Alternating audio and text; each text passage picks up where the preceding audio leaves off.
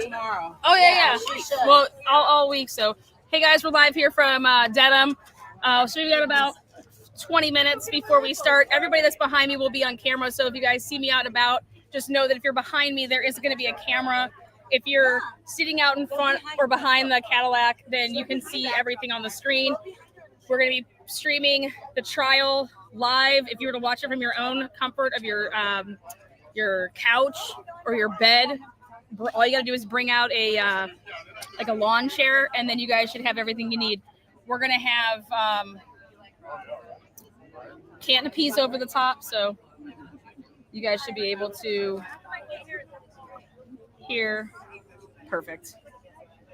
You can't hear the TV or the speakers right now. You can't hear through anything? You want some pencil in your donut? Woo! Oh, thank you. I need that. Let me make sure that they can hear. So.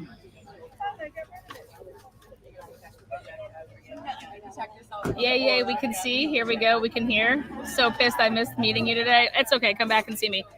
We'll be here. We can hear and see on YouTube now. Okay, good. Lana has her pink on. It's hard to get me in pink, guys.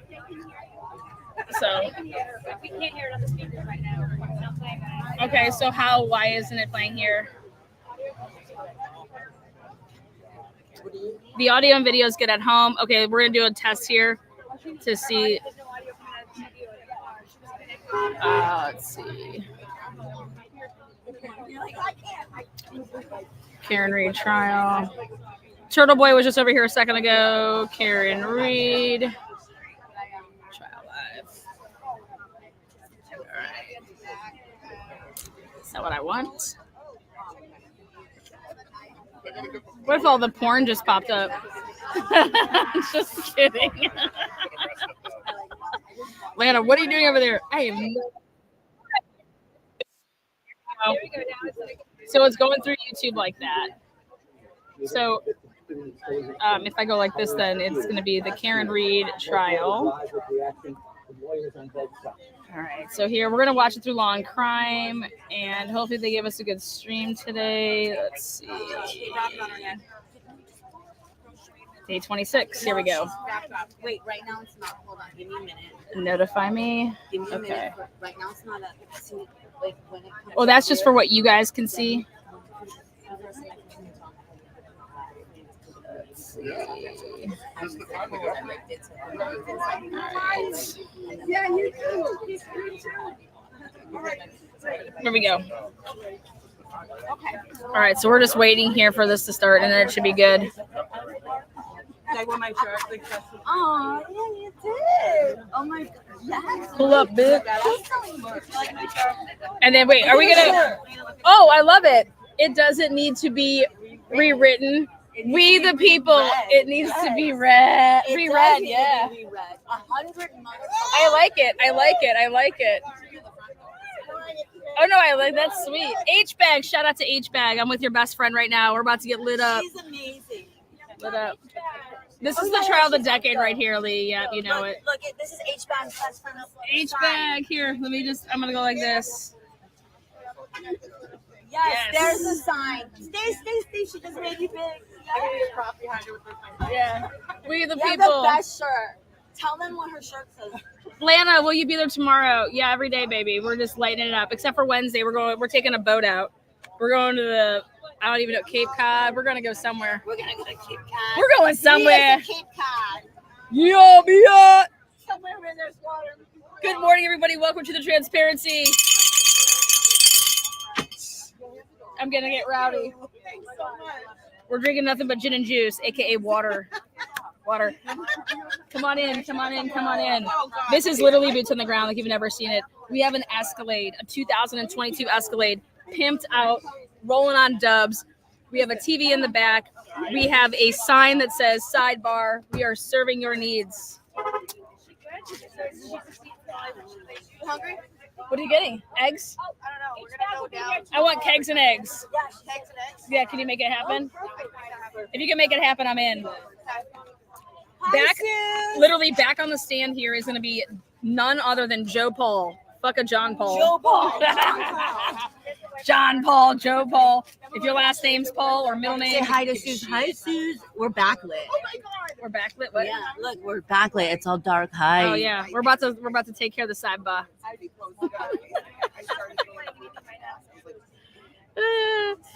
Again, fill out your little. You're not trying to play audio through this yet, right?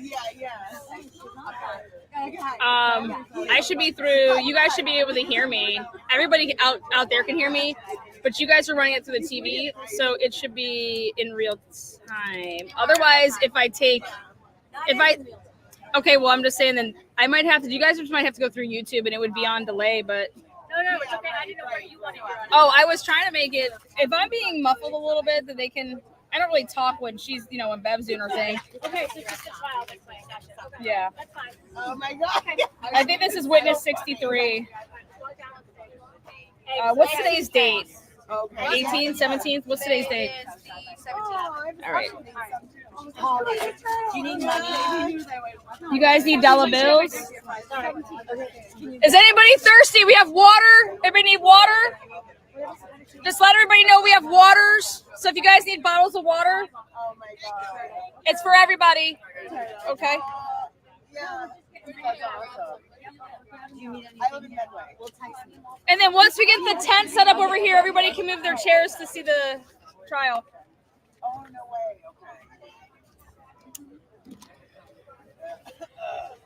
Okay. Today is Monday all day, Lana.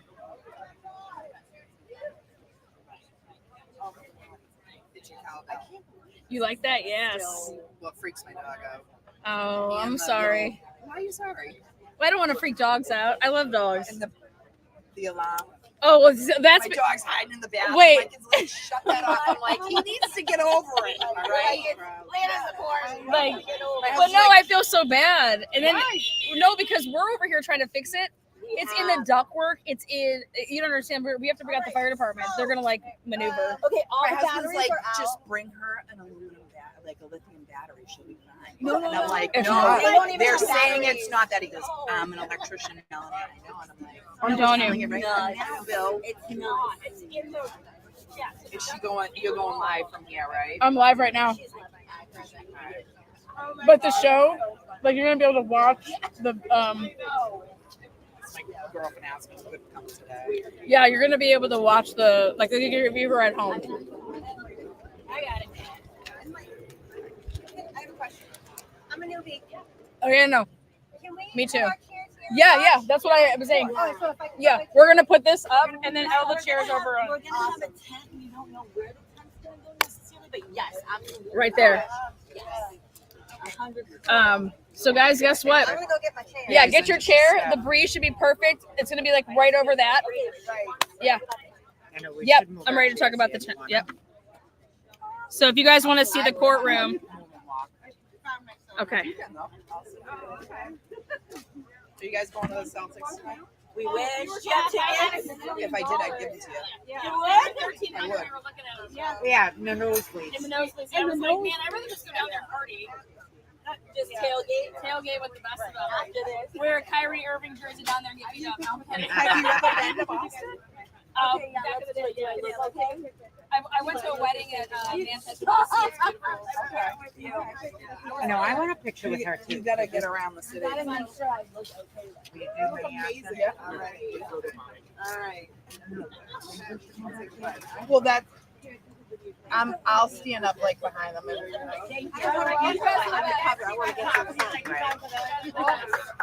Yeah. No. Yep. Can we get a picture? Yes, absolutely. Cheers.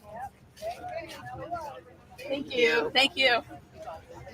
You guys are the best. Love it. Did you know you had these many supporters? I love this movement. I think it's great. Yeah. People have donated their time to literally. Karen's been through hell. Yeah. Who wouldn't? All these years, it's been how many? Almost 2.5.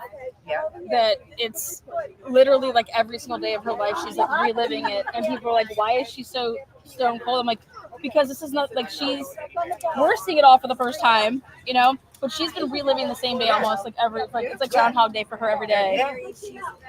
So yeah, so I just would know if I was in her shoes, this stuff would give me energy.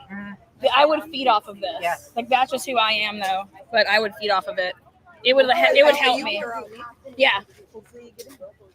Oh yeah, we already got offered. I honestly You did? Yeah. I'll give my seat to Bella. I've been doing like the stream every day. I haven't missed a trial day. I haven't missed a minute. So what I think I was gonna do. You thought I was bad with my notebook. This is every day is a trial day, and so I have every person that's ever testified. She has a notebook. I'm writing a book over here. Yeah, Commonwealth, go take it up there. I'm bad. I'm like, this is wrong. But you are organized way more than me. Yeah. So, oh my God, look at how great this is gonna be. Yeah. You guys gotta see this. Lana in pink, only for Karen Reed to do him right. Only. Love Karen Reed. Need help. This is awesome. This is awesome. This lady goes on the Mass Pike every day. Oh wow. She like brought our chair up. Yeah. Yeah, and then we have ropes. We have ropes. If we need to rope it to the bowl, we have rope. We brought ropes. We will hang them up.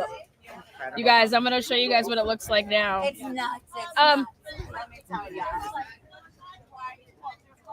You guys, this is crazy. This is crazy. Logan. Never happened. Can it? Meant to be. What was it? Do you want to take care of the do you want to tell them? Or I'm saying we have rope. If we need to rope it, we have rope. Yeah, yep, we got rope. Yeah, that would be bad. Let me go handle my rope duties. What's on my shirt? It's a Put in Bay party shirt. It's my Put in Bay party shirt. Again, guys, welcome to the transparency. We are streaming live from the courthouse. Lana's got ropes. We getting kinky over here. Okay, here's some rope. We got rope. It's from the boat, baby. It's not from the boat. It's from the S&M truck. It's from the bottom top. I swear this is the most amount of people I've seen. It's like, are there like a lot more people here today? Well, the ME might be on today, right? Oh, really? Maybe ME. Maybe I've been once before. Let's see what's going on. Why is that like circling? Let me see. I'm gonna need to probably get on the other Wi-Fi. I just don't want my shit circling. Yeah, no, it's circling. I don't know why it's circling. And I think I'm gonna have this just go through YouTube. Instead of the Wi-Fi thing. Yeah, because you don't mean like this doesn't need to be on. So No, I won't be able to hear it. Oh, okay. So you do want that. All right. Yeah, but I don't understand why this would be circling. Like this shouldn't be circling. He's like so.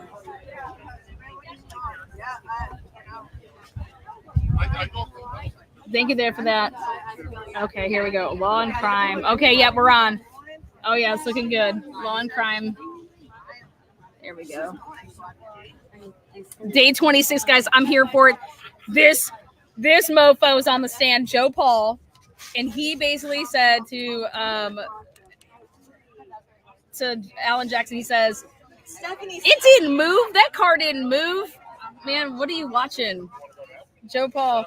Then Alan Jackson did voir dire on Joe Paul, basically finding out that he has met with Lally. Lally has met with every witness. They've gone over every testimony. Karen Reed is taller than I thought, you guys. She's actually pretty tall. And the guy that sits in the back is like I thought he was really tall. He's really, really tall. I knew he was tall. I was like, "You doing to me?" He goes, I have to know when to wake up, man. We'll have that video for you guys. Okay. Thank you.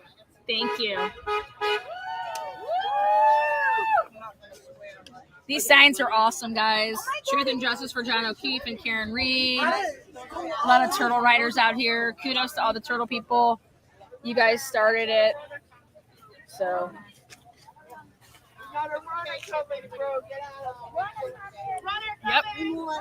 Yep. Yes. Move them under.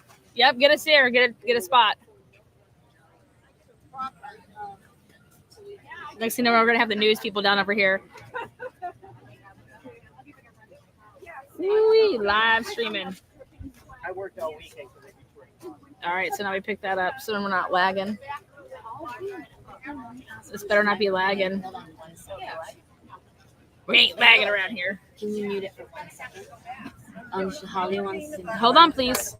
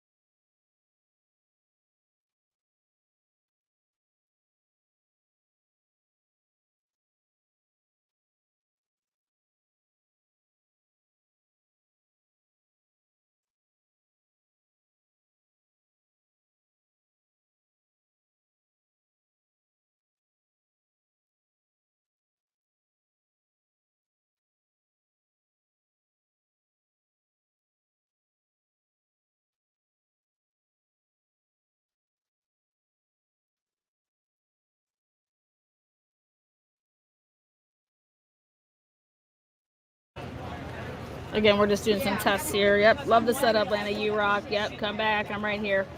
We're back. We're back.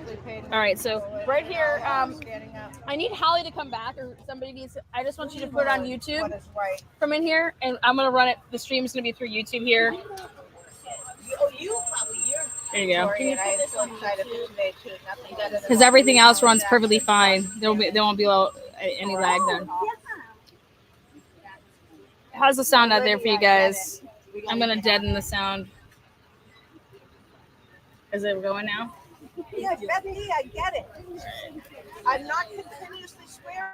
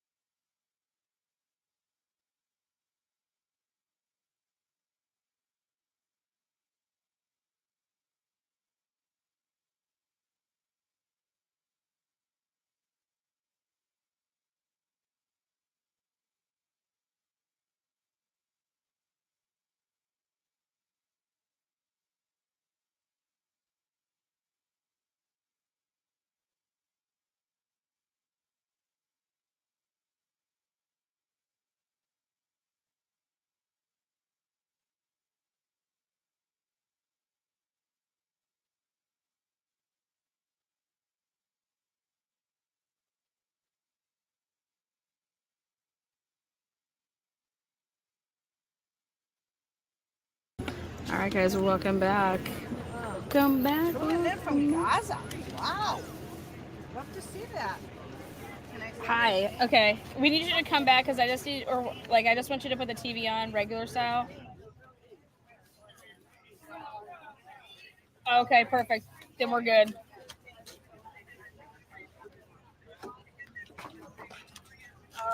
Yeah, but we need to get into your pass because I took it off we're not going to use it for the HDMI cord. And I'm just going to have you guys on delay because it's making my stuff keep going like round and round, so I can't do it like that. So it's going to be better. You guys are just going to watch it through YouTube. All right, I'll see you guys here. Hey, hon, do you need somewhere to put your chair? Yeah. Just put it down here and I'll. Okay, thank you. Can you give me a receipt? Yes, the big TV. That's her. Yes. Coming through. Yes, Mary P. Yes, Mary P. Yes. Good morning, Lana. I'm so excited you're there. Good morning to everybody. Good morning to everybody. Good morning to everybody. Thank you for that super chat. Thank you for the new memberships. Why be so nosy? Passing them out. Stephanie C. 7 months. Look out. Look out. 7 months. It's like a baby. WB super sticker. Super sticker. Okay. So move this.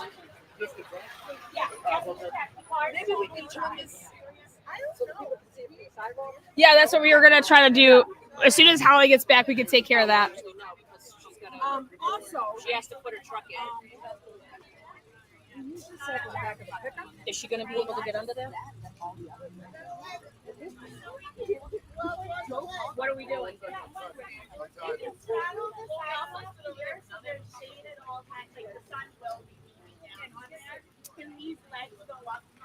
What happened?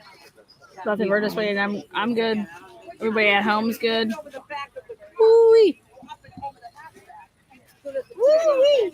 Yeah, that's what I was thinking. If it was, we're gonna put the tent over top. Yeah. Does Tom go inside?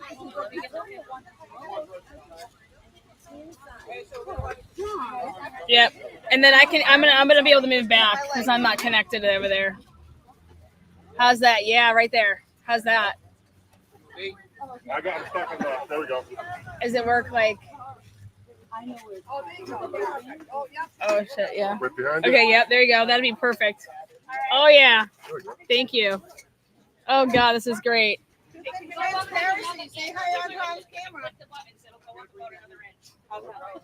Lana, Yes. she wants you to say hi to Tom. Hi. How's everybody doing? Woo!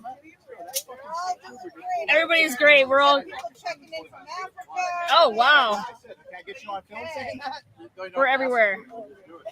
Which one? Little guy, right? We said I was little guy. I'm gonna have to put the ears. I'm gonna have to put my earbuds in. Woo! Thank you, there, Tom.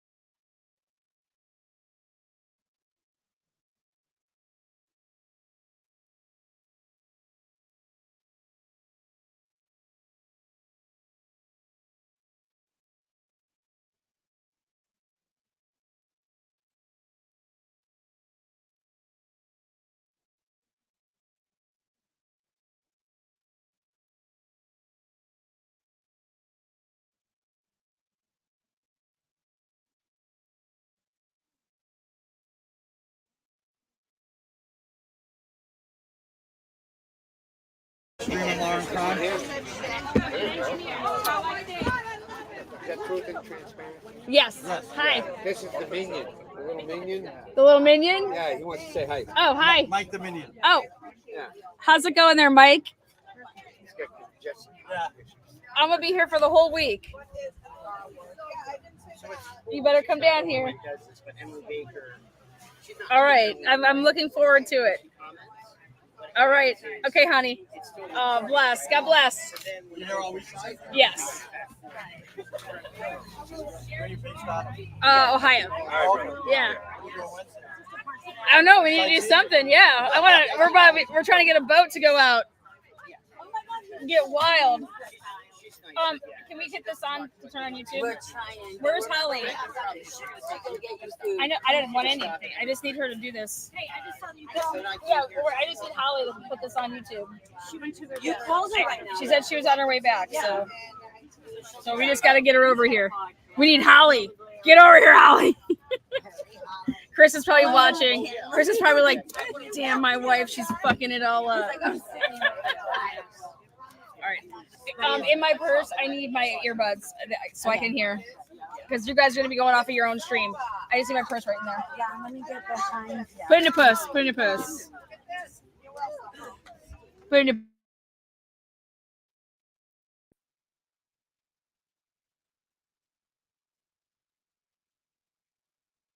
Holly, you better move your ass.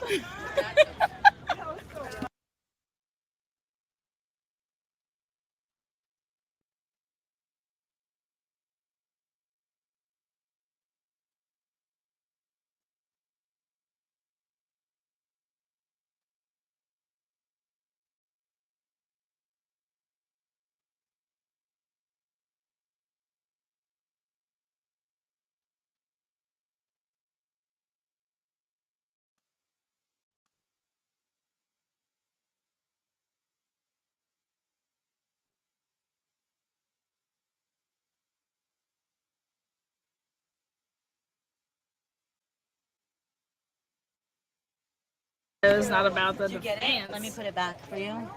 Hold on, we're doing a test here. Okay, I don't want this to go through this though. I'm putting this up. No, just leave that right there, please. Leave it? Okay. You can leave it. Because I'm probably gonna have to like go off of this and let it run through there. But if I can do it this way, I will. Yeah. Where are we at right now? 9. Okay. Don't worry, I'll help. I have a unique time. Bad time. Bad time to leave there, Holly.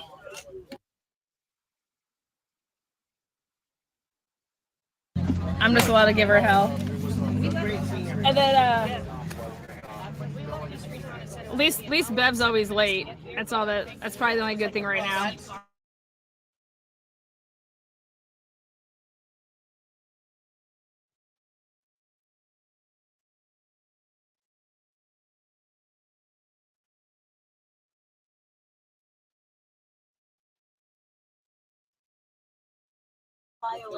Okay, just close it. Oh my god, seriously? Oh my god, that's amazing. It's all the I breeze. never even knew. Yo, they're coming. They're coming on here. Where? Holly's running. I heard a little bit. They're trying to come out for us. Oh my god, I got you. All right, turn on just regular YouTube. On the TV. On the TV, just regular style.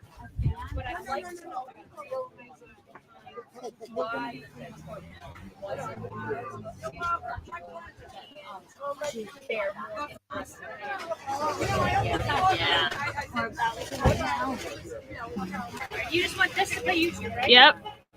Yep. We're about to turn it on. Oh, that's why I can't see it. Oh yeah. I didn't even see that. I was like, wait, we got it. We're good. Bev got the memo. She's like, Lana ain't ready yet. She's coming now.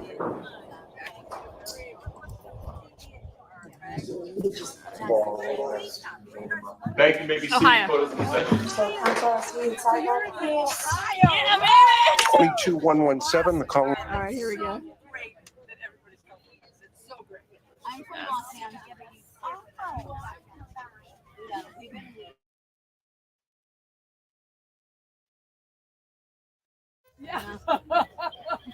Like, no. Oh, where's my? I'm doing like a bunch of like rearranging. Lena's in, Rita's in the morning we're like in bed. No, I was like, Rita's getting rowdy. Rita, what's happening? Yeah. The Canton people. We're the Canton folks. Canton.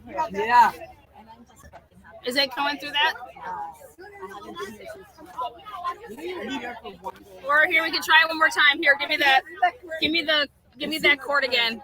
Which chord again? Which Yeah. chord again? Give me This this. one? Yes. Yes. Oh, okay. She needs Well, a chord. I think so. Because the Wi-Fi stinks up. We have a hotspot. We should be. All right, so we can bring the jurors in. Morning. Is it coming through you? Her password. There's the coming through me. sunshine.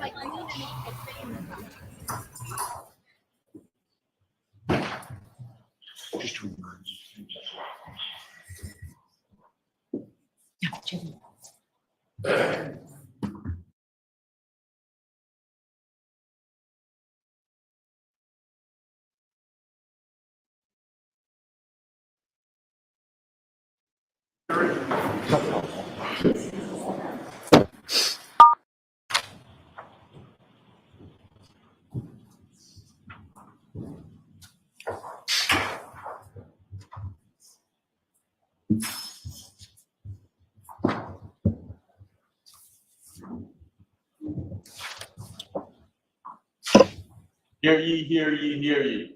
All parties having anything to do before the Honorable First Justice Beverly Benoni, now sitting in the Norfolk Superior Court within the County of Norfolk, draw near and give your attendance, shall be heard. God save the Commonwealth and this good court, that they can be seated for the counsel. Good morning again, Council and Ms. Reed. Good morning, jurors. I hope you all enjoyed this gorgeous weekend. I have those 3 questions to ask you. Were you all able to follow the instructions and refrain from discussing this case with anyone since we left here on Friday? Yes. Everyone said yes or nodded affirmatively. Were you also able to follow the instructions and refrain from doing any independent research or investigation into this case? Yes. Everyone said yes or nodded affirmatively. Did anyone happen to see, hear, or read anything about this case since we left you? Everyone said no or shook their heads. Thank you very much. Could we please have Trooper Paul?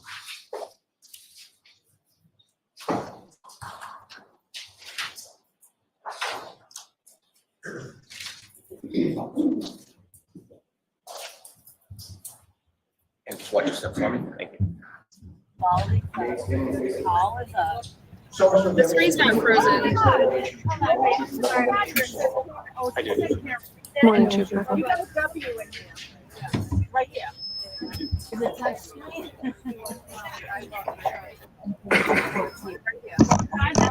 All right, Ms.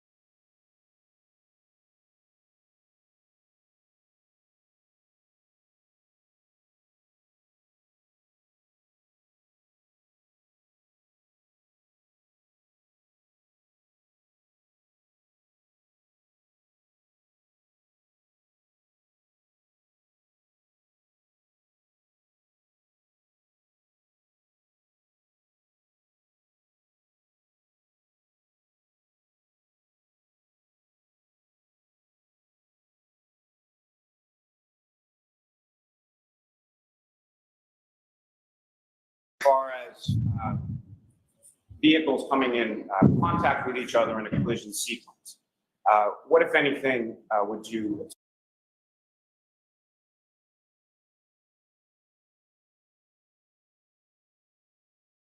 contact heights of those vehicles play with respect to contact damage?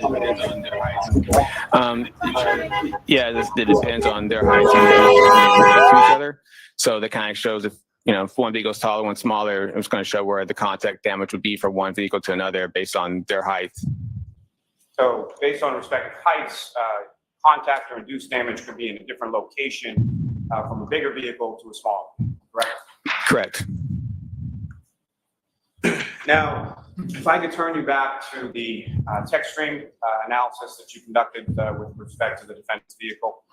Now, the two events that occurred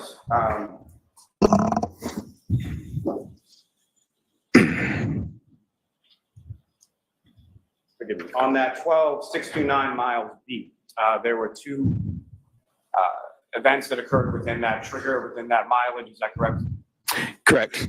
And based on your analysis with respect to the odometer readings and the mileage, where is it what is your belief as to where the vehicle was when those two events, being the 3-point turn and the backup straight for approximately 60 some odd feet, where did those occur within the travel path of the defense vehicle? So the first one with the 3-point turn, in this case, it appeared to be possibly on to, it was a Cedar Crest, which, because we know based on testimonies that she missed the exit to Fairview and had to make a U-turn onto Cedar Crest. And that would make sense to why they would occur with close proximity to each other. They're within the same odometer mileage and on the same key cycle. And so that reversed 24.2 miles per hour for 60 some odd feet. Where would that have occurred geographically from your review of the odometer reading? It should occur probably on Fairview.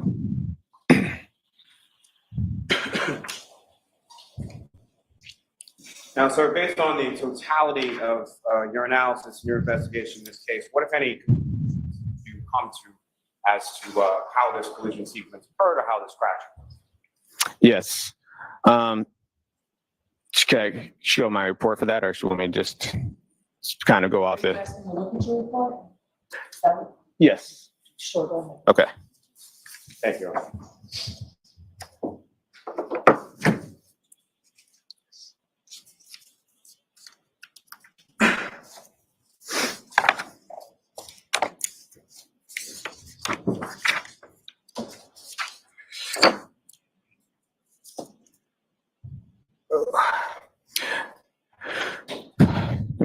Let me continue. If you could, please. Okay. What, if any, conclusions did you come to through the course of your investigation? So on Saturday, January 29th, 2022, at approximately 12:45. So you can look at your report, but you can't read your report. I can read my conclusions based on what they asked me to do. Okay. Yeah. So I can't hear you. Sorry. Okay. So just take your time, read your report, and then answer Mr. Lally's question. And if you need to look at your report, we'll see about that again. All right. Ask the question, Mr. Lally. Based on the totality of your investigation, what, if any, conclusions did you come to with regard to how this collision occurred? So this collision occurred on Saturday, January 29th, 2022 at approximately 12:45 hours. A 2021 Lexus LX 570 was traveling southbound on Fairview Road, in area 34 Fairview Road. Yeah. It appears that. So, Sorry, I'm trying to upload it. you know what? Mr. Lally, break this down. Ask Yes, please. simple questions so that the witness can answer your questions. We don't need a narrative. From your investigation, what, if any, conclusions did you come to as to where this collision occurred?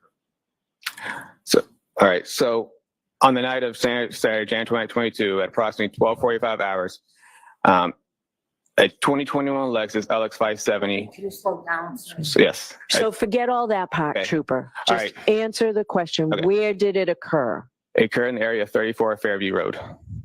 And who, if anyone, were the participants in this collision sequence? The operator appeared to be Karen Reed, and the pedestrian was John O'Keefe. And where was the vehicle located in reference to the residents of 34 Fairview Road? It was located along the southbound travel lane and to the left side of the house as you look at it from the front.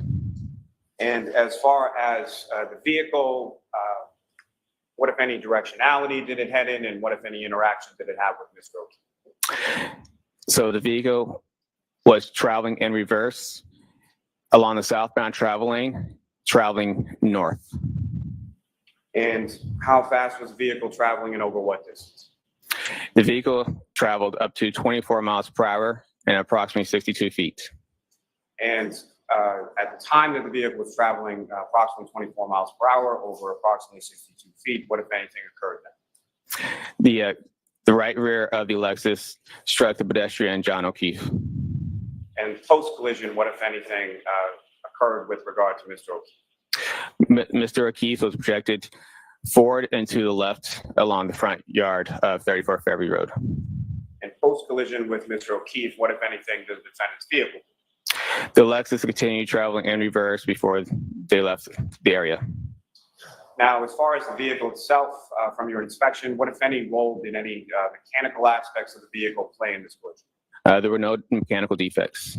As far as your analysis of the roadway and other factors related to that, what, if any, role did they play in this collision sequence? There were no roadway or environmental factors that contributed to this collision. Now, sir, with respect to your investigation, what, if any, opinions did you draw based on your training and experience in regard to this collision and how it occurred? May I look at my report real quick? Just to make sure. Yes. Thank you. All right.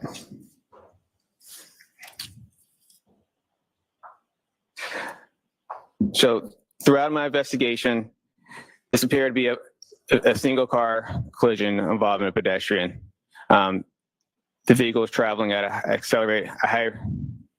higher acceleration when, sorry. The vehicle accelerated at a high rate of speed before she struck the pedestrian John O'Keefe on the roadway and subsequently left him at the scene. And with respect to the backup safety system that you observed in this vehicle and made use of in the course of your visibility analysis, what, if any, role do you, is it your opinion that played in how this crash occurred? Based on the visibility analysis. So even if the camera systems were covered in snow, even the systems were defective anyway, and even the mirrors were blocked, an attentive and a reasonable operator would not travel in reverse, especially at a high rate of speed. They would have cleaned the mirrors off. They would have made the cameras and systems, if they worked, they didn't work. They would have done all this prior to accelerating in reverse. The objection sustained. Move to strike. I'm going to strike that. Now, with respect to your observations during the course of the visibility analysis, the exemplar pedestrian that you placed in the right rear of the vehicle, was that exemplar pedestrian visible to you at the time that you conducted that visibility analysis? Yes, it was.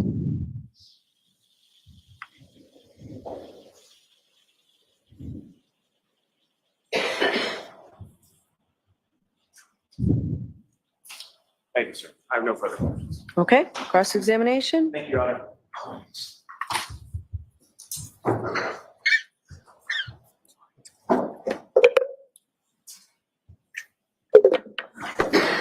So do you have any, do you hold any degrees in the scientific discipline of mathematics?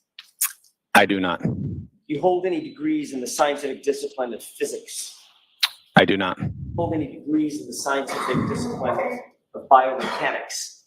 No. How about in engineering? No. How about in kinematics?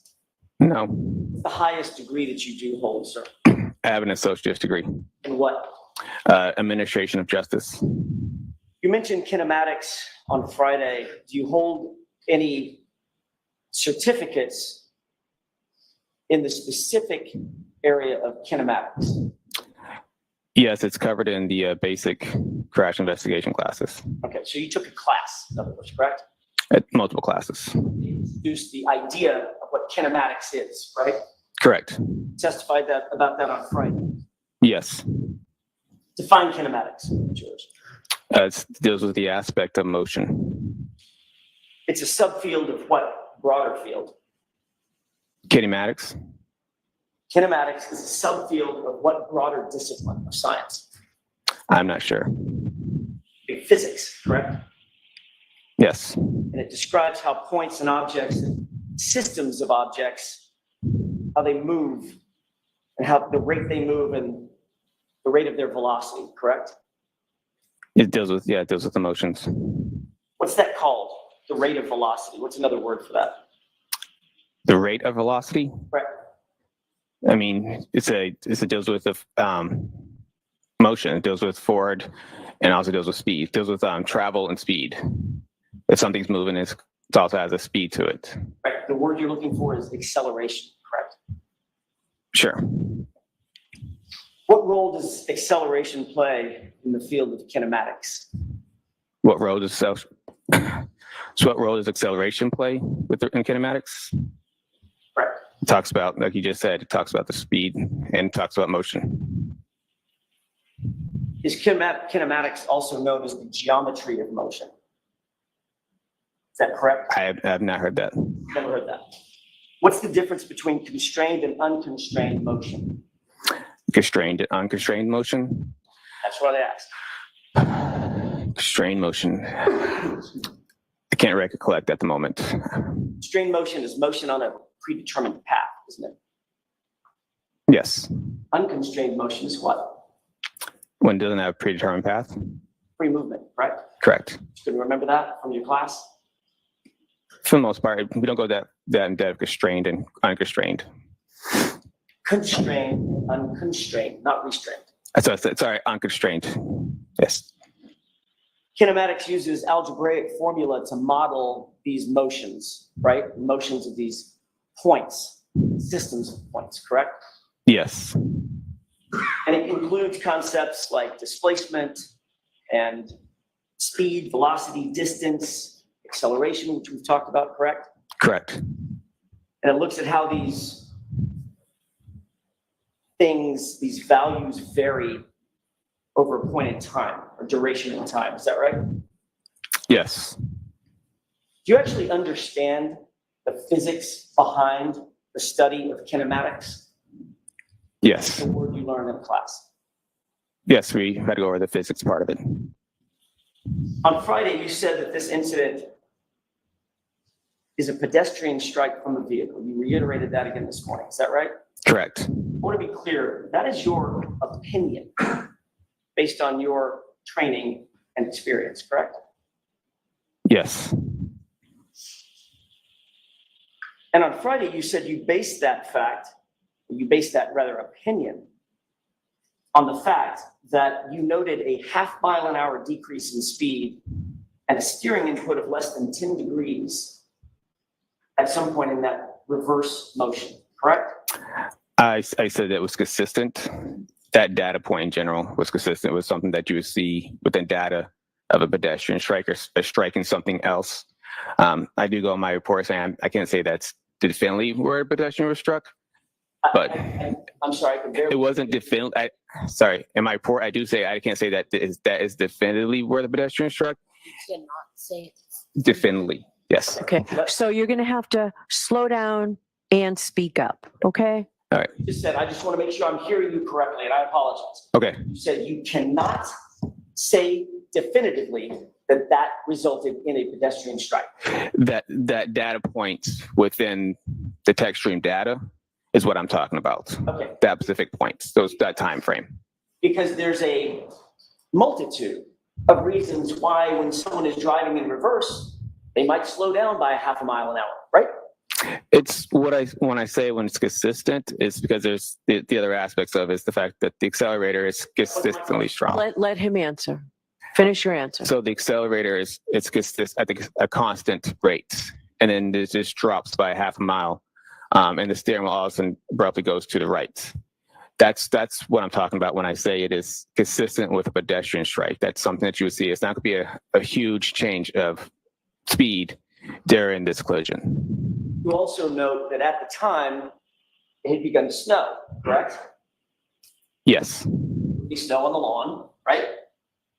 Correct. There would be snow on the cars. Yes. Snow on the trees. Yes. Snow on the roadway. Yes. Snow on the roadway could impact how tires move over the roadway, correct? In a way. And obviously there are a multitude of reasons why somebody might input a 10-degree input on a steering wheel, correct? Correct. That's why I said I couldn't definitely say it. Right. So every time somebody slows down, going in reverse or forward, and introduces a 10-degree input on the steering wheel, doesn't mean they're looking to hit a pedestrian, correct? Correct. You testified that you determined the area of impact by basically following, if I heard your testimony correctly, basically following the debris field from the body from where you believed John O'Keefe's body's final resting place was, almost linearly to the furthermost piece of debris that was found. Did I get that right? Yes. In other words, you established what in your mind, or what you were told was his final resting place, and what you were told was the debris field. And you indicated that the furthermost piece of debris would basically be the area of impact, right? It's within that line. I didn't say that is the area impact where the furthermost piece of evidence is. All right. It's just the linear, like you said earlier, it's that linear. We're going that path. That's the path that he traveled post impact with the vehicle. And that is on which that fact that you stated is on which it's a terrible question. That's the basis for your opinion of where the area of impact was, correct? Yes. Let's take a look at exhibit, with the court's permission, 587. It's your diagram 3. If I may approach on just for. Okay.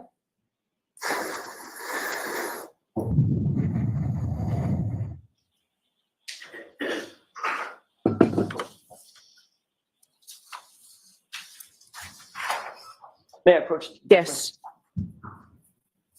So you can see it. Your Honor, may we publish exhibit 587? Yes.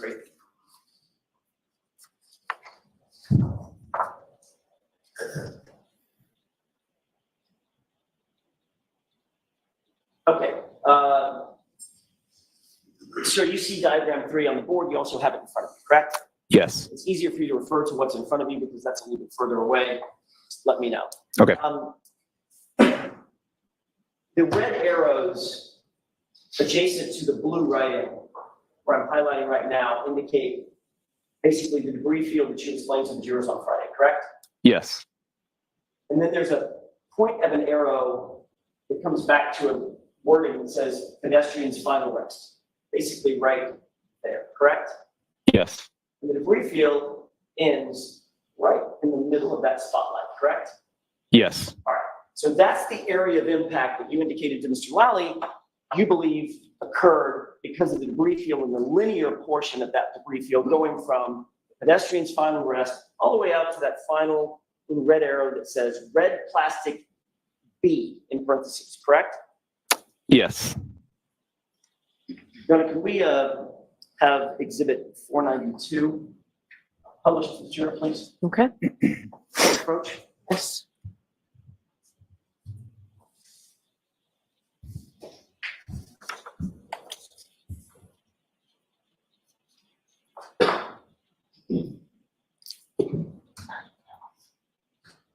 While that's coming up, have you ever seen this? No, I haven't. Take a look just above the arrow. Your Honor, with the court's permission, maybe highlight or magnify the area just above the arrow. Okay. You see that? Yes, I do. Right underneath fire hydrant, correct? Correct. What does that look like to you? Piece of plastic. It's debris, correct? Correct. Can we go back with the court's permission to exhibit 87? Okay. Diagram 3.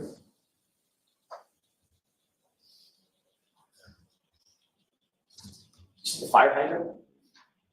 Yes. Fire hydrant's right there, correct? Correct. That's another, according to your scale, that's probably a good 30 feet from the pedestrian's final rest, correct? Yeah, that's about right. That is the furthermost in this diagram, the furthermost piece of debris on the diagram, correct? Correct. So now your testimony changed that this, in fact, is the area of impact. No, Why not?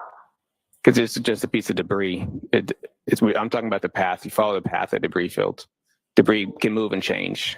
The debris doesn't fly backward, does it? I'm saying You pointed to like just the fire hydrant as the area impact where the debris, where that one piece of plastic was, saying that's the area impact is right next to the fire hydrant. Are you asking me a question? Yeah, that's what you said, right? I'm asking you, I'm making sure I'm understanding what you're saying so I can answer the right. Ask the question again, Mr. Jackson. in fact, you indicated on Friday that your analysis of the area of impact was predicated on, based on, the furthermost piece of debris from the pedestrian's body that you were aware of, which is right there. Red plastic B, correct? I said it's well, I said you said earlier with the linear equation. I mean, it might have moved it over more, but it's the debris, the start of that debris, the one that is. I can't say that's definitely the point of area impact or the point of impact. I cannot say that is the point of impact right there. You just kind of follow the linear path because they have to follow in a direct path that way. Okay, so now your testimony is that's not the area of impact. I never said that was the area impact. I said it's after that. Trooper, we were all here on Friday. Okay.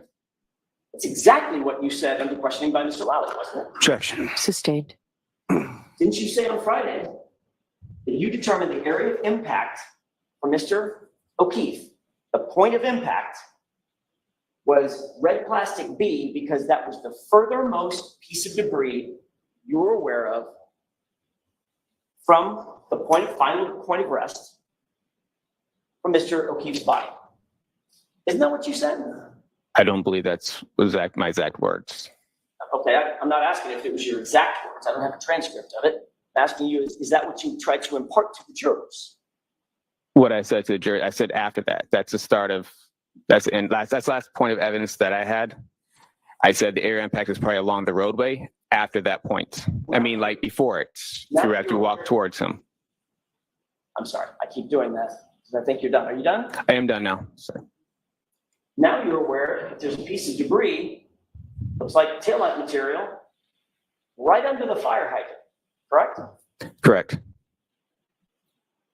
If the area of impact, which you indicated on Friday, was where this red plastic B is, you would be wrong, right? Your analysis would be flawed.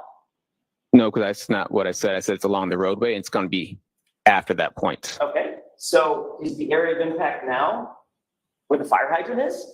Objection. Ask it differently. Are you now indicating, because now you realize that there's a piece of debris directly under the fire hydrant, are you now indicating that that's the area of impact where John O'Keefe's body was struck? Objection. Sustained.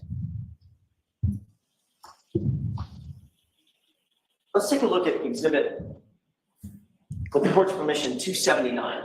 Okay.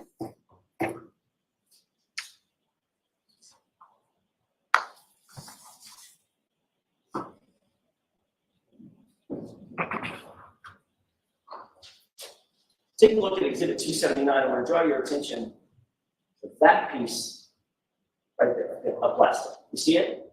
Yes. You describe it for me. Just physically, what does that look like? It looks like clear plastic with a little bit of red and black on the top part. Okay. Maybe in a triangular shape. Is that fair? Correct. Okay. Now, if we could go back to, with the court's permission, exhibit 492.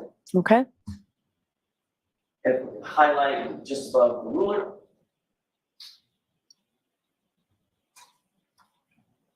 How would you describe that piece of material? It looks like the same piece.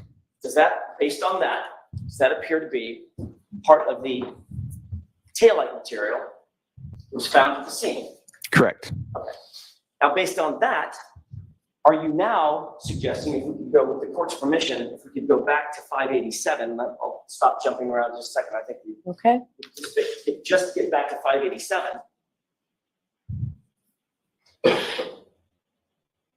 Oh, sorry, the diagram. Thanks. Okay. Now, seeing what you just now seen in terms of that piece of plastic that appears to be from the taillight, does that appear to be under the fire hydrant, which is highlighted? Same piece. Yes. Okay. Based on that, does that change your opinion? Is that now, the fire hydrant now, the point of impact? No, Where's the point of impact now? it's along the roadway. I don't know the exact point of impact. So you don't know the area of impact? I said the area impact is along the roadway after the debrief. Okay. I mean, only thing it would change, only thing it would change is maybe it's a little further away.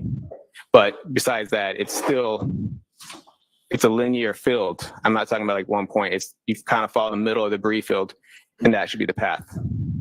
Well, if the point of impact is along the roadway, where along the roadway, you can show the jurors where along the roadway, in your expert opinion, was the point of impact? It should be within, if you follow from pedestrian's final rest here, just kind of follow back. That's what I'm talking about, linear field. So now you've indicated an area, I can follow your laser pointer, an area along here, correct? Yes, somewhere in there. All right, if I have my spotlight, if I leave it right there, is that about where the middle of the spotlight, about where you believe the area of impact is? It's within, I guess you can say it's within that area. I don't know definitely. There's nothing on the roadway that has a definitive point that says this is the area impact right here. It's within the roadway based on the evidence at the scene. Okay. Mr. Paul, sorry, Trooper Paul, I'm asking you, based on your expert opinion and your conclusions, based on your full analysis, can you point me to within an area of 5 feet or so on the roadway where you believe the area of impact is? Is my spotlight basically highlighting the area that you believe, in your opinion, is the area of impact? Do you have that laser pointer? I do. Why don't we let him show you? It'd be easier for the jury to see. So what I'm trying to say is, so we follow the linear path back around this area. Okay, and sorry, I'm trying to keep it straight as much as I can. Follow back to here. I can't say like if this definitely is, but it's possibly based on also vehicle damage to the back of the vehicle. So if you follow all the way back to here, that could be a possible area impact. So when you say that area there, I want to be very clear for the record that what you highlighted is an area basically just to the left of an X that's on the roadway, on the bottom of diagram 3, toward the lower part of diagram 3. It's correct. You'd use your circle almost to kind of be a good area around. Sorry. You can use the circle around here. This would be around the area. Okay. Okay. So using your scale, that scale is going from full left to full right, plus or minus 40 feet, right? Switch. Can't see it. So say again. Say the question. That scale is 40 feet, going full left, full right, 40 feet. It's 40 feet. It's a 10-foot scale. Okay, sorry, 20 feet. My mistake. Okay. I was terrible. 20 feet. Thank you. All right, so if you use that scale, can you estimate for the jurors? I'm just going to use this X as a starting point. You estimate for the jurors from this X that I've highlighted, the pedestrian's final rest. What's that number? Doesn't have to be exact. Give me an estimate.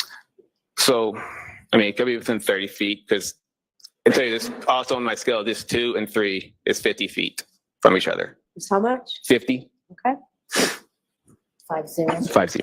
So would you agree that from this X down here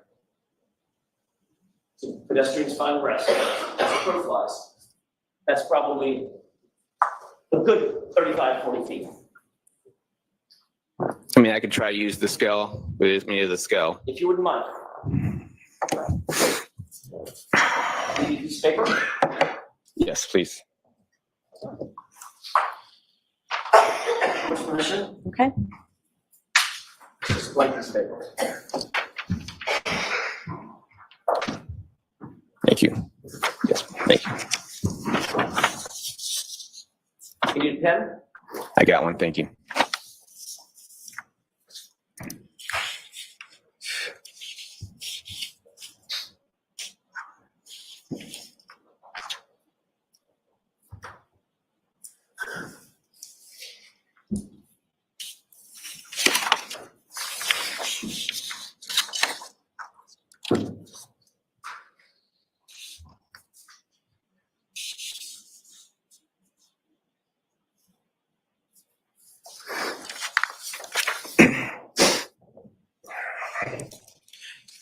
It's a little around, it's approximately 30 feet.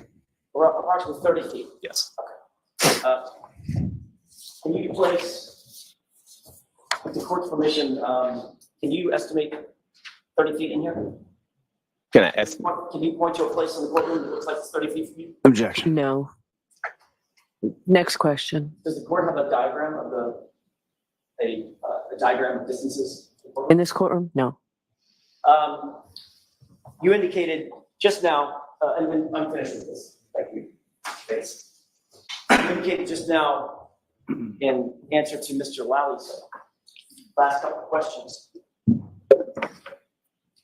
that in your expert opinion, when the SUV struck pedestrian John O'Keefe, he was, quote, projected forward and to the left, to the front yard to his final place of rest. Yes.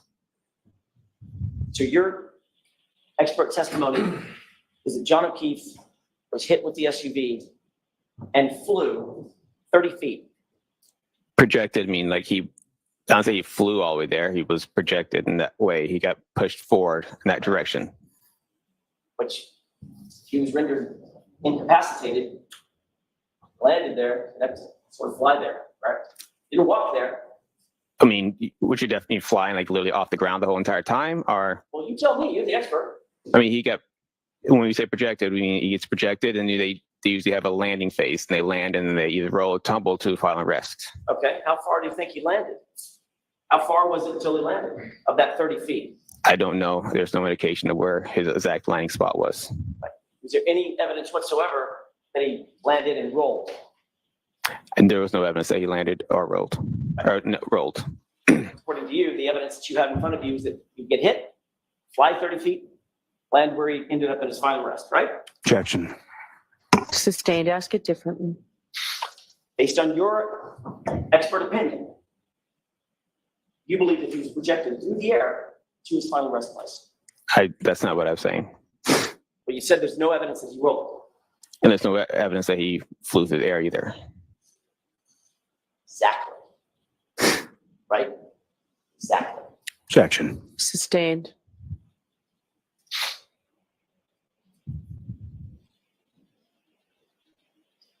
You said on Friday that in your experience, people tend to lose objects that are not strapped to them. Is that right? Yes.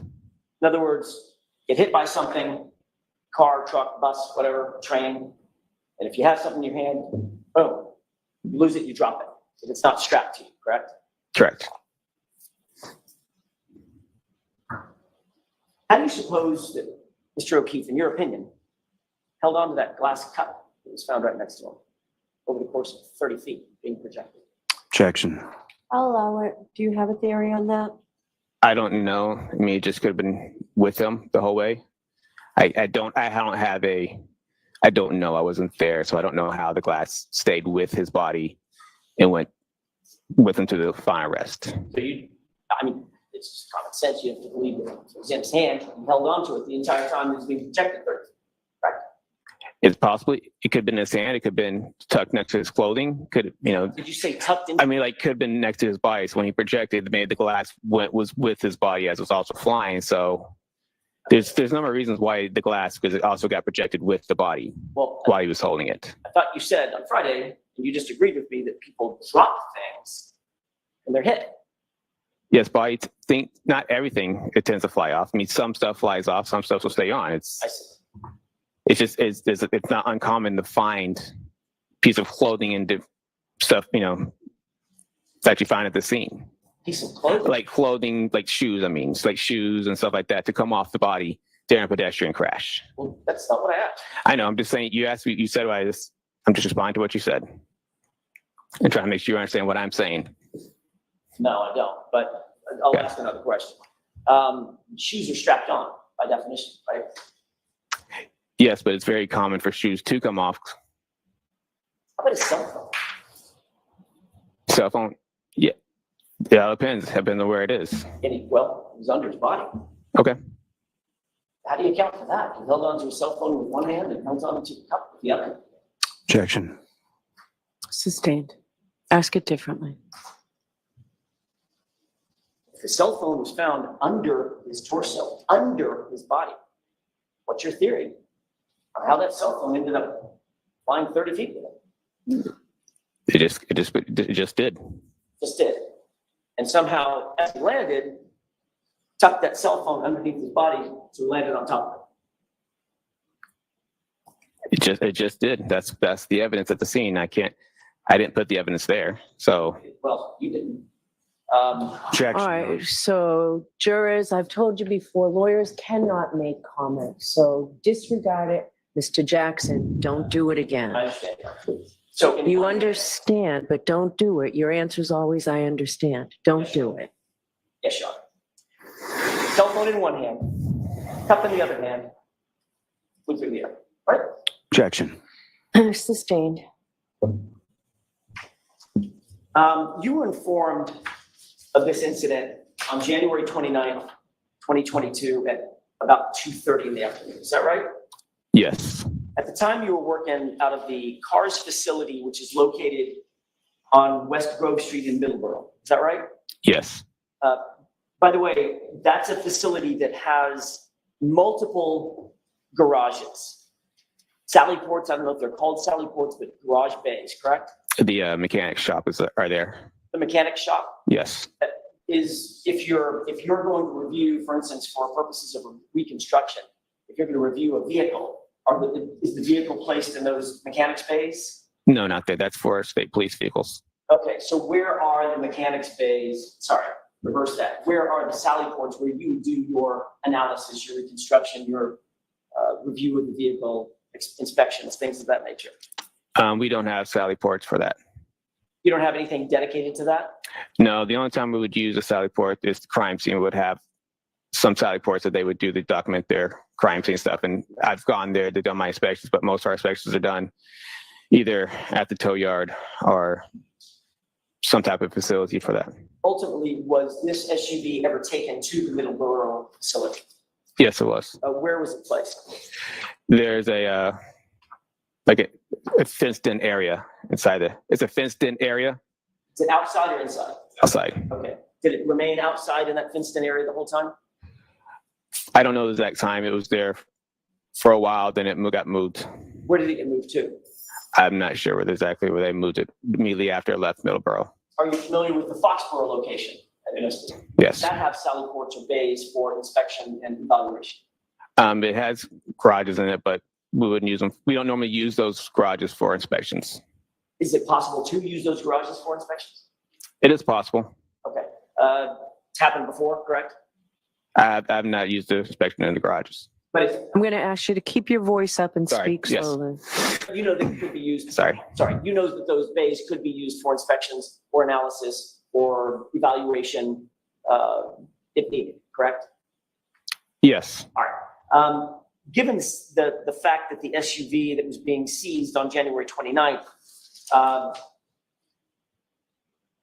was being seized as potential evidence, best practices would suggest that you want to get it in and out of the bad weather, the inclement weather, as quickly as possible, correct? You wouldn't want to subject it to continued forces from nature like rain, wind, snow, sleet, hail, right?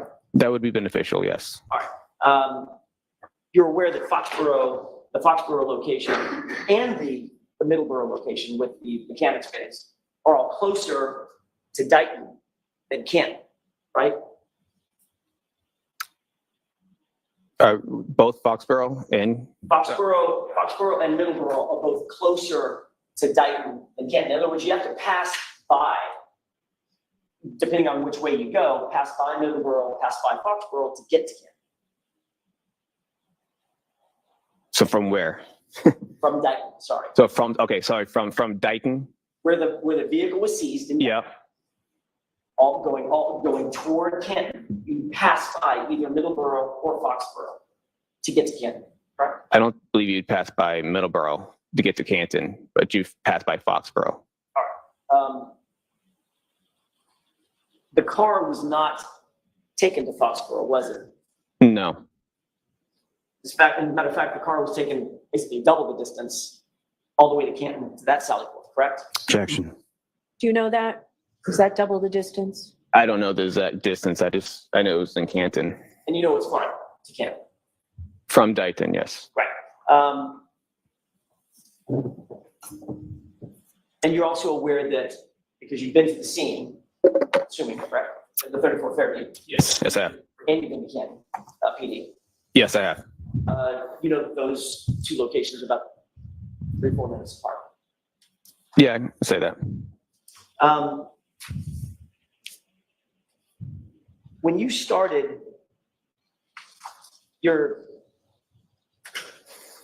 let me ask this a little bit different way. Before you began any review on this case, any physical review on this case or analysis on the case, you were told that there had been a crash, correct? Yes. You testified to that at the state court grand jury in this matter. Is that right? That you've been told in advance this was a vehicle pedestrian crash and you were asked to analyze it, right? Yes. You wrote in the report that it was a single vehicle collision involving a pedestrian and you were, quote, assigned to reconstruct that collision, correct?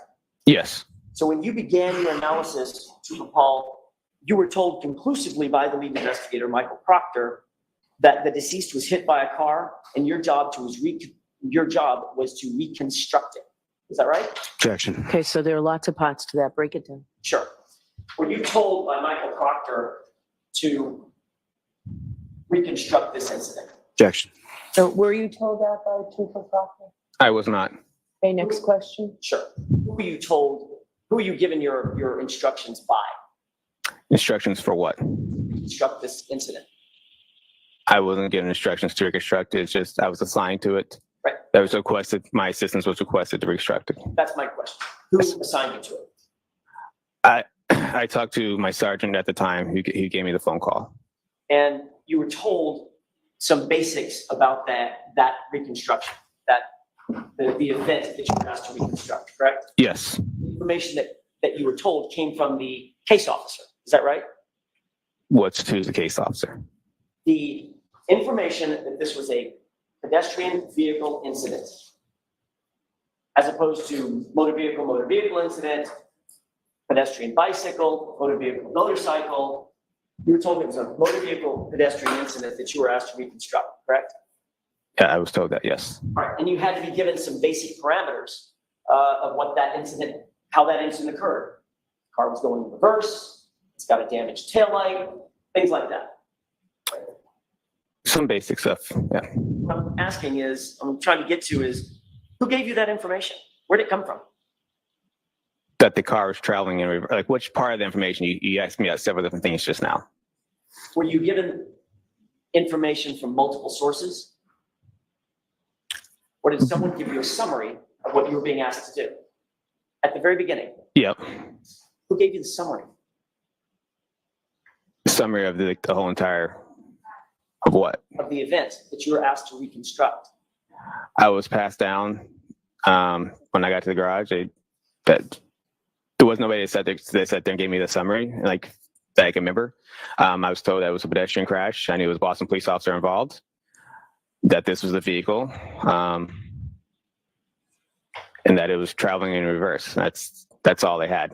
Okay. What I'm asking is, that's great. Thank you for the summary. Who gave you that summary?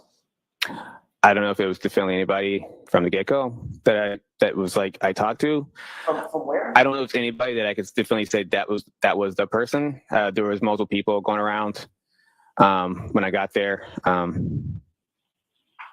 think I talked to Trooper Zach Clark. He was doing the crime scene. I think he was Zach Clark. He was the crime scene photos at the time. I knew him from past crashes. He just said this is the vehicle, and I think he kind of gave me a little bit of a lowdown on what the vehicle was. Okay. So my question is this: when you got that, did you call it a lowdown? He gave you the lowdown? He gave me information. Yes. Right. When you got the lowdown, you were told Boston police officer was involved. The vehicle pedestrian incident, car was going in reverse, ultimately led to the death of the pedestrian.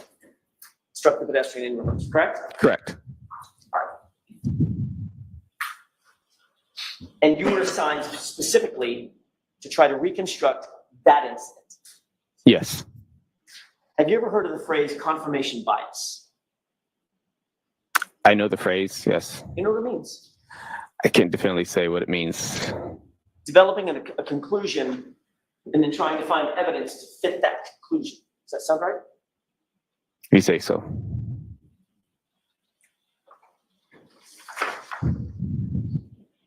You noted in your direct examination that there were scratches on the passenger side rear bumper of the Lexus, correct? Yes. How exactly were you able to scientifically determine that any of those scratches were from an incident on January 29th, 2022, as opposed to any other time? I didn't have anything else on the time. Is that those scratches happened prior to this collision? I'm sorry. I didn't have any information that those scratches were caused from a prior collision. And so when I looked at the evidence, I knew it was in that same area, the right rear tail light. So when I looked at it, it didn't quite fit the pedestrian thing. So when you showed me the video, or I saw the video like a year ago on Court TV, I said that could be. You asked the question, so next, keep going. He's answering. Next question. Then Yes, go I ahead. scientifically Hold on. thought the scratches were. Hold on, ask Sorry. your question, Mr. Jackson. You know what normal wear and tear on a vehicle is, right? Yes. Bumpers get scratched myriad ways, correct? Correct. Scratched in a grocery store parking lot, right? Yes. Shopping cart can bounce off the back of the car and scratch the bumper, scratch the side of the car, a quarter panel or something, right? Sure. I mean, I don't want to go through it, but there's thousands and thousands and thousands of ways that a car can get a scratch, correct? Correct. My question is, as you sit here, do you have any scientific evidence that those scratches occurred on January 29th at approximately 12:45 a.m.? What do you mean by scientific evidence? Well, do you have any evidence whatsoever that you can point to that those scratches occurred on that date and at that time, rather than any other time in the history of that vehicle? Like I said earlier, the video seems to appear that's what it looks like that could have been from. Well, you said on Friday, let's talk about those scratches for a second. Yeah. When you testified Friday, you were pretty clear. You said that, if I can find it exactly.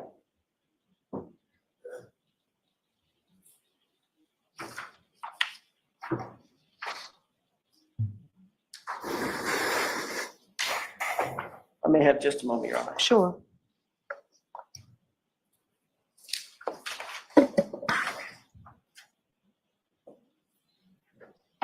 You said, quote, the dent and scratches for his hand could be, those are consistent with striking the Lexus. Remember saying that? Yes, on the tailgate. Okay, so the dent and scratches we talked about on Friday, you said were from his hand. Yes, hand in the glass cup. Okay. Then are those the same scratches you're talking about in terms of the bumper? No. So. What are you talking about, the scratch on the side of the bumper that we've been talking about? Correct. Okay, That's what I'm talking about. Okay. Is there any way to scientifically date a scratch? No. If you go out in the parking lot right now, even as an accident reconstructionist, you walk out in the parking lot right now and look at a Toyota Camry sitting there. It's got a scratch on it. There's no analysis that you can engage in to date that scratch, could you? Objection. So you can ask it differently, Mr. Jackson. Is there any way that you could, in general, look at a scratch and say, that scratch is from such and such date? Objection. I'll allow Nothing it. more. I'll allow it. You cannot say, you can look at evidence and shows that it may have been older than what the newer evidence would be, but there's no way to say that specific date and time and that a scratch would come from. Right. And it's possible that any or all of those scratches on the Lexus could have predated January 29th, correct? No. That's not possible. The ones that are on from the taillight and the other parts of it? Scratches anywhere on the car?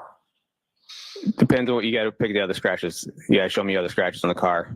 I'm saying it's possible, since you can't date the scratch, it's possible that any or all of those scratches could predate January 29th. It's a simple question, right? It's possible. You're being pretty broad on your scratches here. I'm not being broad. Let me ask it a different way. Let me ask it again. Is it possible that any or all of the scratches noted on that card predate January 29th? Any and all of the scratches? See, that's what I'm saying. You're being pretty broad. Any and all scratches on the card Answer that question. that it predate. Objection. I don't know every single scratch on that card. I could mean Overruled. So can you answer that question? no. Testify that you noted glass on the rear bumper of the SUV, correct? Yes. And you said something about that glass coming from the cup. Correct. You also said that you did not see anything on that SUV that could be the source of those glass pieces on the bumper, right? Yes. When you did your reconstruction and your analysis, were you informed that none of the glass pieces, not one of them, would be matched to a cup? I don't know anything about I don't know that. So if you knew that the glass pieces on the bumper do not match the cup, that change your opinion Objection. about that glass? Can you answer that question? I cannot. You can't answer the question. It's what was told to me as evidence Got it. By whom? by the crime scene. Who told you? As crime scene that was there, it says it's glass from the cup. When I did my initial inspection, that's what it was on from. That's not what you just said. You said that's what was told to me. Yeah, by crime. Yeah, I continue by crime scene. While I was at my inspection, Wait, what? it was told to me by the crime scene when I was at my inspection, at the initial inspection. So what you meant by that's what was told to me is the crime scene talked to you. Yes. Crime scene say anything else? I don't know what else you want me to say.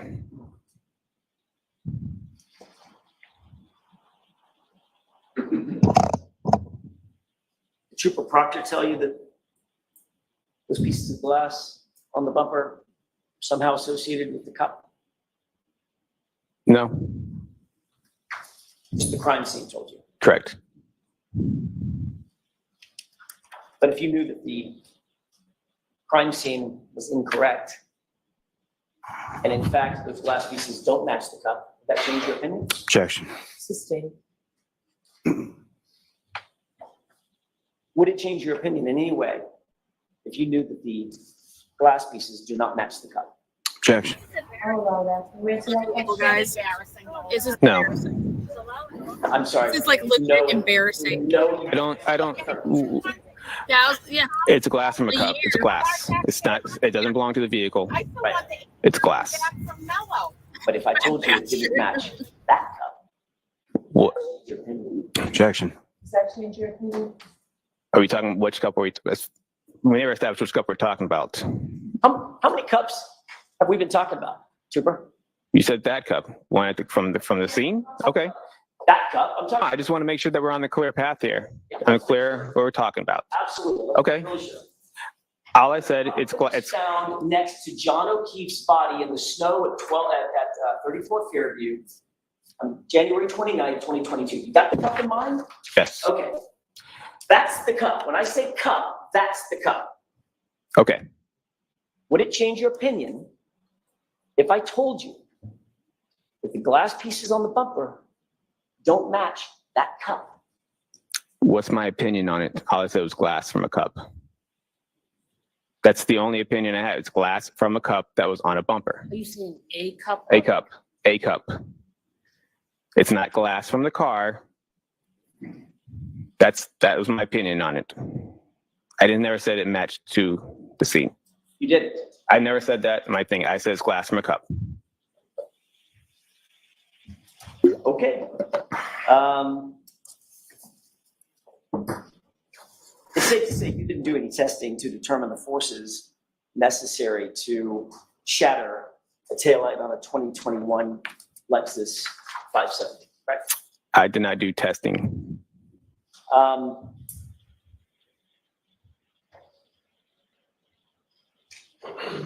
Your report indicates, we've talked about this a little bit. I'm going to go back to something we talked about earlier this morning. The report indicates that John O'Keefe came into his final resting place about 7 feet from the roadway, and that's what you based your diagram on, correct? Yes. Who told you that number? I measured it from my diagram. You should say that again. I measured it from the diagram. Okay, what I'm asking is how did it get on the diagram? In other words, who told you that his body was 7 feet from the roadway? Well, wait, I was told by Lieutenant, was it Gallagher, Paul Gallagher, Captain PT. He told me this is where the body was found. Okay. So I used my devices to mark that location. Okay, but before you used your devices, he just pointed someplace on the ground and said he was about here, correct? Yeah, that's correct. Did Lieutenant Gallagher tell you that Lieutenant Gallagher never saw John O'Keefe in place at the scene? Did you say that? No. Did Lieutenant Gallagher tell you that the first officer on the scene estimated his body at being approximately 15 to 20 feet from the roadway? No. If he had told you that, then it changed your diagram? Objection. Oh. He told me this is where he was found. I marked that location. That's all that was. And you marked basically every other piece of item. Sorry, that's a terrible question. Every other item you marked based on a distance from where you were told John O'Keefe's body came to rest, correct? Yes. Yeah, and that was by Lieutenant Gallagher just pointing at the ground and saying it was about here. Correct.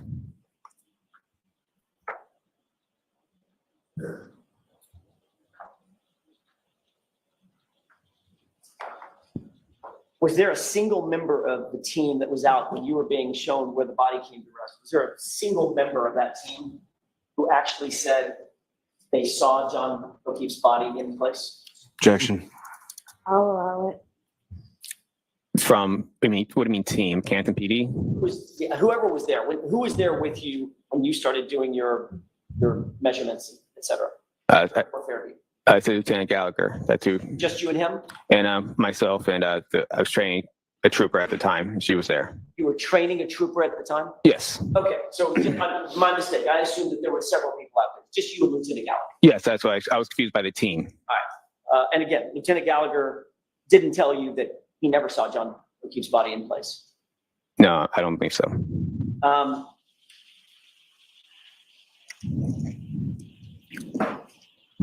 You did document in your report that the items that you noted on your diagram that you just looked at a few minutes ago, those were found by the CERT team, correct? Yes. And you indicated in your report that the members of the CERT team located a single Nike sneaker that was noted on your report. Is that right? On correct. Your diagram, right? Yes. You also indicated that, quote, in the same area, 2 red plastic pieces and 1 clear piece of plastic of a taillight was discovered. Yes. So your report is clear that in total, the items discovered by the CERT team on January 29th were a shoe, right? Yes. A partial glass cup broken, correct? Well, it was that on there. I can remember if that's on their diagram or if that's what I was told at the scene, but yes. Sure. Yes. You knew that a cup was found? Yes. You were told a cup was found? Yes. And 3 pieces of plastic, 2 red, 1 clear? Yes. Not 5 pieces of plastic, correct? Correct. You didn't measure those items, is that right? I didn't. What do you mean measure them? Like measure at them this relative to John O'Keefe's final place of rest. 10 feet from it, 12 feet from it, we're gonna go over those numbers. Yes, I used their report to place those items onto my diagram. So, and I'm going to get to that question in just a second. I want to make sure that we walk through it sort of methodically. You then use some calculation, some tool or something to measure distances. Like there's where I assume John O'Keefe's body was. Here's a final rest place. I'm going to use that as point A, and then I'm going to measure from there and go 7 feet to where the shoe was found, or the first red plastic piece was found, or whatever, right? Yes. Who told you where the pieces were found? They were in Lieutenant Tolley's report. He put measurements in his report. Okay. And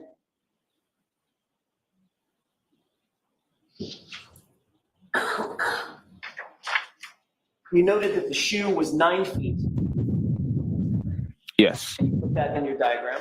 Correct. You noted that the glass cup was 1 foot from John O'Keefe's body, correct? Correct. 1 foot is about that long, right? Yes. They basically said I was found next to him. Right. Yes.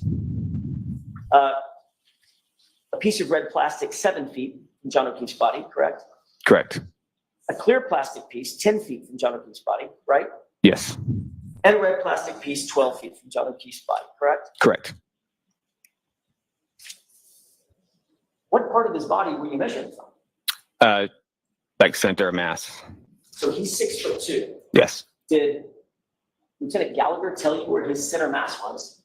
No, I measured from, he just said he was here. So I tried to put like where his head, where his feet, and try to measure the middle between those two. So ultimately, because Lieutenant Gallagher was not at the scene when he was found, Lieutenant Gallagher had to sort of guess where the body was found, correct? Objection. Sustained. You had no photographs of John O'Keefe in place, correct? Correct. There were no establishing shots, there were no perspective shots, correct?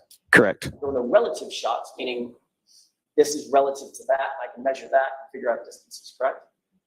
What, like from the picture? Yeah, so you know how that's done in science, right? You want to find out a relative position of something, so you take 2 or 3 or 4 shots. You know that something is never going to move, like, I don't know, a flagpole. You can measure from there. Sure. You get cross coordinates, right? Sure. Left and right, and where the 2 coordinates match, that's where the item is, right? Correct. None of that was done, right? From the pictures? None of that was done to do your measurements. I use, like I said, I used the measurements from, I measured on my diagram in itself, and I measured from those points off my diagram. Right, but the starting point was a guess, wasn't it? Objection. Sustained. Did you have to sort of guess at where you thought John O'Keefe's body was? I didn't guess where his body was. Did you guess at his center of mass? Objection. Did you guess? I did not guess. Next question.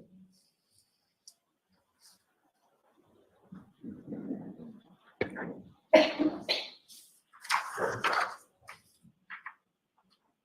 stated in your report that you Google mapped Miss Reed's path of travel. Well, let me ask you a different question. If I could withdraw that question with court permission. Yes. Your diagram has all those arrows pointing at specific locations. Very, very specific, very thin arrows that point, correct? Yes. If you start off with an incorrect assumption about where John O'Keefe's body was, right? Hypothetically, if you were to start off with an incorrect assumption where John O'Keefe's body was, every single item that you note on that diagram would then be off as well, wouldn't it? Objection. Is that true? I mean, I guess hypothetically, depends on how off you want to be. And the answer is yes, right? Hypothetically. You stated in your report that you Google mapped Miss Reed's path of travel on January 29th based on what you determined to be, quote, it's likely the two, and you said that it's, quote, it's likely that the 2 events, meaning the triggering events, occurred at the same time the Lexus was at 34 Fairview at the time of the collision, correct? Yes. The first triggering event was what? Was it a 3-point turn or a U-turn? I thought I heard you say both. I guess it would be more, 3-point turns, essentially, I guess it's a 3-point turn. Okay. Yes. Well, did you say U-turn on Friday? I swear I heard that. It could have been a U-turn. I mean, it's still turning around. So you had to make a U-turn when that's a 3-point turn or not, but it's still. Okay, but I mean, not to be picky, but sort of my job. Okay. A U-turn is traveling in one direction. Turning, right? Turning the wheel, never changing gear, since it's reverse or anything, just turning, right? A 3-point turn requires moving forward, stopping, changing gears, moving backward, stopping, changing gears, using the steering input, and moving on, correct? Correct. Well, those are two very different maneuvers, right? You'd agree? It's, in a sense, I was trying to say she made a U-turn. Like you can say when they made a U-turn, it's a 3-point turn. They're still making a U-turn, and I didn't mean it as like she literally had to make a direct U-turn. She was turning around, and obviously the diagram or the trigger shows a 3-point turn. Well, I mean, I guess you could have said reversing direction, right? That could have been a better way to say it. Yes. You didn't say that. You said U-turn. So are you changing your testimony from Friday that it was a 3-point turn, or could it possibly have been a U-turn? The 3-point turn. Okay, because you have evidence of the starting, stopping, changing gears, reversing, stopping, changing gears, turning. That's correct. So when you said U-turn, that was inaccurate. Objection, Your Honor. The objection sustained. Let's get back to the path of travel when you began your analysis.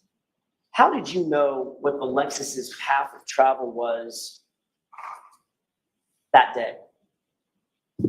I got the directions from Trooper Proctor. And what did Trooper Proctor tell you in terms of the path of travel specifically?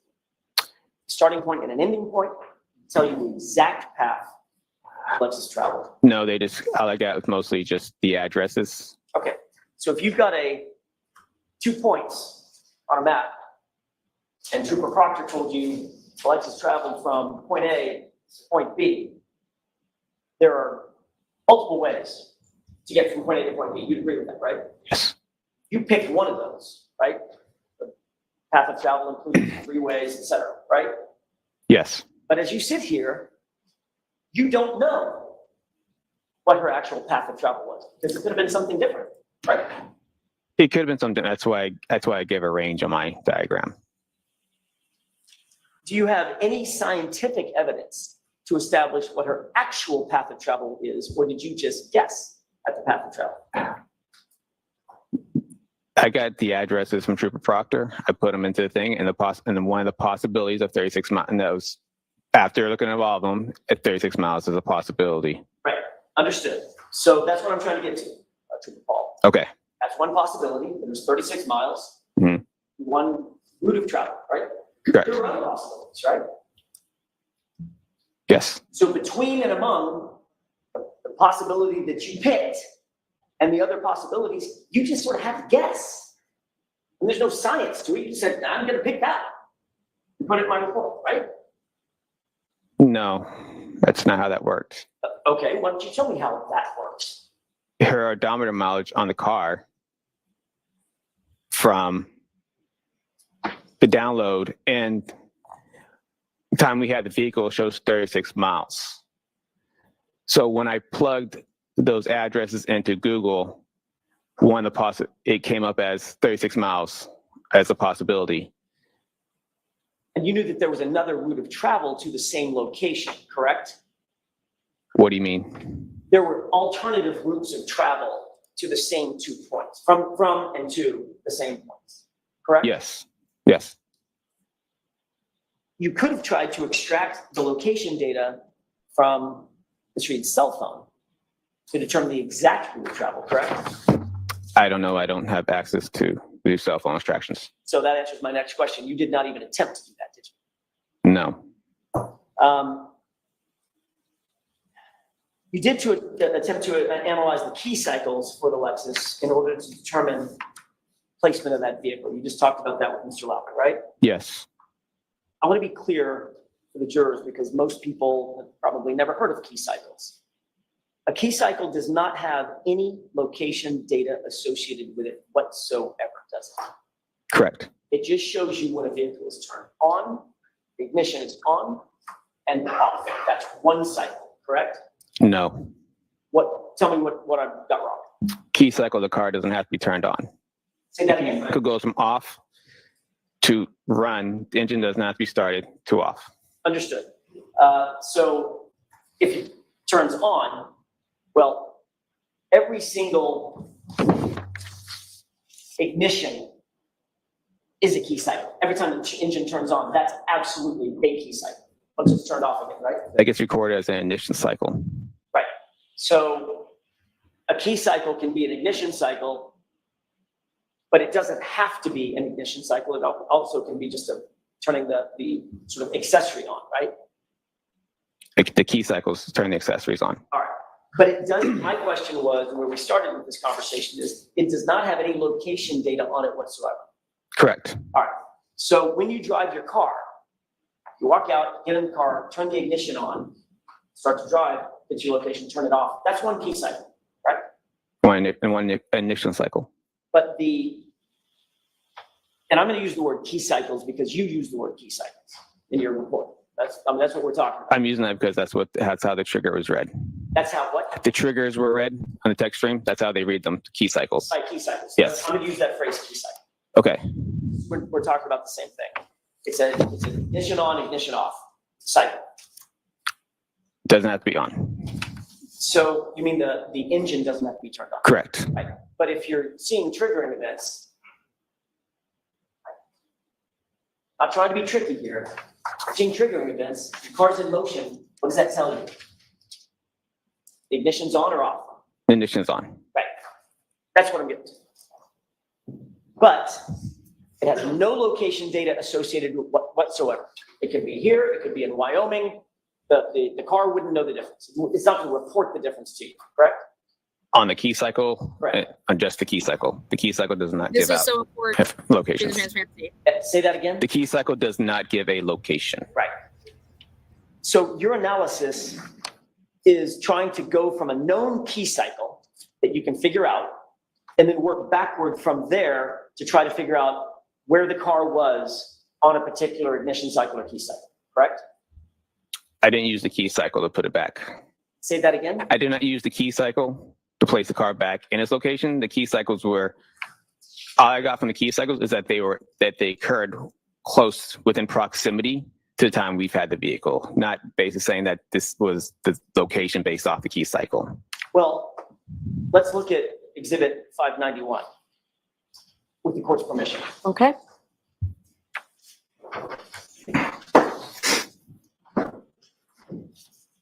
Did you testify on Friday that this is a copy of the exhibit that was put in 591, which is part of your report, correct? Yes, it is.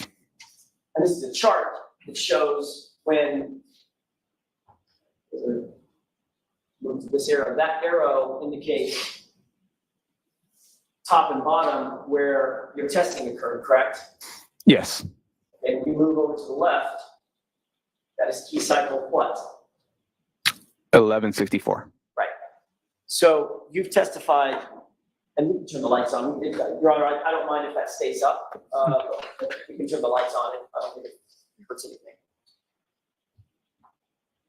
You stated in your report that there were, quote, 2 triggers recorded on odometer 12629 and key cycle 1162, correct? Yes. These events were prior to the testing triggers on odometer readings 12665/12666 and at key cycle 1164. Is that right? Yes. Okay. So what we're saying, what you're saying in that report is the triggering events were This is so good, guys. Here it comes. going It's in coming. reverse in order. 1162 comes before 1164. They're numerical. Is that right? Yes. Every single key cycle just tags another number on top of it, right? There's no formula. Correct. After 1 comes 2, after 2 comes 3, 4, 5, 6, and then move on, right? Yes. So by the time you got the vehicle, there had been 1,164 key cycles on the history of that car, correct? Correct. All right. And you knew, and you put in your report, or you know, that the triggering events that you see under 1164, those are yours, Yes. right? I mean, that's your testing. Yes. And you were very clear that the triggers that you recorded, that you talked to Mr. Lally about, were 2 cycles before that. Yes. Meaning ignition cycles at least, right? Yes. For that. You report, oh, let me finish the point. You said that the mileage difference between these two triggers and the triggers that occurred while testing was 36 miles. You just said that, right? Yes. And the key cycle difference was exactly 2 key cycles, right? Yes. 1164, 1163, 1162. That's the triggering events, correct? That's correct. You also reiterated in your report in paragraph 23, 24, 26, and 29, and also in this exhibit in your CARS report, that the triggers occurred at key cycle 1162, right? Yes. You were assisted in your CARS report. I think you mentioned Trooper Zach Clark. Is that right? Yes. Trooper Proctor assisted to a certain degree, correct? Yes. Trooper Larini, Carol Larini. Is that right? Yes. Also, Sergeant Sean Good of Canton PD assisted as well, correct? Yes, in a sense. Did they all read the report before it was finalized? No. Did you have any supervisor read the report before it was finalized? Yes. And he agreed with the assessments in the report? Yes. So in summary, everybody that read the report and you who authored the report believed, and it's reflected in that report, that key cycle 1162 contained the 2 triggers that you're talking about, right? Yes. That's the 3-point turn, I guess now a 3-point turn, right? Changing direction, and then the reverse at 24 miles per hour, correct? Correct. And you even went on and testified to that exact thing under oath in front of the state grand jury, correct? Yes. Wait, hold on. I need the text streams? On the key cycles. Not in grand jury. Okay. Testified to it on direct examination on Friday and again this morning. Yeah, that's correct.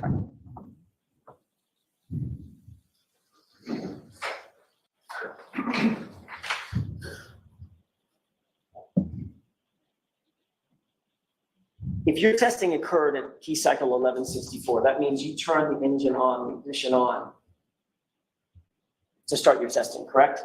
Correct. And that triggering event that we see up there at 1164 initiated your testing, all right?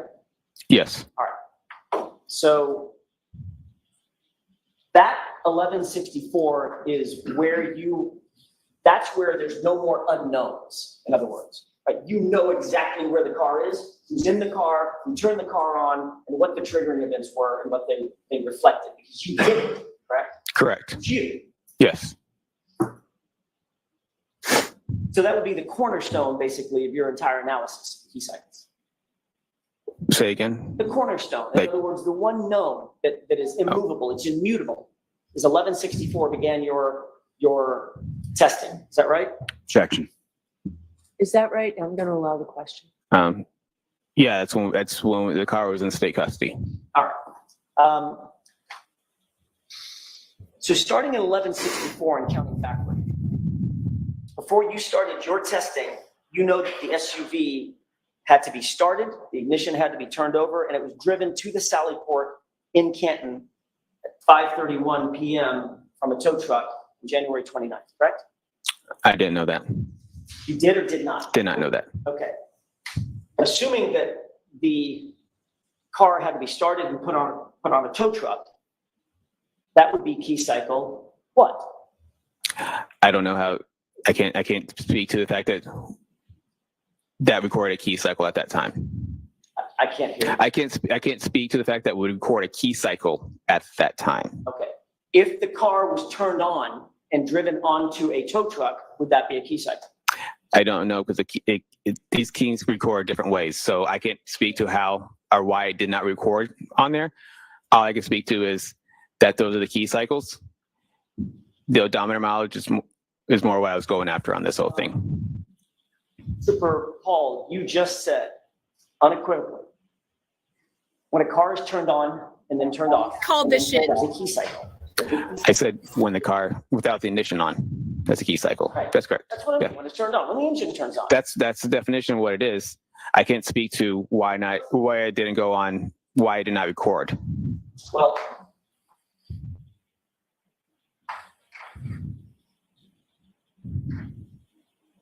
let's talk about it. the ignition cycles Okay. before 1164. Okay? Okay. Obviously, the car had to get to Canton PD because you saw it there, correct? Correct. Assume for purposes of my question, the car was turned on, and there's a video of it turning on, driving up onto a flatbed tow truck. Yes. That would be ignition cycle, I mean, use your word, key cycle, ignition cycle, 1163, correct? Again, ignition cycle, key cycles are two different Told you things. guys all the Which one do you want me to use? Which one do you want me to use? If you want to Right talk about line. key cycles, key cycles. If you want to talk about ignition cycles, it's ignition cycles when its vehicle gets turned on. A key cycle does not mean to be turned on. But every single ignition cycle includes a key cycle. You can't have an ignition cycle without a key cycle, correct? Well, if you want to talk about it, just use the key cycles or ignition cycles. I'm trying to make sure this gets out. I'm sorry. I'm trying to make sure that this gets put out the correct way.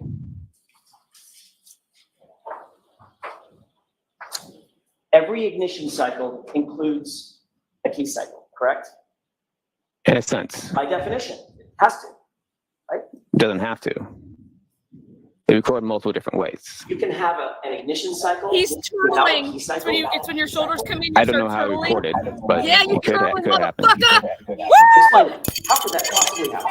Because the key cycles when it turns on, not engine running, and then turns off. Okay, so work with me here. Ignition cycles when it turns on, engine running for 2 seconds, and then comes off. Okay, so Or the 2 seconds is not on long enough, it might not record one. let's ignore the 2 seconds.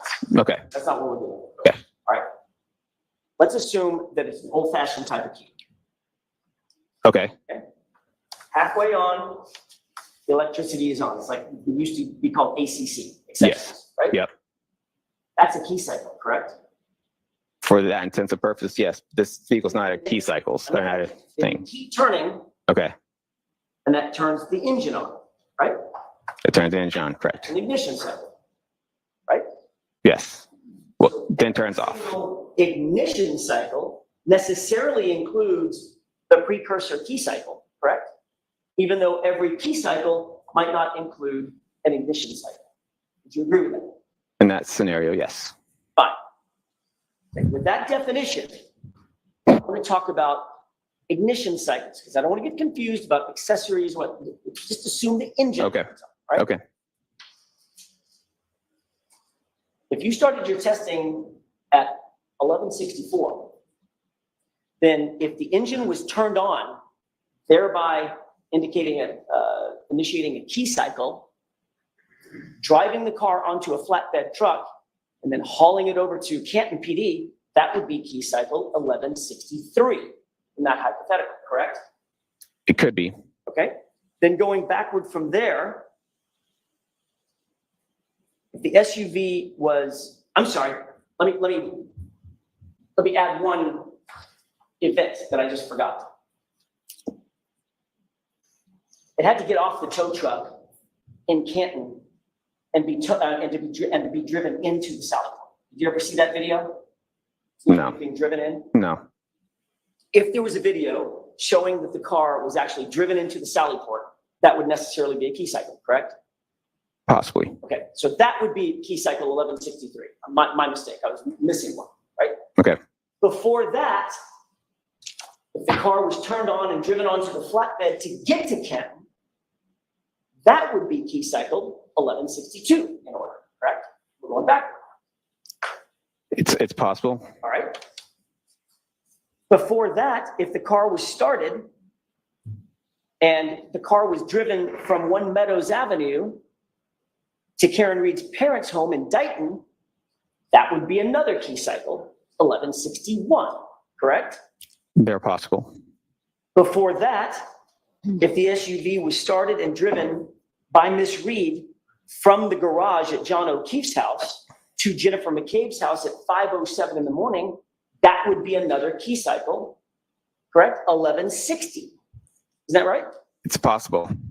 And before that, if the SUV was started and driven by Miss Reed to the waterfall, I'm sorry, from the waterfall to 34 Fairview at approximately 12:15 a.m., that would be another key cycle, 1159, right? It's possible. I want to be clear. The reason that these numbers skip in your diagram, they don't go directly in order, right? But every single number is in order on this left-hand column, because this is only a diagram of when triggering events occur, right? Yes. Something unusual about the operation of the vehicle, correct? Yes. And it's clear that from the data, there was no triggering event at key cycle 1159, was there? No. So assuming the driving events that I just told you, right? Assuming for purposes of my question, that the driving events started at 11:59, driving over to 34 Fairview from the waterfront. Then driving at 5:07 in the morning over to Jenny Cave's house, 11:60. Then driving to Dyke for parents' house, 61. Then the car being seized in Dyke by Trooper Proctor, 11:62. Then the car being taken off the flatbed and driven into the Sally Port, Canton, 11:63. Your testing starts at 11:64. That would mean that at 11:62, that key cycle would include the time in which Trooper Proctor had possession of that car, correct? No. Assuming my hypothetical. Your hypothetical? Yes. If that's hypothetically how it works, then yes. Then what? If that's hypothetically how it works, then yes. Boom!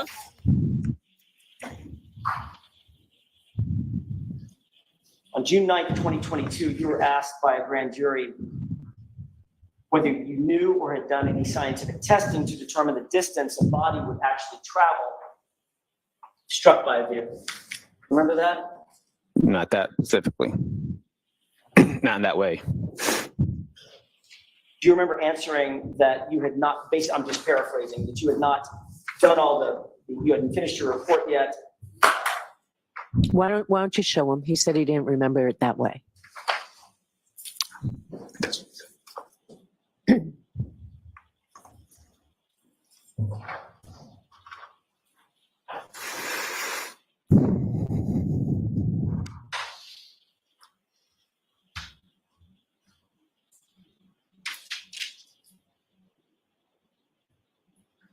Yeah? Yes. You guys, Take a this is look so at amazing. middle of the page. Val, this is huge. Your answer starts at about Huge. line 12, but the question above it is probably informative.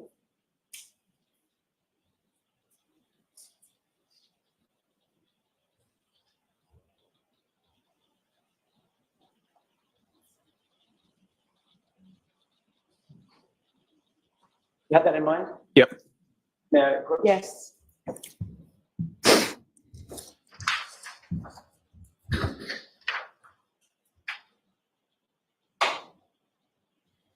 You were asked, does that remind you that you were asked by a grand jury if you could calculate how far a body would move having been struck by a vehicle? Yes. And you indicated, quote, yeah, there's certain calculations we can do with that, but figure out if the car backed up, hit somebody, and then they go a certain amount of distance, and it's based on miles per hour, speed of the vehicle, striking vehicle, and stuff. Remember saying that? Yes. What did you mean by stuff? I don't know. You said that the calculations would be based on miles per hour and stuff. Did you ever do any stuff to test that? Grand jury's question. No, we cannot calculate anything from this collision. Say that one more time. We cannot calculate anything from this collision. Who's we? Me, the role me. Well, you know John O'Keefe's weight, right? What's that? You know John O'Keefe's weight, 217 pounds, right? Yes. Did you know that? I don't know his weight, no. You know the weight of the vehicle? Yes. What's the weight of the vehicle, gross weight? What's the gross weight? Yeah. I think it's approximately 7,300 pounds. Were you able to calculate the mass of the vehicle? I did not calculate the mass of the vehicle. Well, you told the grand jury that you were planning on doing that kind of stuff to calculate how far a person would travel being struck at that speed with a car of that weight. You didn't do those calculations? No, because the calculations would vastly underestimate the speed of the vehicle. You testified, again, my report isn't done yet. I'm going to look into it. I'm looking into all that stuff, end quote, correct? Yes. There's that word again. It's been more than 2 years since that statement at the grand jury. Is your report finished? Yes, it is. Did you engage in any of those calculations? I looked into it. This type of collision I would not be able to use the formulas for this type of collision. Well, let's talk about those formulas. How would you calculate how far a body at rest would travel after being struck by an object in motion? How would you calculate that? In pedestrian collisions, I use a Searle formula, Searle throw formula. A what formula? Searle. What does that mean? It's a type of formula that we'd use for a calculation of post-impact So speeds for pedestrians. that includes certain principles of physics to calculate that, right? What do you mean? I'm sorry? What do you mean by certain forms of physics? There would be physics calculations that would be required to figure out how far a body at rest would move, having been struck by an object in motion. Right. That's a basic principle. Yeah, I guess you could say though. All right. Can you describe for the jurors exactly what calculations you would need to employ to determine how far a body at rest would travel, having been struck by an object in motion? So in this scenario, in this collision, it's more of a side swipe. So he did not he did not get enough speed of the vehicle post impact with the vehicle to be able calculations. His center of mass was offset from the vehicle. So we would vastly underestimate his speed. So that's why I did not do a formula. If he was more in line with behind the vehicle, he would have been projected forward, and using that projection forward, he would have done to get more closer to the actual speed of the vehicle during that post-impact travels. Well, that presumes a couple of things, Paul. That presumes that he was quote unquote sideswiped, right? Presumed? Presumed by you. You didn't see how he was hit, did you? Based on the evidence, it appeared to be a side swipe. That's your opinion. That's just reading the evidence. You're saying that the principles of physics as we know them today in modern mathematics is thwarted by a side swipe? Objection. Is that what you're saying? The calculations that are out there, you can get a speed, it would just underestimate the speed. You would have to know what the initial momentum of the object is that's in motion, correct? Of what object? The truck, Paul. I would have to know that speed. Yeah, you'd have to know what the initial momentum is, not speed, momentum. There's a difference, Okay. right? Would you agree with that? No. You wouldn't have to calculate what the initial momentum is of the object in motion to determine the distance of the body at rest would move? Well, in that sense, are we talking about trying to find the speed of the vehicle? That's usually what we're trying to do. Right, okay, well, let's put the speed of the vehicle aside. Let's talk about initial momentum. What's the formula for calculating initial momentum? There's different types of momentum formulas. Well, there's actually one type of momentum formula. It's to calculate momentum. Objection. Sustained. To calculate momentum, there's a single. So sustained. Ask it differently. Isn't it true, Trooper Paul, that there is a singular calculation for determining initial momentum? That is P equals M times V, where P is the momentum. You're solving for that. M is mass. You multiply that by velocity. Is that right? Pretty simple. You wouldn't use that in a pedestrian collision. Oh, because the pedestrian's somehow magically out of the realm of physics? Objection. Sustained. Is the pedestrian out of the realm of physics and calculations? No, it's the weight differential between the pedestrian and the vehicle. So if the vehicle is too heavy and the body is too light, you can't calculate the initial momentum of the vehicle? Yes, Got it. Where'd you learn that? it's in my math class. We only use momentum for a vehicle to vehicle. Math class? The math, the crash reconstruction classes I have taken. Got it. Would you need to apply the theory of conservation of momentum in calculating these data? Do I need to calculate the conservation of momentum? Or calculation, conservation of momentum? Yes. You know what that is? There's an equation for that as well, right? Yes. You know what that is? Not off the top of my head, but yes.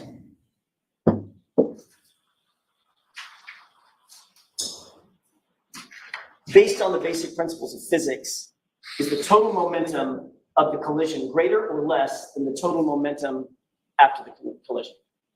Total momentum before the collision, is it greater or less than the total momentum after the collision? Basic question. What type of collision? Paul, they're exactly equal in all respects under the principles of physics, right? That's the theory of the conservation of momentum. Momentum doesn't change. It's Yes. transferred from one body to another, Yes. correct? Correct. Why didn't you say that to the jurors? Objection, Your Honor. Sustained.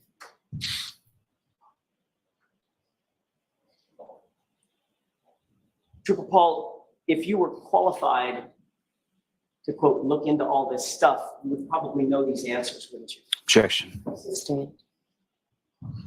Are there any other calculations that you need to figure out the stuff that you were talking to about with the grand jury? Objection. Sustained. How about calculating the final velocity of the objects after the collision? Would that be important? What objects? That would be John O'Keefe's body, sir. The Object items. you claim was flying through the air 30 feet. Objection. Sustained. How about calculating the displacement using kinematic equations? Would you be able to do that? The displacement of the body? In order to calculate how far the body would move based on the mass of the object striking the body, could you use displacement using kinematic equations? So like I said before, the side swipe, he would not have gotten 100% of the vehicle, 100% of the speed of the striking vehicle. It would have vastly underestimated this vehicle.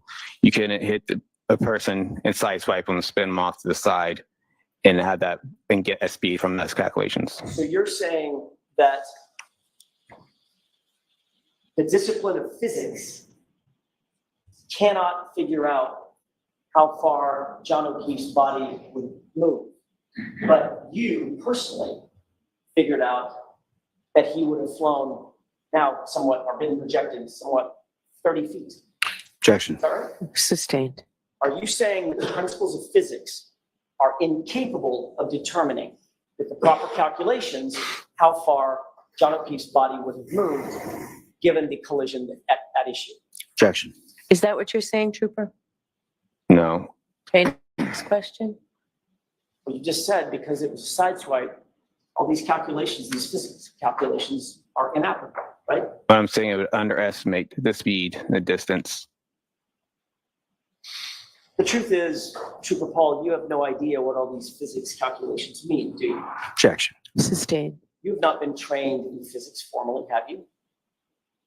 Yes. You have been, It's incorporated into the classes. right? You had a few classes that use the word physics, but you haven't been formally trained in physics, have you? Objection.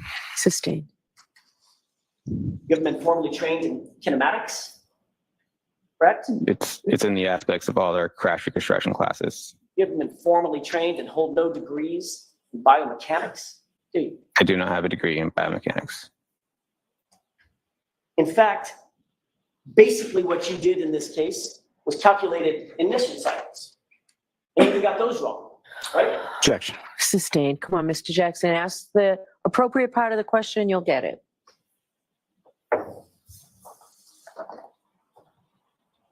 Let me ask you this. Based on your reconstruction, nearly 2-year investigation, exactly how was that taillight shattered? Explain it to us. How does the taillight, what do you, it gets, so the taillight in this case was shattered when it was struck John O'Keefe's arm. Exactly what part of his arm? It, based on what I saw for his injuries, was from the upper part of his arm down. Was his arm out? It just struck the arm like a hinge? Was it in front of him? You did the reconstruction? It looked, Here's exactly how his body was positioned when he was struck by that. so it looks like his arm was more kind of like this. If I can try to get that. You're indicating out by his side, correct? Yes. All right. And the taillight would have struck his arm, right? Yes. Not his torso. Yes. Okay. So the full mass, the full weight of that truck hit him basically at the elbow. Is that right? No, Missing his no. torso. But I said it, yeah, from the upper part of the arm Right. down. The Yeah. elbow and the biceps. I didn't see anything that shows an indication that this lower torso was struck, but Okay. So his torso, it's not saying it could not have been a possibility, but I just didn't see anything. so his torso was spared from being hit, but the arm took the brunt, the full force of the vehicle, correct? Like arm and shoulder, yes. Okay. And you said he then did a spin, like a sort of a pirouette. He got spun around possibly the way it struck, it looked like it could have turned around counterclockwise. Okay. So if he turns around counterclockwise, is he turning around in the air counterclockwise? Yes, initially. So he gets hit on the upper biceps, shoulder area, and down to the forearm, right? Yes, By an unbroken taillight, right? yes, In other words, it's nice and smooth. Nothing, no shards of plastic or anything broken at the time that it made contact with his arm, right? correct. Okay. So how does his arm get all cut up? Because when his arm struck the taillight then cracked. And as the car is driving past him, the taillight could scratch it. Got it. So he gets hit by the car, not his torso, just the arm. The taillight cracks.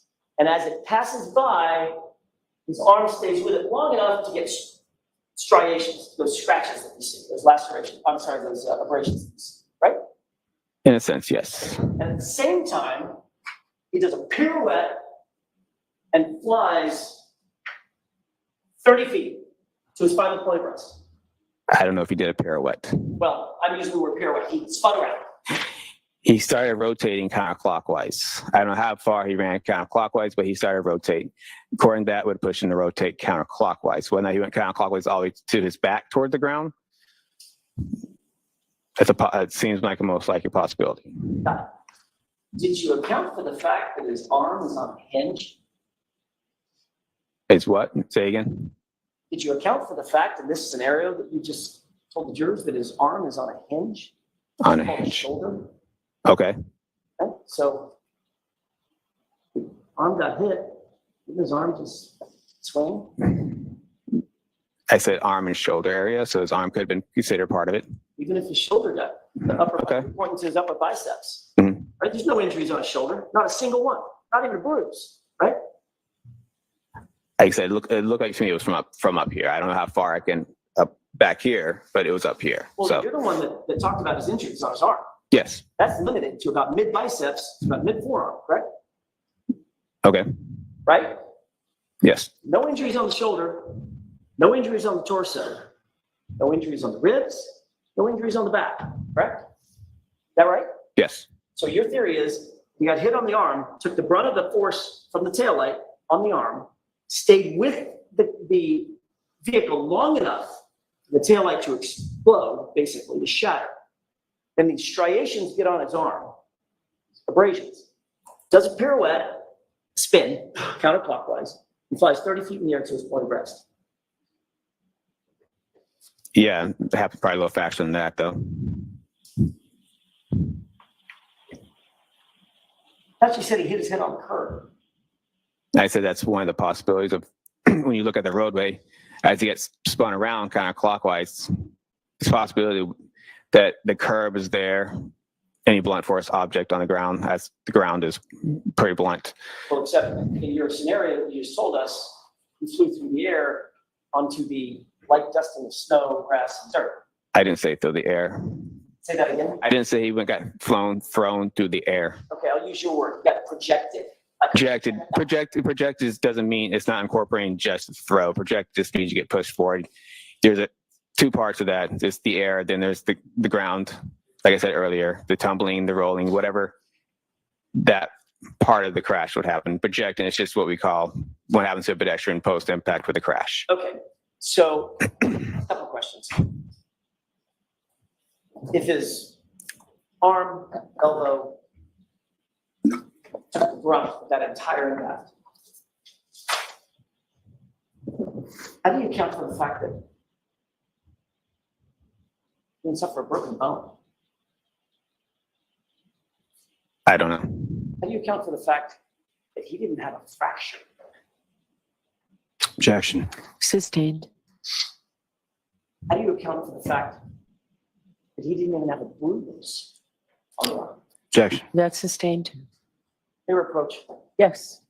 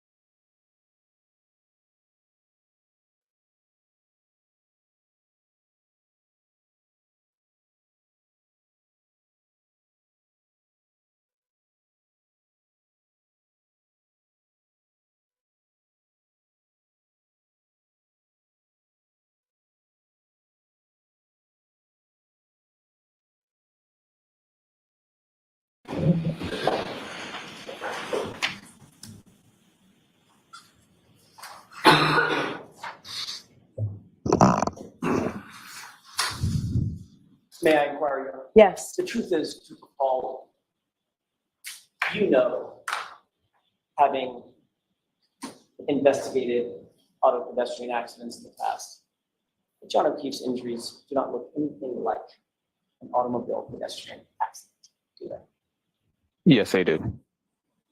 Isn't it true, Trooper Paul, you came to these opinions and conclusions because Trooper Proctor told you to come to these opinions and conclusions in furtherance of his investigation? That is not true. That's why you have these opinions and conclusions that just don't make sense, correct? That is not true. And you're just trying to fit a square peg into a round hole. Action. Sustained. All right, jurors will take the morning recess. All rise for the court, please. And I'll see counsel at sidebar about scheduling.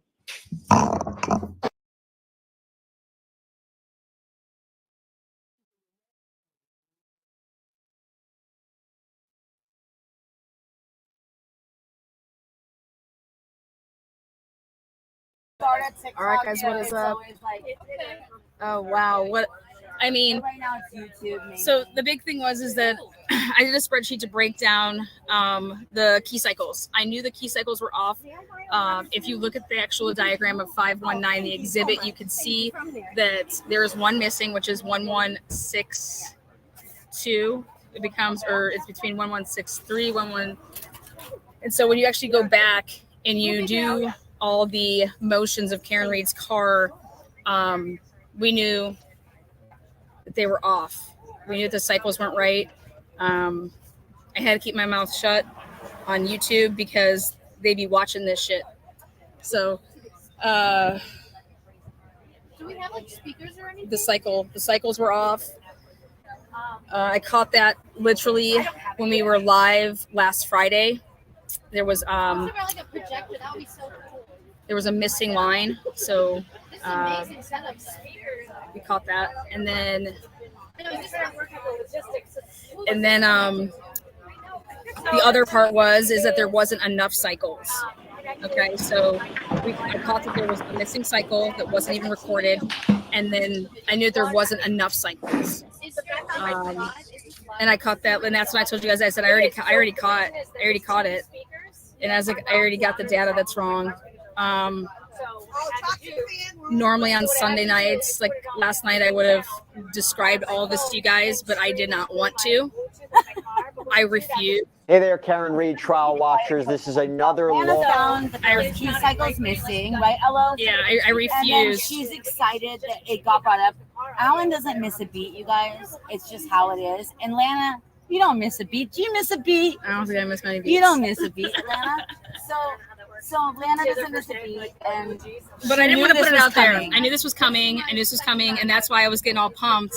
And I was telling people here, you guys don't understand. There's over 100 people here. This is probably the biggest turnout they've had for a minute, right? Have you been here every day? I haven't been here every day. This is my second time here. I came here prior to the trial starting. Do you think this is a bigger audience than you've seen before? I actually have pictures. If you want to see them, they're in the audience before was insane. Okay. So there was like a lot before? There was before the trial started. Before the trial. So many. Yeah, there was more at the camp. The people that I've talked to who've been here. This guy is getting straight. This guy's getting straight. Joe Paul, aka John Paul. If you know, you know it. He turtled so bad, and he knew it. He's like, how could you not know that the car was driven off the tow truck? It was driven on the tow truck. Those are key cycles. When you turn your car on, and actually before you even press like the ignition button to go forward, as long as you're pushing it and it's registering, it's a key cycle. Also, like I don't even think Alan needed to talk about the whole, like if you're using like your key fob or whatever, they're just making shit up. Literally just making stuff up. Look at this. But the bottom line is that car was unaccounted for. Remember, now you have to mix it with, oh yeah, that's sweet. That car was unaccounted for it should have just taken 45 minutes to get back to the Sally Port. And remember, it took an hour and 18 minutes. Remember I said, like, what are you doing with the car for an hour and 18 minutes? Because not only did they fuck with that taillight, all right, whatever they were doing with that car for that extra time, there's all that extra time that was unaccounted for, mixed in with the key cycles that were missed. Like, we're missing key cycles. This can't be it. He nailed it. I think Alan nailed it, and he was trying to like build up to get there, because I personally think that they're trying to get them roped up in a lot of perjury. You know, I just don't want you to get right to it, because I want to see what we can rope them into. What Alan did before he went into the part about the key cycles, he wanted to rule out. He was like, who did you work with this with the report? Did you do this with this person? Did you do that with that person? He wanted to get to the bottom of who helped you with your report. Who was involved with that, you know? So he was tying him down. He was tying him down to his answers. So it was, I was literally running up and down the sidewalk, losing it when Alan was about to go to the key cycles. It was literally awesome. You have an email? I got a really good picture of you with your hands up, running back. Oh yeah. It's the mind. It's the mind challenge. I'll get in a second. Okay. Again, I want to say thank you, Nancy. You're gonna need a couple drinks after this. Yeah. Sam Panther, there you go. Drinks on me. Hey, come here. Take a seat. You're live. So were you inside? Yes, I'm inside. Okay, We're gonna take a break. Hi, everybody. Thank you for watching. Thank you for helping and supporting her. She does a lot of work. How'd you like that data? How'd you like that data? Stuff. Wait, listen, go do stuff. Go do stuff. The cycles. There wasn't enough cycles. He's like, the car gets turned down when he gets on the. It's a cycle getting on the Ram truck, a cycle getting off the Ram truck, a cycle going in the Sally Port, a cycle coming out of the Sally Port, and this guy don't know nothing. I can't. He literally bent over and just took it for Alan. I missed the one though. I can't. He bases Yeah. report Yeah. on what he was told. So if I give you papers and say, "Here, do your report Yeah. based on your data," it's not Yeah. going to come out. Also, he doesn't even know his weight. Also, he never even saw the car without seeing pictures. It's like, I want to physically examine something. Oh, just show me a picture. I can't tell anything from a picture. That's how people get catfished. I don't take notes. Listen, I don't take notes, right? I don't. Yeah. But look at, I'm taking all sorts of notes on this guy. Yeah, you like that? Look at, see, it's working out for you. Yeah, I'm amazed at what this guy's saying. He can't say this stuff. It's unbelievable here. You No, guys, he's struggling a lot on the stand. I feel bad for the guy. I don't feel bad at all. Alan is just. You want to lie? You want to lie? This is how you get. I have to go check in with my people. I'll be back though. Love you. Mwah. Be good, my dear. Okay. I don't know how to. Love you. Cowbell for all.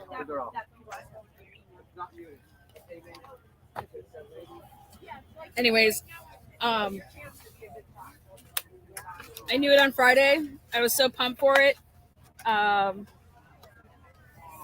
Heather, I was telling you about it yesterday. We were driving. I was like, I'm telling you, wait for you to hear about these car cycles. Wait till you hear about the whatever they want to call them, the key cycles, ignition cycles.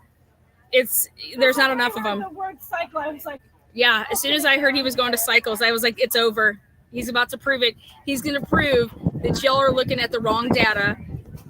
Not only do you guys not have the timestamp, the date, he pinned it down. He said these key cycles do not have dates associated or location. There's not only, but then he said it best. He's like, well, why didn't you take Karen Reed's phone and match it up? You could have, that's what you're supposed to do. You're supposed to double check your stuff, triple check your stuff.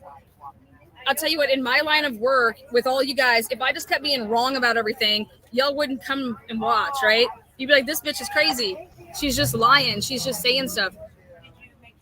Imagine doing that, getting paid $200,000 a year. It's sick.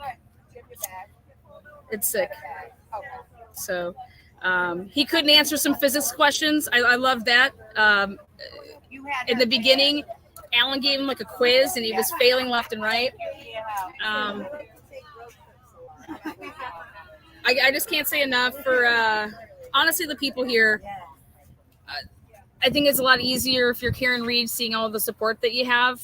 It's like literally going to like a basketball game and like people are there like cheering you on. Can you imagine going to a basketball game and like nobody's in the stands? So all the people I think have helped Karen Reed immensely. I know that it would help me immensely. It would put me in a mindset. It would keep me pushing forward. And I can't give enough praise to the locals. So at any point, if you've ever come out here, kudos to you guys. Truly. It's really neat. It's really neat to see the support. So, and everybody in chat, we're trying to get the stream to work so that it's like not glitching as much. I'm running off of, we're streaming it through we have a huge 50-inch television and it's literally like a tailgate. So you get I'll show you guys. Let me go. I'm going to sign in like over here. So check this out. Let's see if I can do this.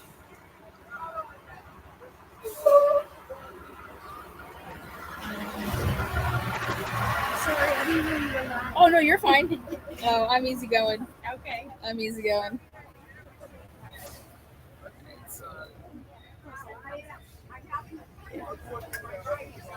Oh.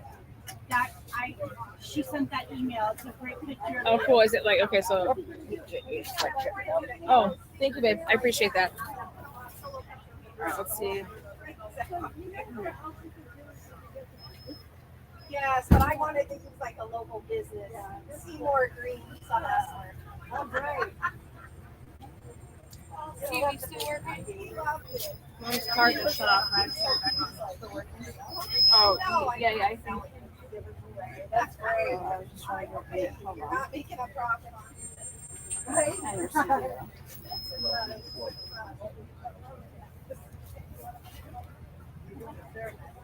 Yeah, it's like I believe it. But he's a business. Yeah. Like, come on, come on. He's a business.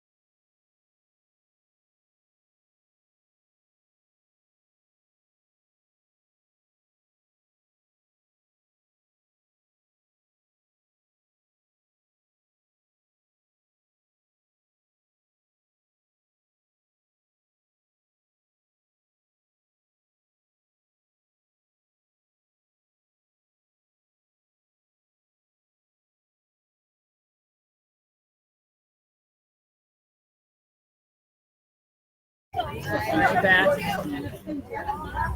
So there you go. Hope you guys have a little spot, a little seat. There's a fire alarm for you. All right, we're gonna check out some more signs or more sound. So hope you guys got to see what it looks like. All right. Baby girl. I'm sweating out here. Oh, but you're covered. But you're covered, honey. I know, it's hot. You're by the exhauster, honey.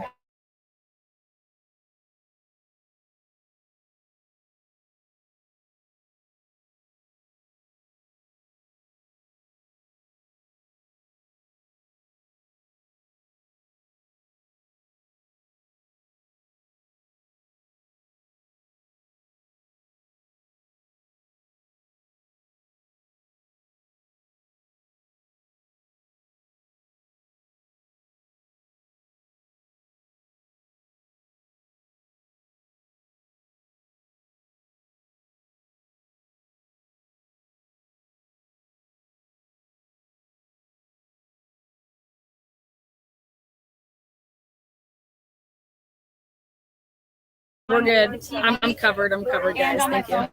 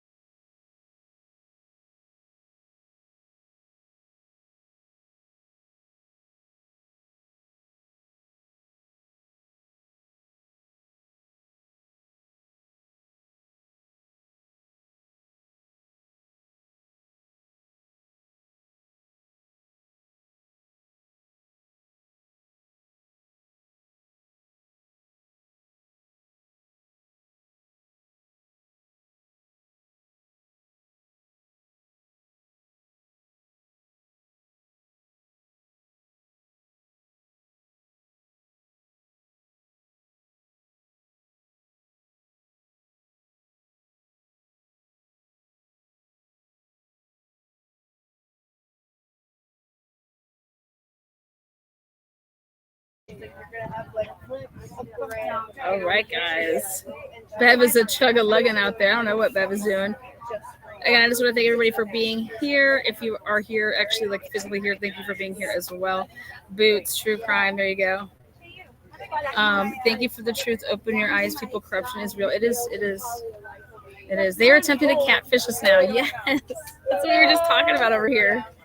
Lana, this is DB. Lana, you never misbeat the beat of the truth. Yep, the beat of the truth right there. Wait, did I just hear her say your jacket? Jackie the 13th year? Yeah. Again, thank you guys so much. I'm Heather with the Scorpio. Nice to meet you. I don't know who Woo. Not gonna lie, it's hot. It's it's getting hot. It's only, I don't even know if it's 80 yet. Yeah.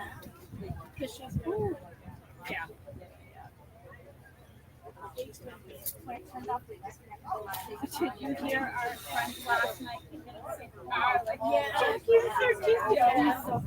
Yes, it also, it is true. We were at Hillside last night, and no joke, Chris Albert was there in attendance. So Chris Albert. Yeah, she's in here. We saw her yesterday. It's 1 a.m. there, wherever you're at. Wow. I know that she's Special.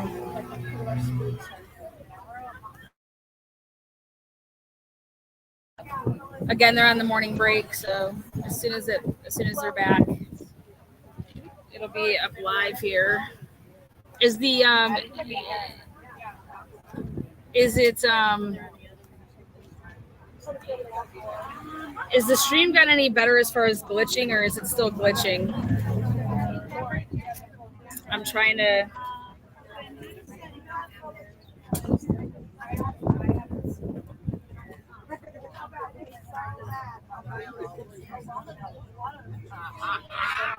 The blue ones are the best.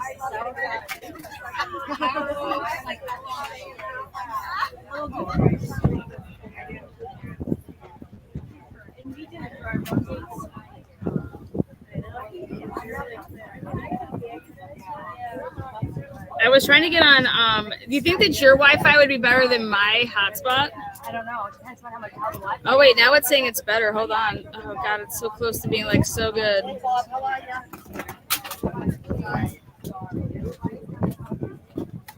got it. Thank you, Annie. Here, let's try. Are they still on break? It's Bev time, right? It's Bev time, right? I'm gonna try to fix it. Let's try this really quick. How do I get onto your?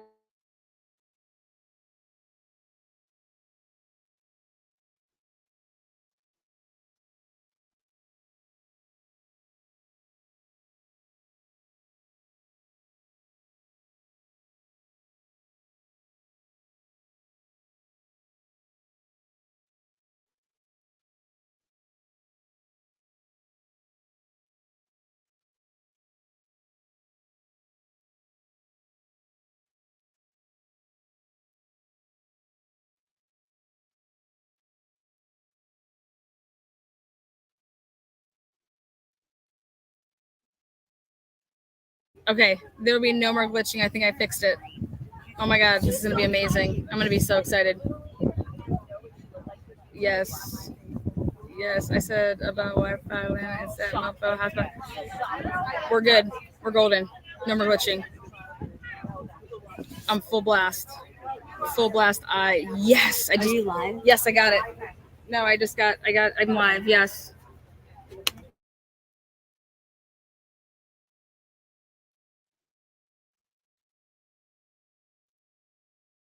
All right, we're golden.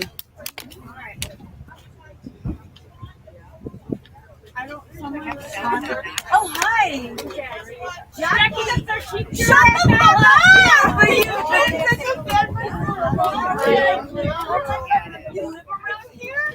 All right. You're gonna be loving life now, Donna. There ain't gonna be no problems. You have been like a supporter from day one. How long to make a super fry? I don't know. Oh my god, I love you. Jackie, shit, dude.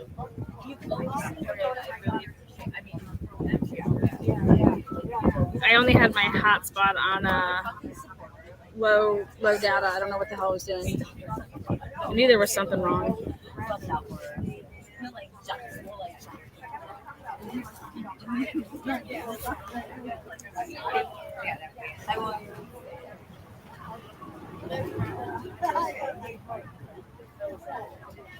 was trying to turn my camera. Thank you guys. I just think it's crazy that I see all these people that live like right down the road. Y'all need cars. You're upsetting me. Just get in the car. Just get in the car. Drop the R. You like that? Just get into COD, drop the off. You guys will be no more glitching. So let's get everybody back in here that would be watching before.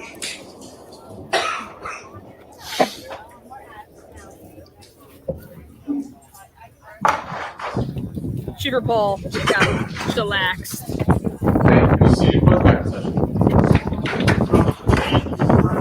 Oh, we're back. We're back. We're back. We're back. We're back. We back.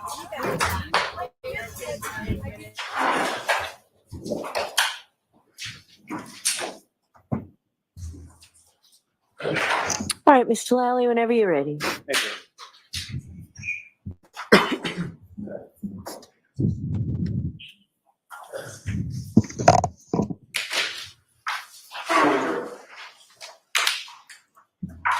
Now, with regard to your testimony, as far as that This is on triggering event, well, the two events on 12,629B, you testified that that was consistent with the pedestrian collision. Is that correct? That's correct. And if you could tell the jury, why is that consistent with the pedestrian collision? The one specifically with the speeds and everything that we're referring to. 24.2 miles per hour in reverse for about Right. Okay. Yeah. So why I think that's consistent with a pedestrian strike is because of the sudden change in the speed. It drops down by half mile per hour. The accelerator pedal is staying constant at the same percentage, and the steering wheel angle also turns to the right. Now, your overall opinion is based on what you did as far as your construction, correct? Yes. Other information that you had at your disposal in formulating your opinion? Like from other reports and stuff? Yes. Yes. And that would include physical evidence, is that correct? Correct. And that would include witness statements, correct? Sustain as to form. What, if anything else, would that include? The roadway evidence, witness statements. And witness statements, would that also include statements of the defendant? Correct. Are you aware that the defendant indicated in a statement to troopers that she conducted a three-point turn in the area of 34 Fairview Road? I'm going to allow that question. Yes. And what you observed in that triggering event is that from that mileage, is that consistent with the defendant's own statement? Yes, it is. Now, ask you a little bit, if you could, again, for the jury, clarify the difference between what you termed as an area of impact versus a point of impact. Yes, an area impact is broader. It's a bigger area. Point to impact would mean something as obviously right there. That would be the area impact. If I could ask, the cell phone that was located under Mr. O'Keefe's body, that location, is that also consistent with the linear path that you were testifying about earlier? Yes, it was. And do you know whether or not that cell phone was in his hand or in his back pocket or somewhere else? I do not know.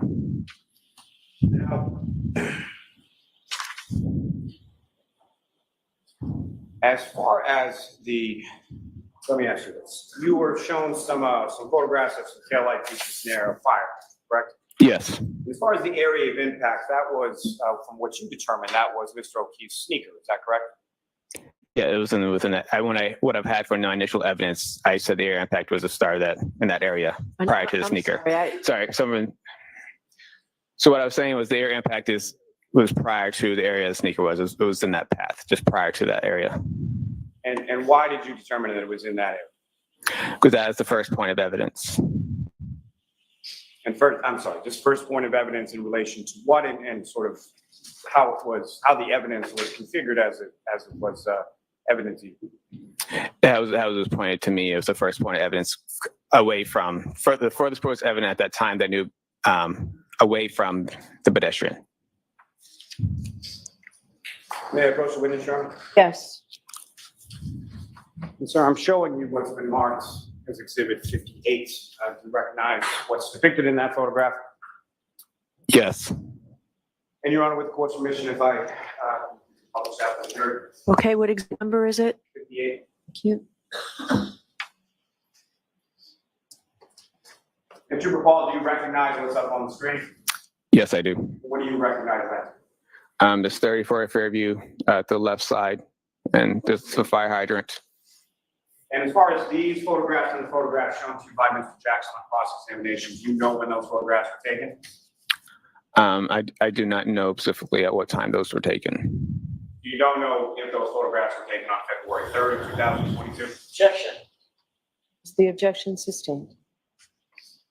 Now, Trooper, if you could, using the laser pointer, I know you've done this on the diagram, but if you could use the laser pointer with regard to what's on the screen as Exhibit 58, direct the jury's attention to where you believe the area of impact to be between the defendant's Lexus and Mr. O'Keefe. It's probably somewhere out here. And of that linear path that you were talking about from the area of impact, where did that go from and where did that go to? So from, I think it's from around like this way. Hey, let's go when you can take that time. May I approach this for tree here?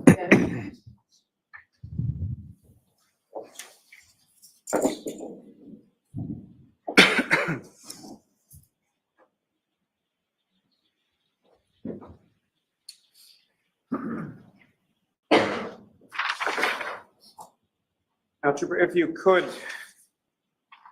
explain to the jury as far as what you were describing as Mr. O'Keefe's post-impact movement, starting sort of with the point of impact between himself and the SUV to the point where he comes to final rest.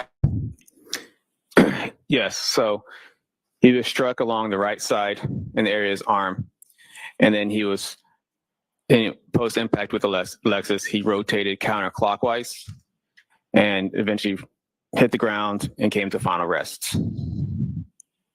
And the ground, based on your understanding of the weather conditions, was frozen at the time. Is that correct? Objection. Sustained. Watch the form, Mr. Lally. Yes. So as far as anything in your testimony about Mr. O'Keefe's actions, does that involve a pirouette? No. So there's a rotation, is that correct? Correct. And as far as 30 feet in the air, do you have any opinion as to whether or not he flew 30 feet in the air?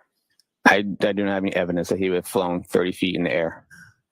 And so as far as from your training experience when it comes to pedestrian collisions, are you able to determine or calculate how much distance someone is in the air and how much distance someone sort of rolls or tumbles to their final resting position?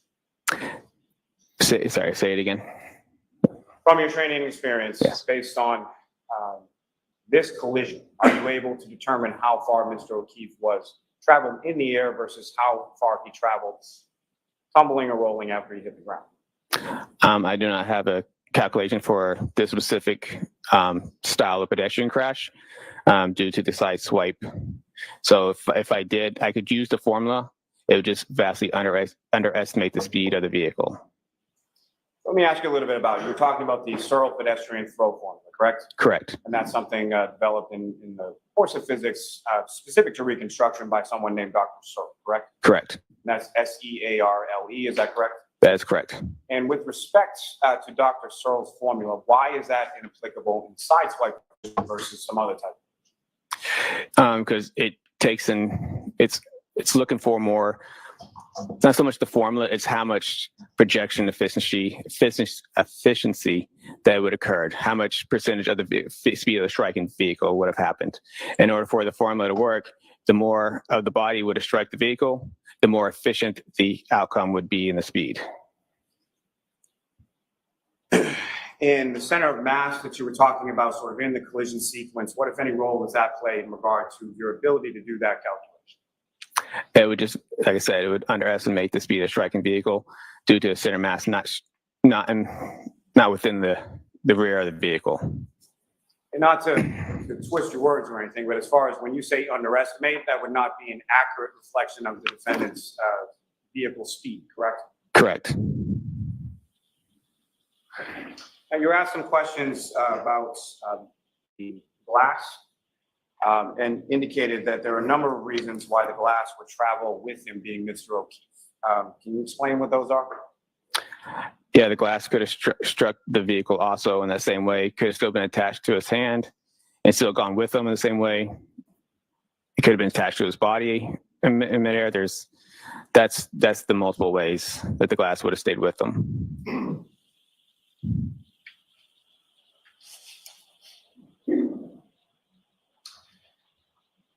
Now, and speaking of collision sequences, particularly collisions involving multiple vehicles, vehicles are affixed with bumpers, correct?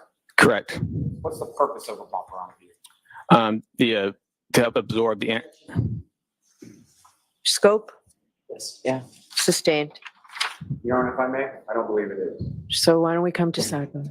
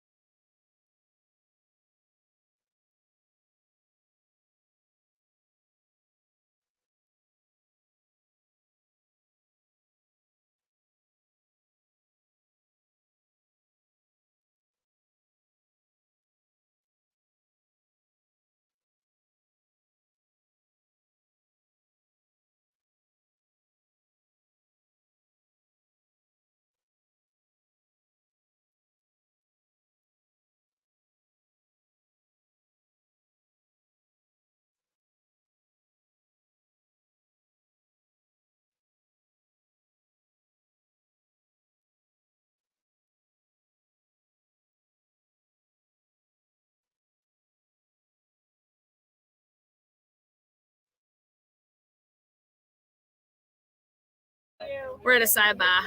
We at a sidebar. I'm not talking to you guys. Sorry. Let's wait on the sidebar. I got yelled to get out of the side. Coffin Daffer is reporting. Sean McDonough saying Coffin Daffer is reporting that Adam was holding two glasses. Oh shit, liar! God.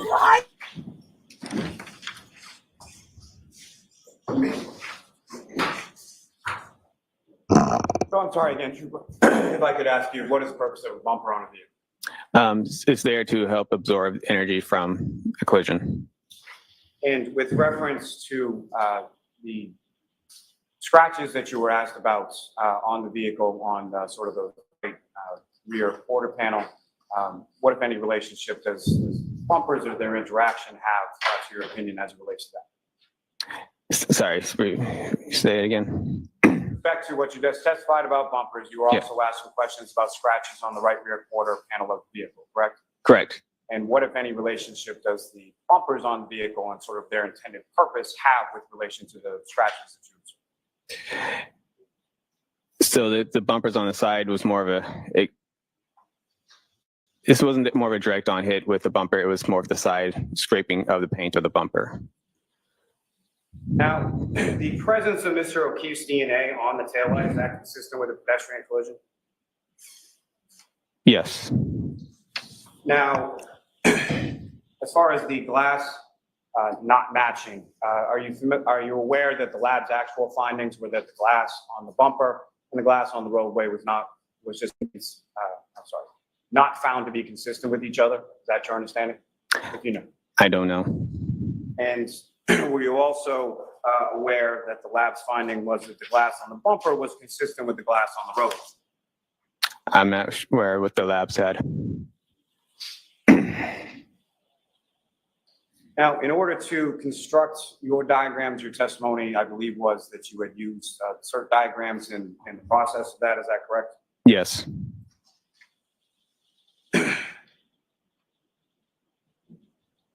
And if I could turn back to that 12629B, the mileage from the tech stream data.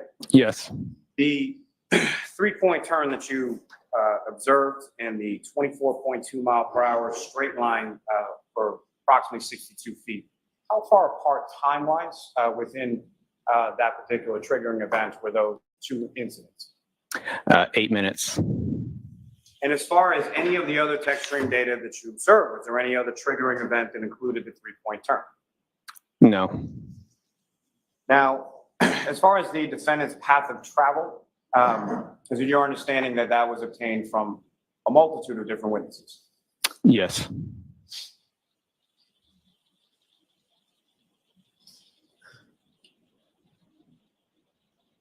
Now, with reference to, you were asked some questions about the defendant's cell phone, as far as GPS locations. Were you aware that the defendant's cell phone wasn't able to be accessed until by law enforcement until 2023? Sustained. Were you aware that the defendant's cell phone had GPS locations turned off on the defendant's cell phone? Objection. I'll allow that. I was not aware.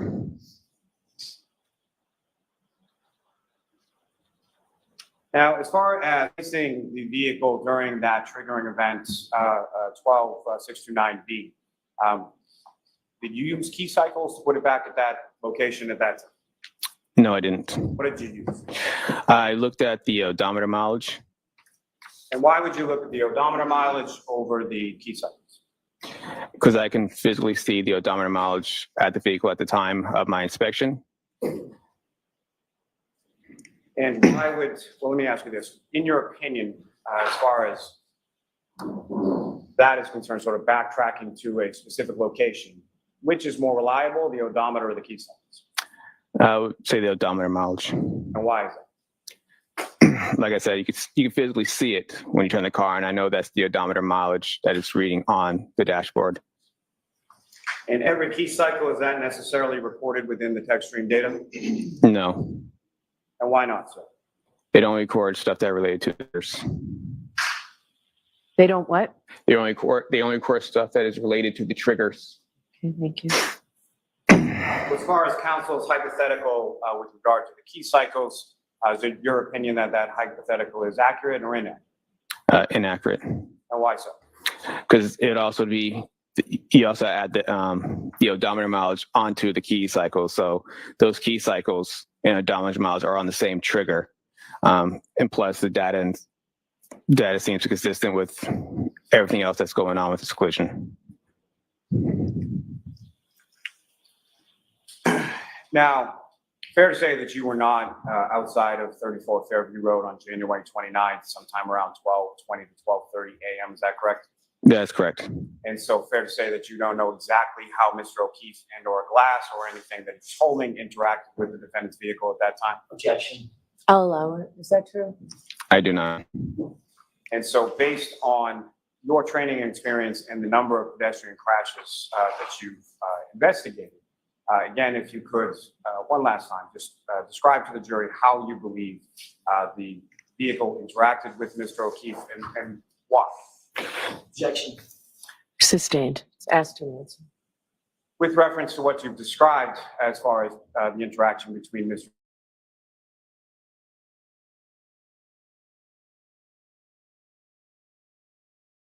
The evidence from the vehicle, based on the injuries to John O'Keefe, the tail light appears to be broken, and it's sharp plastic pieces that could have ripped his arm, and also the dent with the scratches above it is consistent with a hand holding a glass and the glass on top smashing on the vehicle, and the hand smashing the vehicle. You can see there's a line between scratch and the dent there. Thank you. Nothing further.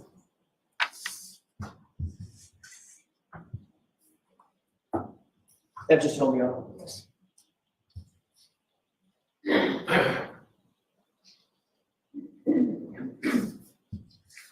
Very briefly, I just want to make sure I clear something up about the key cycles. You're not suggesting that every key cycle in the history of the car is on this page, correct? That's correct. I'm pulling up Exhibit 591. Okay.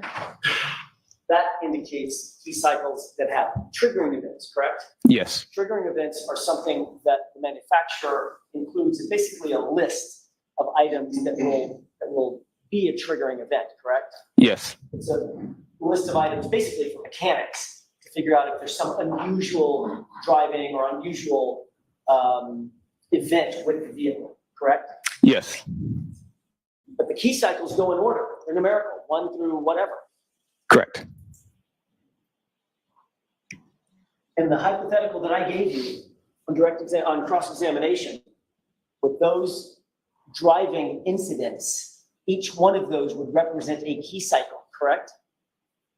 I don't, so in your hypothetical, assume that it should create a key cycle, but that you can't just say that key cycle is from that, because I didn't just use key cycles. I used the odometer mileage on top of it. So you have to have key cycle and odometer. Right. Interestingly, though, when you testified on direct examination, you said your analysis, this was on Friday, before the weekend.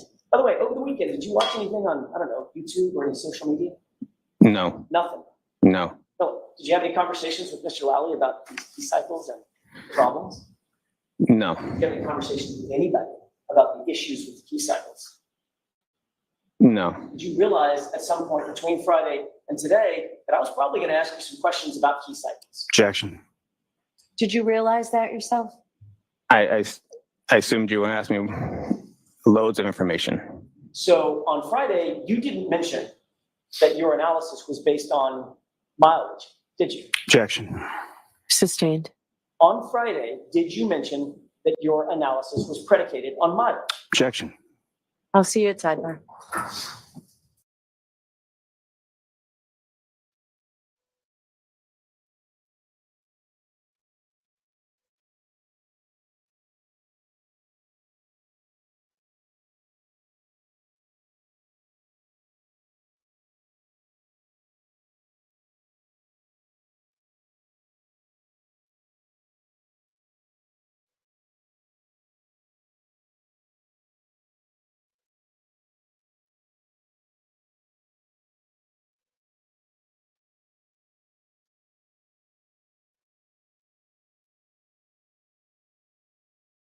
Yes, we are at a sidebar with Bev.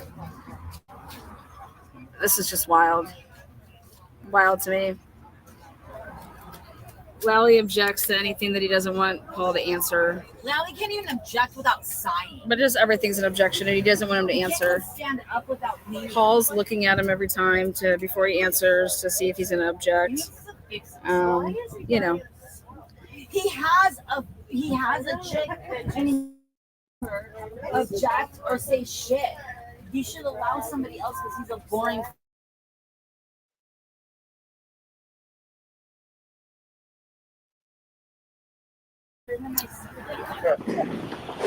All right, over. I mean, this is. May I inquire? Yes. Paul, on Oh, it's Friday, so louder. you indicated pretty clearly that your analysis was based on key cycles, starting at 1164 when you started your testing, and 1162, which was the key cycle you claimed on Friday was at 34 Fairview. It wasn't based on it. That's how I describe it. I said key cycles. I based it on they were close within proximity to each other, but I've always said it's key cycles and odometer mileage, plus all the information within the triggers themselves. So it wasn't just one of the other.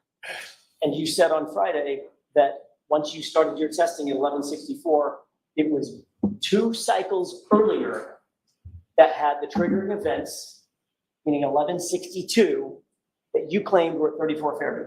Yes. But in the hypothetical, if there were 4 events, 4 key cycle events between 1164 and 1159, it could not have occurred at 1162, correct? 34 Fairview, in my hypothetical. In your hypothetical, if it recorded a key cycle, then your hypothetical is correct. Right. And last question, if you got the route of travel incorrect, if your presumption of the route of travel was incorrect on that vehicle in the days earlier, then your mileage would be incorrect also. Mileage from what, the odometer or from? The odometer reading. The odometer reading is the odometer reading. It's 36. My point is your analysis that's based on the odometer reading. 36 miles here, 12 miles there, 2 miles here, 5 miles there. If you got the route of travel wrong and the route of travel was different, your assumptions about the odometer readings would be incorrect as well, correct? So what I'm, You got the path of travel wrong. So I purposely put down a range on my Google images showing, because I couldn't tell you her definitively route a path for every single way, but I know that it's possibly a possibility that she could travel 36 miles within those locations that she traveled post leaving Fairview Road. Or if that mileage was put on at key cycle 1162, and that would mean the vehicle would already be in Massachusetts State Police custody, right? Into the proctor's custody. Objection. So that's beyond the scope. That's all I know. All right, Mr. Lally? Just very briefly. The range that you came up with for the defendant's path of travel, does that fit with the path of travel, the odometer reading, putting the defendant's vehicle in the area of 34 Fairview Road when it does the 3-point turn, and then 8 minutes later when it travels 24.2 miles per hour in a straight line in reverse for approximately 62 feet? Yes. Nothing further. All right, you are all set. Thank you, Your Honor.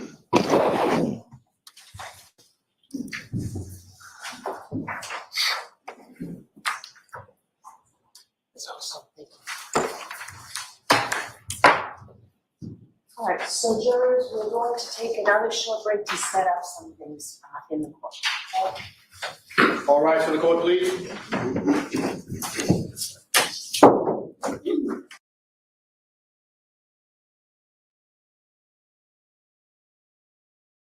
Hey there, Karen Reed, trial watchers. This is another law and crime legal alert. Have you experienced severe gastroparesis? All right, guys, they're going to be setting up some stuff. I wouldn't be surprised if they're setting up stuff for the next. My guess is that if it's going to be anything to do with the phones. So severe intestinal blockage and persistent vomiting, and that manufacturers. I don't know if he's going to be using like a projector. I don't know. I don't know what they're setting up for. One of our legal sponsors is helping those injured file a claim through an experienced attorney who helps ensure your claim is thoroughly presented. Just visit www.glp1case.com/health.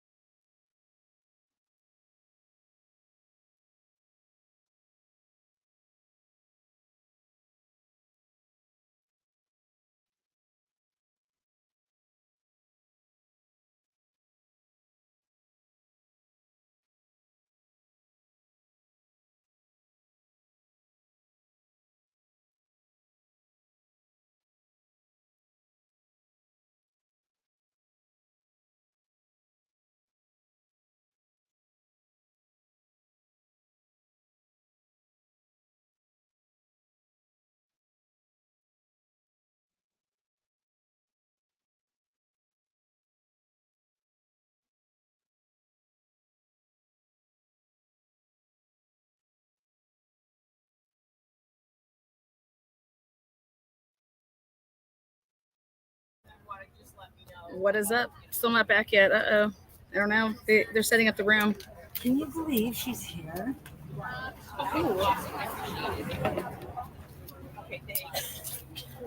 Okay, where's your Oh my god.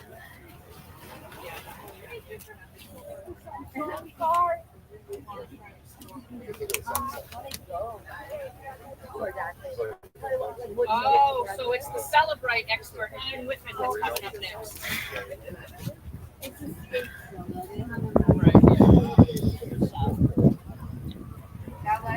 Alan Jackson just told Aiden that there's 4 witnesses left. Whiffin, then Nick Guarino, followed by the medical examiner doctors, Stockbridge and Sporty Bello. Commonwealth is expected to rest on Friday, and the defense will begin calling their witnesses on Monday. So much for them. We should see, but we'll see. That's so funny. Coming up right now is the Celebrate expert, Ian Whiffin. Thank you. I don't know if you're down.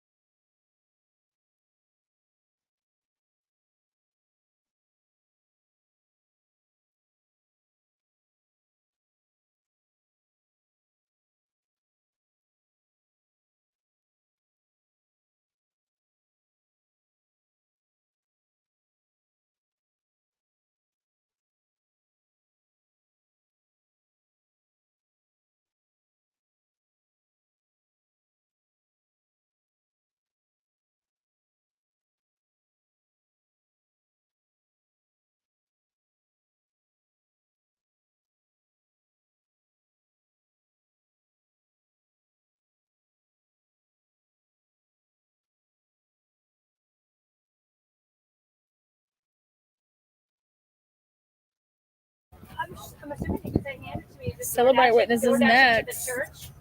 Just stand up front and be like, it's me. Yeah, that's what I was thinking. Just like when it's ready. Yeah, that way it's kind of away from like the side of the people. It's like what's going on. Yeah.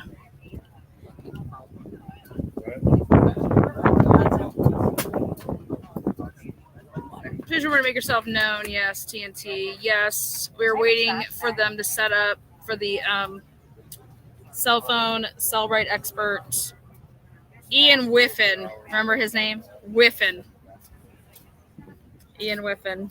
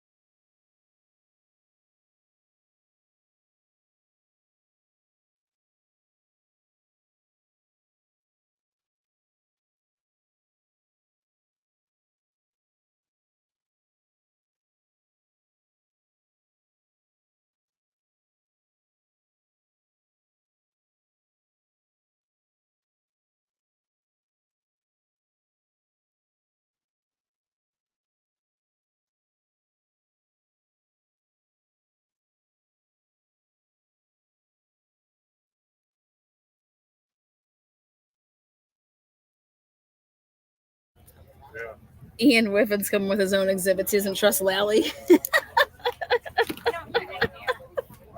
He's like, Lally, I got my own exhibits, buddy. I'm good. I'm good.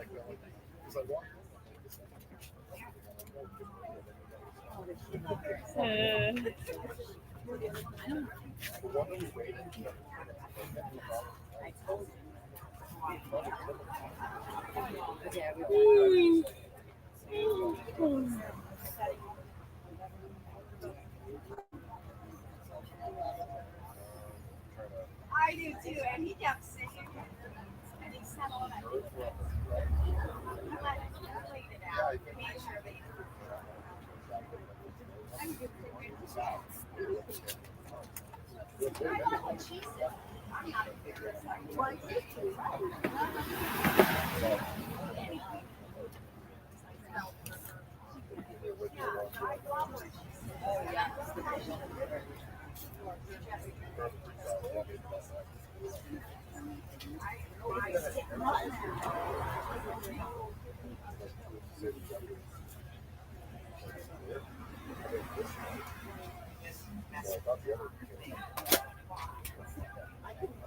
What street is this? High Street? What's the name of that building right there? Dedham First Church and First Church. Okay. Is there a Dedham School of Music? Right across the street. So like right. Yeah, yeah. Okay, okay, okay.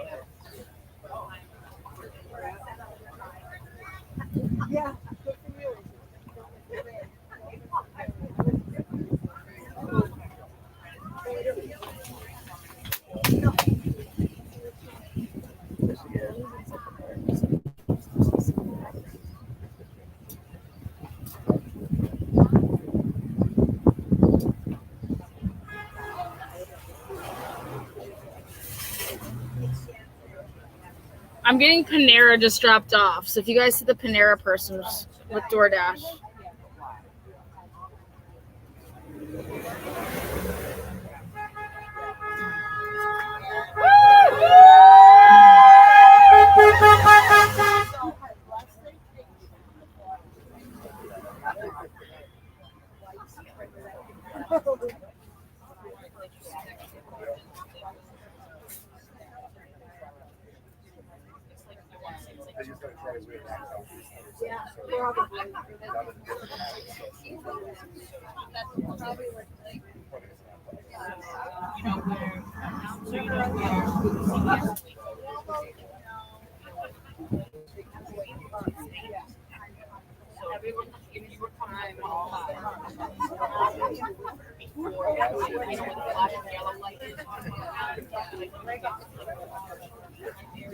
See how that works.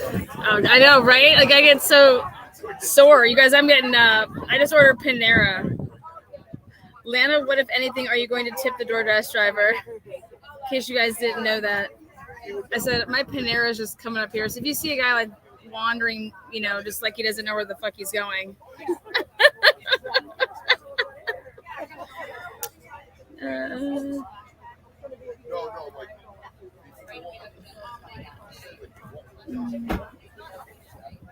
What if anything? What if anything?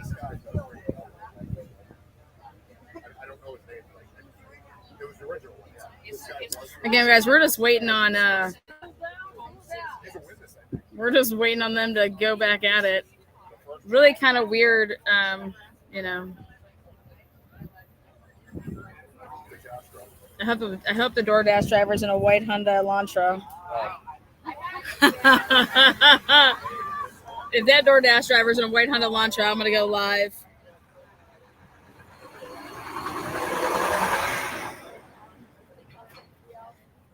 I'm for justice and common sense.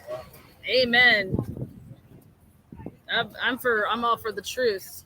Justice comes from truth. You can't have just without truth.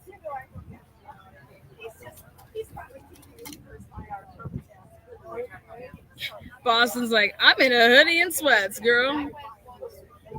Boston, if you don't get your ass down here and fluff my pillows,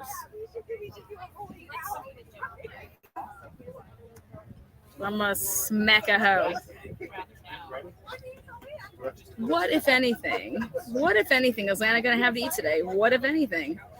You guys, I'm just on cloud 9. If Alan Jackson didn't almost just seal Karen Reed's fate with that cross-examination of here's your little reenactment and your little spreadsheet, shove it straight up your ass, because it's all false. It's all nice meeting you, love. Oh, we know. We're going hard. We're going hard. Thanks for flying in. Absolutely. No, I won't be here Wednesday. There's no court on Wednesday, y'all. Lana, will you be there on Wednesday? No, there's no court on Wednesday. Wednesday's the day off.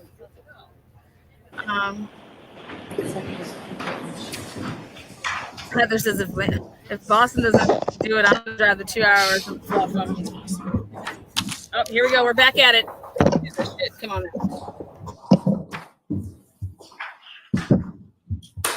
Thank you. Be seated. Close back.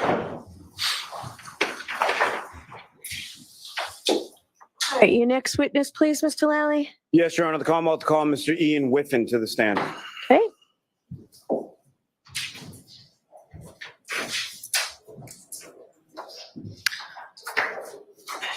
And Mr. Lally, you just need to tell me when I need to give that instruction. Yes, sir.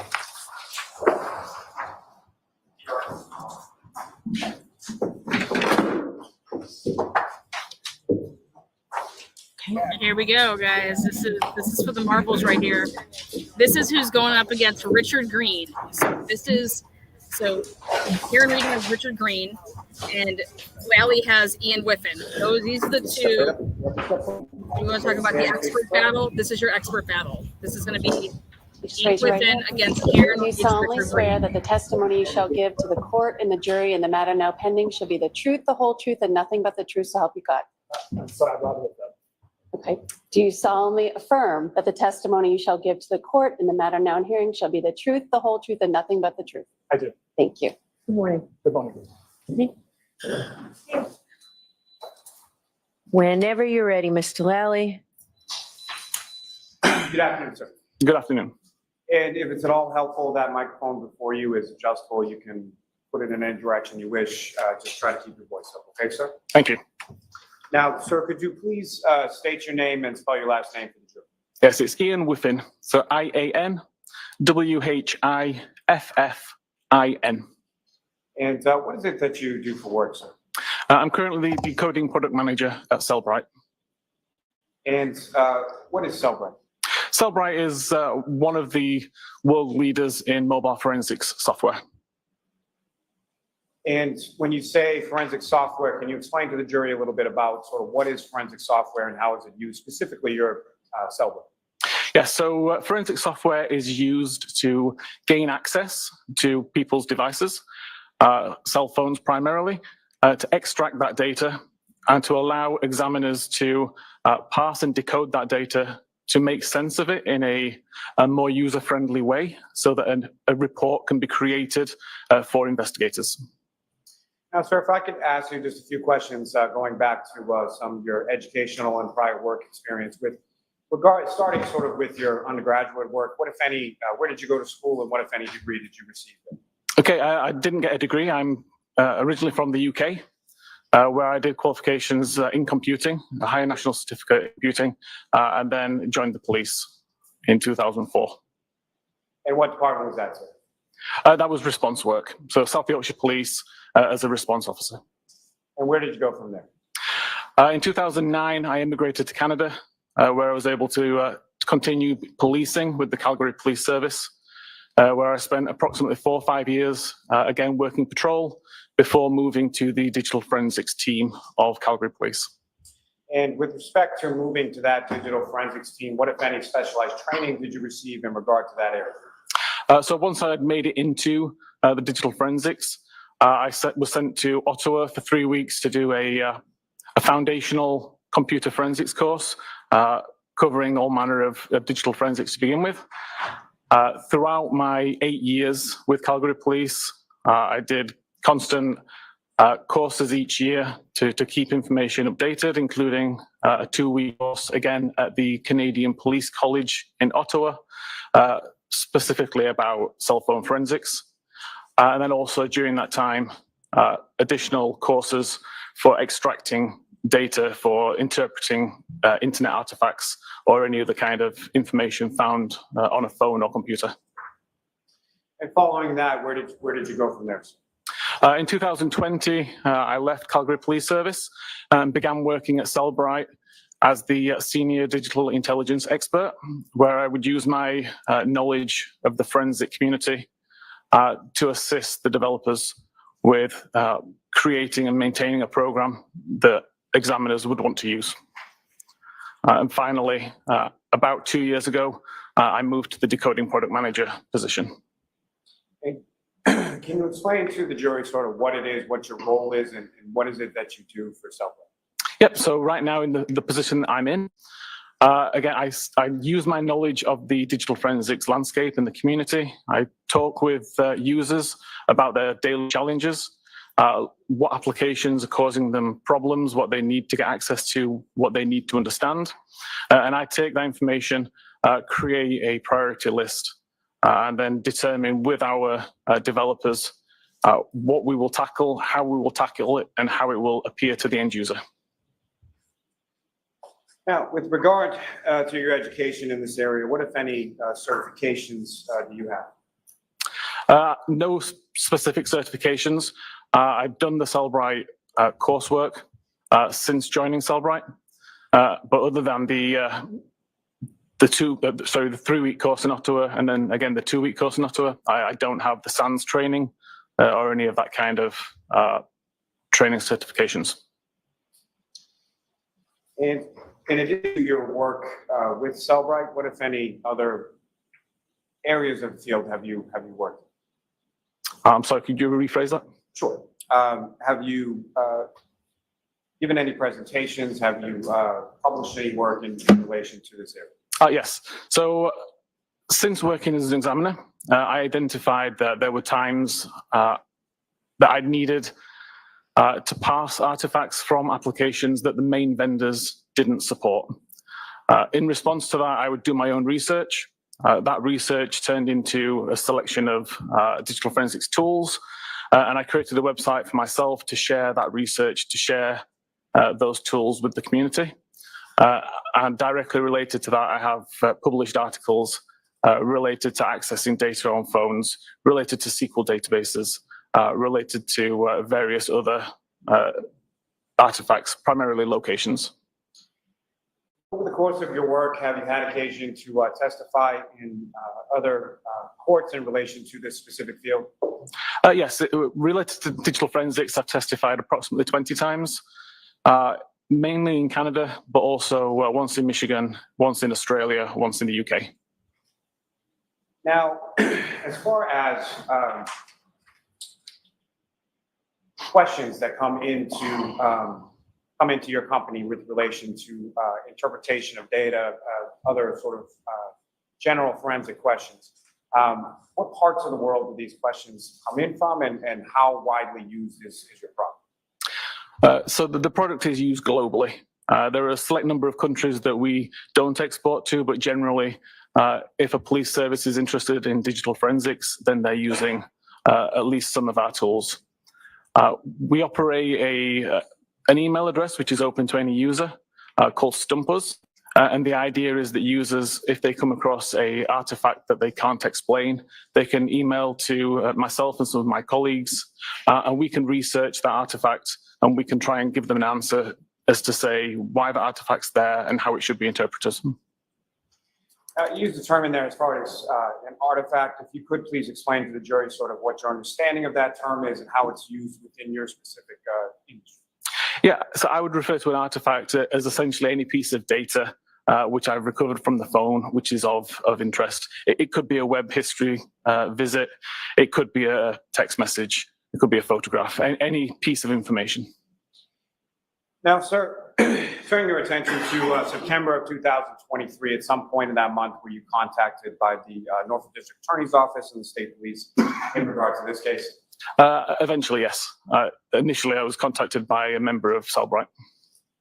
And if you know why was that initial, as far as the initial contact or initial request from Cellbrite, can you speak about that? My understanding was there was an artifact found on a device, and people were looking for an explanation as to how this particular timestamp was relevant to the case. Now,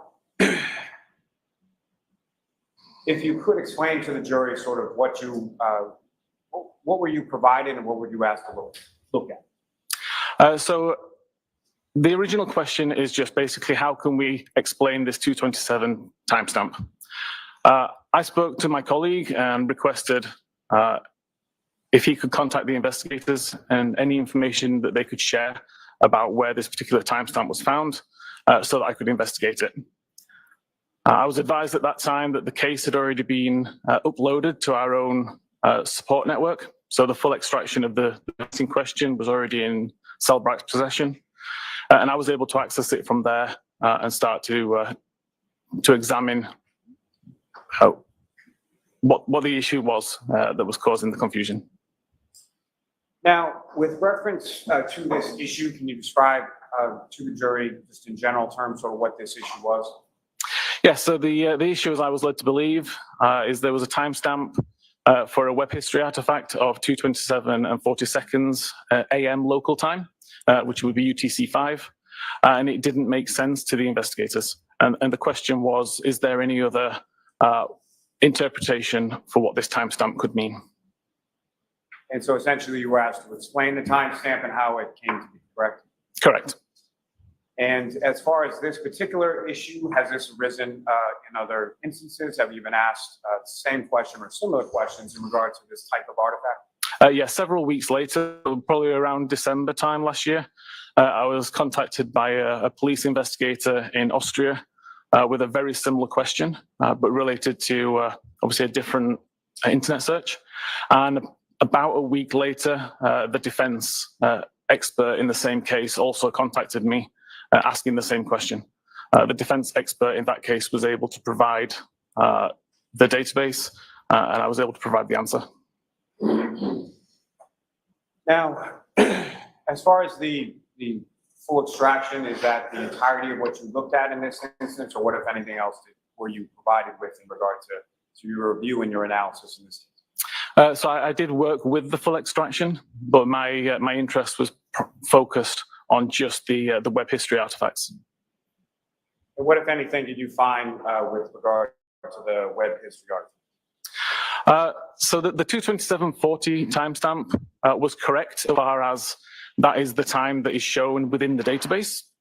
It was indeed a deleted record, but the interesting thing was why the timestamp said 2:27:40. And I did some testing on this and discovered the reason why 2:27:40 was actually listed in the database, even though that's not the time, in my opinion, that the search was conducted. And what is your opinion as to when the search was conducted? There's plenty of other evidence on that extraction that shows what activity was occurring at 2:27 and 40 seconds.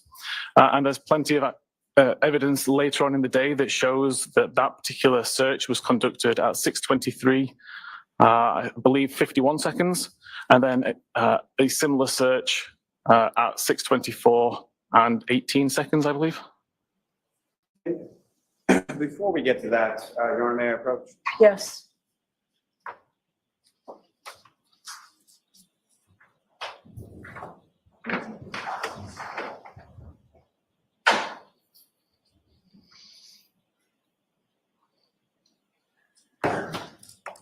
Whiffin, I'm showing you the document. Actually, just take a look at Thank that you. real quick.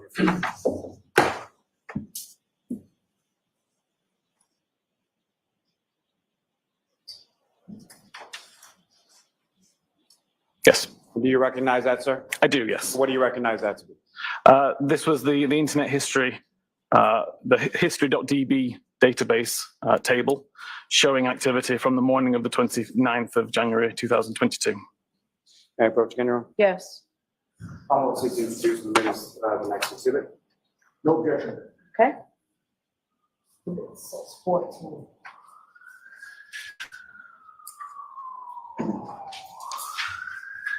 May I return to the witness? Yes. Your Honor, if I may, with court permission to be published in the jury. Yes.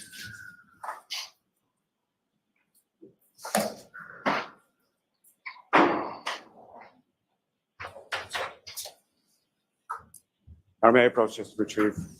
Yes. No, it's my fault.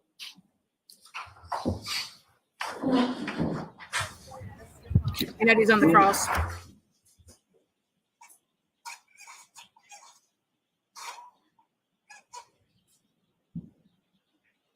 Now, Mr. Whiffin, do you recognize what's up on the screen now as the exhibit you have before you? I do, yes. And Ms. Whiffin, there should be a laser pointer on the desk next to you. What I'm going to ask you to do is, if you could, using that laser pointer, explain to the jury what we're looking at in this exhibit and what, if anything, of significance you observe within this exhibit. Okay, of course.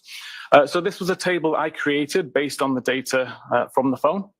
The first column shows the local time of a record that was written to the history database. This is a database which is tracking all web pages which are loaded as you use them. The second column starts with the URL, so the Uniform Resource Locator, so what you would type in or how the browser knows which website you want to visit. The title is part of the website which is loaded. One of the top attributes of the website will load the title. Visit count relates to an internal counter within Safari, which just tracks how many times a particular website is visited in order to make suggestions to down the road. And then finally, the last column shows the source of this information. So history.db is the name of the database. History_visits is the name of the table. And then the number is the unique identifier, which is assigned to that particular record in consecutive order. So every time you add a new record, that number will increase by 1. Mr. Whiffin, probably a couple of foundational questions that I should have asked you first. My apologies. With respect to the cell phone extraction that you were provided, that was from a individual named Jennifer McCabe, is that correct? That's my understanding, yes. And fair to say you don't know Jennifer McCabe, never met her, don't know anything about her? Correct. And as far as a extraction is concerned, if you could please explain to the jury sort of what your understanding of that Let's is. see what time those are at. That's at 12:45. An extraction in this case, all of the files and folders had been extracted from the device, saved on a computer in a zip file container. So essentially in a way that is as close to the original from the device as possible. And again, what is your title specifically with Cellbrite? It's decoding product manager at the moment. And so what, if any, relation does what you do have with relation to an extraction and how that's, what's sort of the relationship between what you do and a Cellbrite extraction? So once the extraction's been extracted and we have the zip file, then Physical Analyzer is the tool that Cellbrite creates to allow examiners to look at that extracted data in a meaningful way. And my role is somewhat shaping how examiners will see that data when they open up Physical Analyzer and look at the extracted data. And how does your role play into that? What is it that you do that what, if any, relationship does what you do have to do with how examiners will view something from Cellbrite?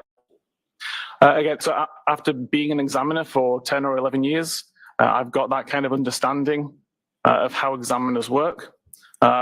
Being someone who also writes my own software and does my own research, then I can kind of cross that void that usually exists between developers and examiners and help both parties try to come to a meaningful conclusion. Ms. Gilman, if you could shrink that just a little, or zoom out a little.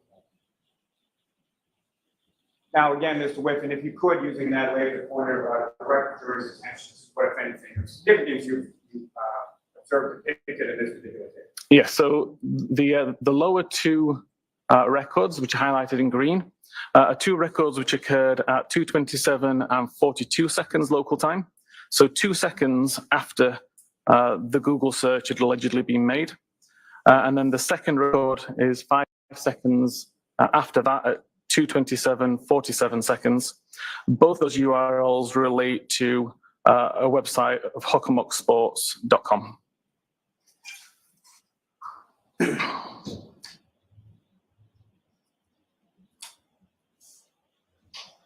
Now, if you could explain to the jury, what is a contiguous identifier?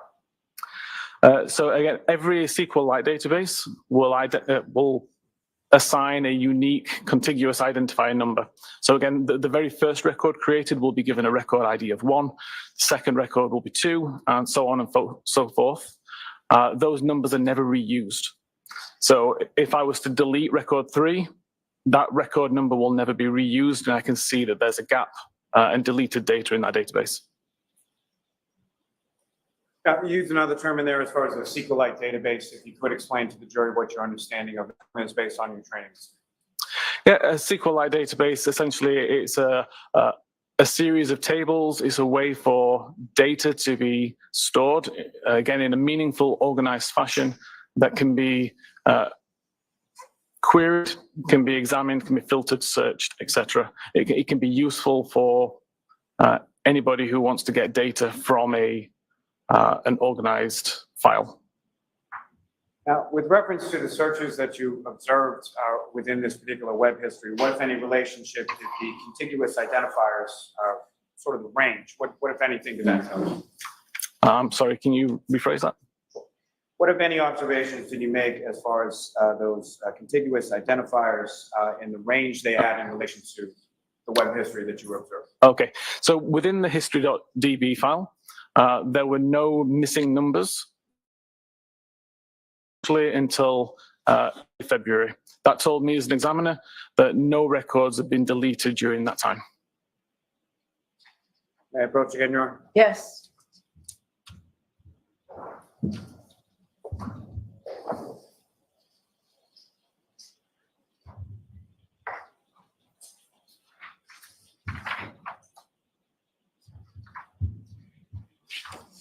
So if I could ask that one back. you. Thank you. Recognize that, sir? I do, yes. What do you recognize that to? This is the browser state record, which identified a search at 2:27:40 a.m. May I approach again, Your Honor? Yes. Almost. We have no objection. Okay.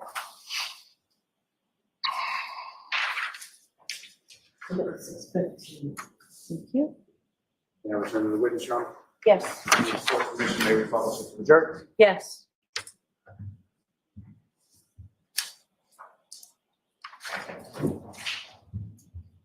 Counselor, directing your attention to the screen, is that what you have before you as the next exhibit? It is, yes. And if you could explain to the jury what we're looking at in this exhibit and what any information you're able to sort of glean as a forensic examiner with relation. Okay. So this is a searched item exhibit. It's technically a derivative of a different exhibit that we find on the device. So we found what we consider a web history record. So a web history record would just mean we have a URL that was visited and potentially a timestamp and a title. Searched items looks at all of the web history items that we've found and tries to identify were these actually searches that were conducted. So for example, if you were to do a search on Google, you'd see that the website that you're taken to is google.com query, and then it contains the query string that you've typed in. We extract that information, we extract that query and provide it to the user as a searched item. In this case, I can see that it came from the browser state.db WAL file. The search query itself was Hoss long to dying cold, and it shows as a deleted record. Now, with respect, I think you've used a couple of different terms within that as far as a knowledge C database. Can you explain to the jury what that is? I don't recall saying knowledge C, but I can explain what knowledge C is in this case. Yes, the knowledge C database is at the heart of iOS. It stores lots of information about the activity on the device at any given time. Things like when the backlight's turned on, when the device is unlocked, what application is in focus at the time and how long it's in focus for. And important to this case, which website's on screen at any given time. When you say when a website is in focus, can you expound upon that as far as what exactly do you mean by when you say in focus? So in terms of iOS itself, when it's in focus, it would be the primary item that's visible on screen. So with iOS, you can have applications in the background that you aren't using, but the one that you are currently using is considered in focus, taking up the entire screen. I believe you had used the term as far as a browser state DB, is that correct? Correct. And can you explain to the jury what your understanding of that term is and how it relates? Browser state DB is just the name of the database, the name that Apple gave it. It's gone through some changes over the last few years. For example, in iOS 14, it did store the state of the tabs that were open within a browser. In iOS 15, there was a significant change. And the only time that records were written to the database is when the tab closed. So a significant difference in that it doesn't show you what's currently open, it only shows you what's previously been closed. Now, this search here, what, if anything, did you observe as far as this record in relation to the history DB related to the search? This record is not mentioned at all within the history.db database. And what, if any, missing records from this time frame did you observe either? There were no missing records in the history.db database. Within this time frame, within the browser state database, there were 3 deleted records. When you say deleted records, as far as your self-rights tool is concerned, what exactly does deleted mean? These are records that have been deleted, not necessarily by the user, potentially by the system, but they are considered deleted records that we're able to recover. What are some of the ways that something might be deleted by the system, and which are you talking about, the phone, or are you talking about your tool? The phone. Like our tool is designed as a forensic tool. It's not going to edit, delete, or affect the data in any way. Just present what is in the extraction. But there are multiple times on an iOS device or an Android device where cleanup essentially happens, and we start to lose data after a certain amount of time. Now, with respect, let me just ask this for a moment. With respect to Cellbrite, as far as the tools, have there been a variety of different versions of those tools as far as conducting that forensic extraction? Yes. So Cellbrite Physical Analyzer has been available for approximately 12, 13 years in various versions. And what, if any, differences are there between, in general terms, between, say, an old version versus a newer version? Obviously, in the digital forensics landscape, whenever a provider creates a new feature, we have to change our code to adapt to what they've now introduced. There can be research that's been done, so we now learn new things, and we add support over time. So something can be supported in this new version of Physical Analyzer that may not have been supported or even existed in a previous version. Now, with respect to your work in this field, what, if any, tools have you designed and or created or something to conduct this type of work? Aside from Physical Analyzer? Yes. Okay, so I have my own tool called Artex, which I've been working on for around 5 years. Since being an examiner myself and struggling to pass any particular application that I needed. So I started to write my own tools, and that's the one that is one that I still maintain on the side in my own time, partly for my own knowledge, but partly because I think it's still introduces some fantastic features which aren't available in any other tool for research purposes. So yeah, I continue to write this tool to this day. And could you just say the name of the tool? Artex, A-R-T-E-X. Thanks. Now, with regard to the situation depicted in the exhibit up on the screen, what are some of the reasons why this may occur, or why this may read as it does? Sorry, is it deleted? Yes. Oh, the record itself has been deleted. As I said, the reason why it's deleted, through my testing, I've only found 2 ways that that kind of record can be deleted by the user. And I don't believe either of those ways was actually utilized on this device. And what are those 2 ways? The user has the option to selectively delete history items. So you can delete either one at a time, or the entire day's content, or the last 2 days' content. Or you can delete all content altogether. Now, if all content had been deleted, we wouldn't have found any information on this phone at all related to web history, so I was able to discount that one quite quickly. And I guess alluding to what you just said, why is it that you don't believe that either of those 2 methods of user deletion occurred in this context? Objection, may we approach, please? I'm sorry? I said objection, may we approach, please? Okay.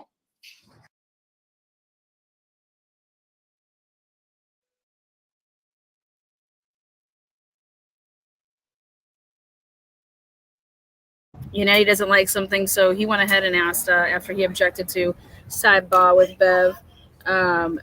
Ian Whiffin, okay, so he not only is a Cellbrite, he works for Cellbrite, but he created his own software, and he used his own software to determine that Jen McCabe didn't delete, make a deletion like the user, nor was like the whole phone deleted, because otherwise there would be nothing. So the question's going to come down to like this cache, where if you go into like about to go do something and you don't actually hit send, what happens? That's what this is going to come down to for me, is if you go ahead and you go open up your iPhone to Safari and you're about to go do something, but you don't hit, enter, and it's just waiting there, what happens then? So that's what it is for me, is that could have been sitting. So did she not press send? And I want to hear the rebuttal. If you ask that question to this man, what would happen? So if you just type it in and don't press send, and it's just sitting there. So we're gonna see.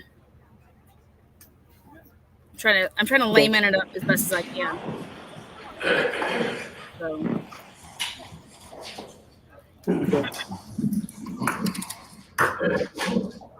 So then if I go ahead and, well, let's see here.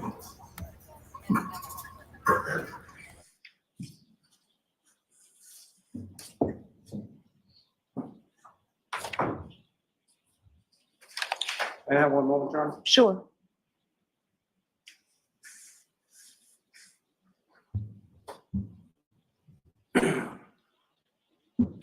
Mr. Whiffin, moving on from that for a moment, may I approach the witness, John? Yes.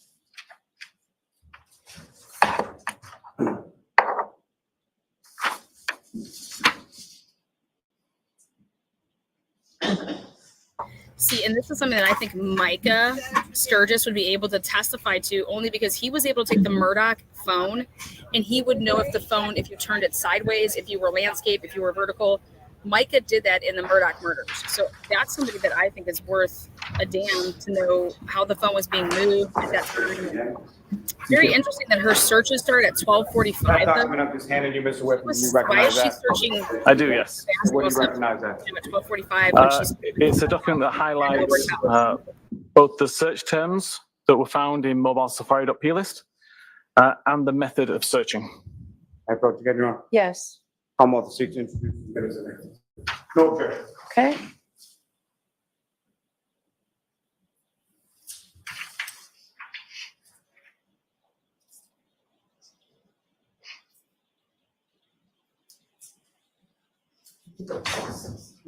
Thank you. May I return to the witness? Yes. Of course, Commissioner, may I publish it to the jury? Okay.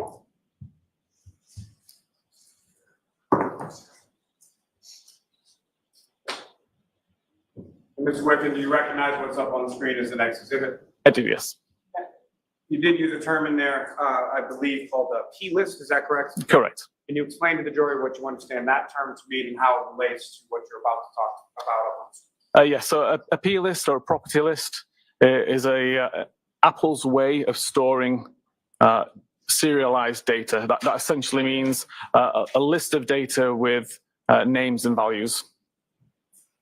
Sir, if you could, again, using that later point, direct the jury's attention to explain sort of what we're looking at and what, if anything, is significant to observe in this particular slide or table. Yeah, so again, this is a table I created from the data within the mobile Safari.p list. The term shown down the left is what the user would have typed in to the search bar. Sorry, I keep blinding somebody. The search bar in the bottom of the Safari browser window. The UTC time is the time which is actually recorded within the P list. It's recorded as a string, so just text as it's presented on the screen there. And then I converted that and subtracted 5 hours to bring it into local time around Canton. Now, aside from this, just for a moment, with regard to, you're familiar with a term as a private browsing mode? Yes. And can you explain to the jury what that is and how it relates to this? Yeah, so private browsing mode is a setting that you can set on iOS devices or primarily most devices that prevents any of your browsing activity being recorded. So it won't save the searches, it won't save the navigations, it protects everything so that it can't be found later on. And what, if any, relation did that have to what your analysis of the extraction in this case? If these searches had been conducted while in private browsing mode, these searches would not exist within this file. So is it your opinion that they were not conducted in any kind of private browsing mode? Correct. Now, you also familiar with the term as far as failure to load? Yes. Can you explain that to the jury and how that applies to this? Yes, so obviously whenever you try to visit a page, there's a stream of information coming from the web to the device, which then renders onto the screen. At the completion of the load event, there's a function effectively which runs, and that records the visit to the history database. If for some reason the page doesn't load and it shows up with an unable to load message, so for example, you don't have an internet connection at all, that unable to load will be recorded. If, however, the device stalls and it just sits kind of waiting to load, nothing gets written to the history database. And if you were to close the browsing window prior to the page completing its load event, nothing will be written to history. Would that be written to somewhere else within the phone as far as any other storage areas? Technically, the only place I found would be the browser state. Now, with regard to the plist files, does this file save all sort of history items or no? Primarily, it's used to save preferences. So you'd have a lot of information in there if it's using light mode or dark mode, or when you want tabs to auto clear, that kind of information. But it also records several days history of searches. The actual number of days searches, I actually don't know.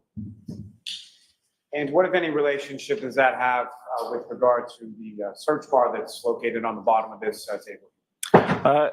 In order for the search item to be saved to the mobile Safari P list, you need to actually type into this particular search bar. If you were to just visit google.com and start typing into the Google search bar, it will not be recorded within the mobile Safari.p list. And so what, if anything, were you able to determine about those two searches with regards to what you observed? So these particular two searches were conducted at 6:23:51 and 6:24:18 respectively. They were searched using the search bar that's built into Safari. The fact that they didn't exist within HistoryDB and that there were no deleted records from history.db leads me to believe that they never successfully loaded. May I approach again, Your Honor? Yes.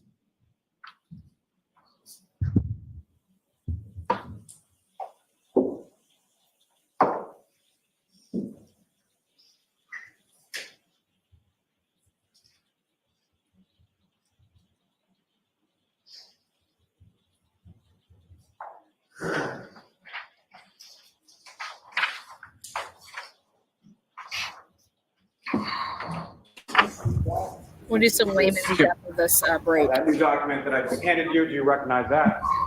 I do, yes. What do you recognize that? This was the additional, the items from the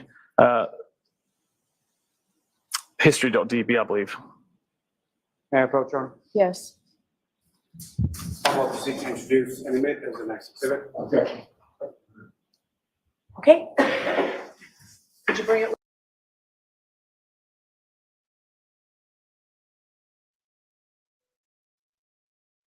Again, Yannetti wants to talk about it. That's interesting. So the way that I'm understanding this is that Jen McCabe never even fully sent the 6:23 and 6:24 a.m. messages. So they were never successfully loaded. So that's going to be interesting. And she wants to talk about how her hands were freezing and she couldn't really, utilize the device properly. And so I'm curious about that comment or statement, rather.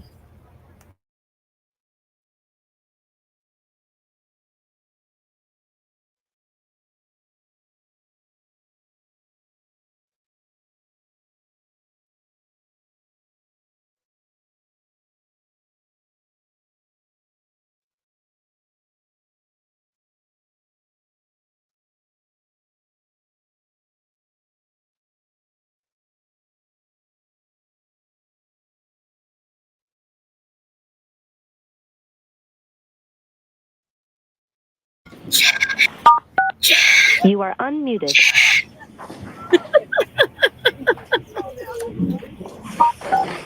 You are unmuted. Nobody calls her mom Jen, okay? Only in the McCabe household. May I return to the witness? Yes. I'm sorry, Mr. Whiffen, if you could just repeat exactly what that is in the next exhibit. Yeah, so it's a comparison between the search terms found in the P list, so the mobile Safari P list, and the search terms found within the history.db database. So the items contained within this table are items that were contained within the extraction that you examined, correct? Correct. And Your Honor, with the court's permission, if I could display that for the jury. Yes. Yes.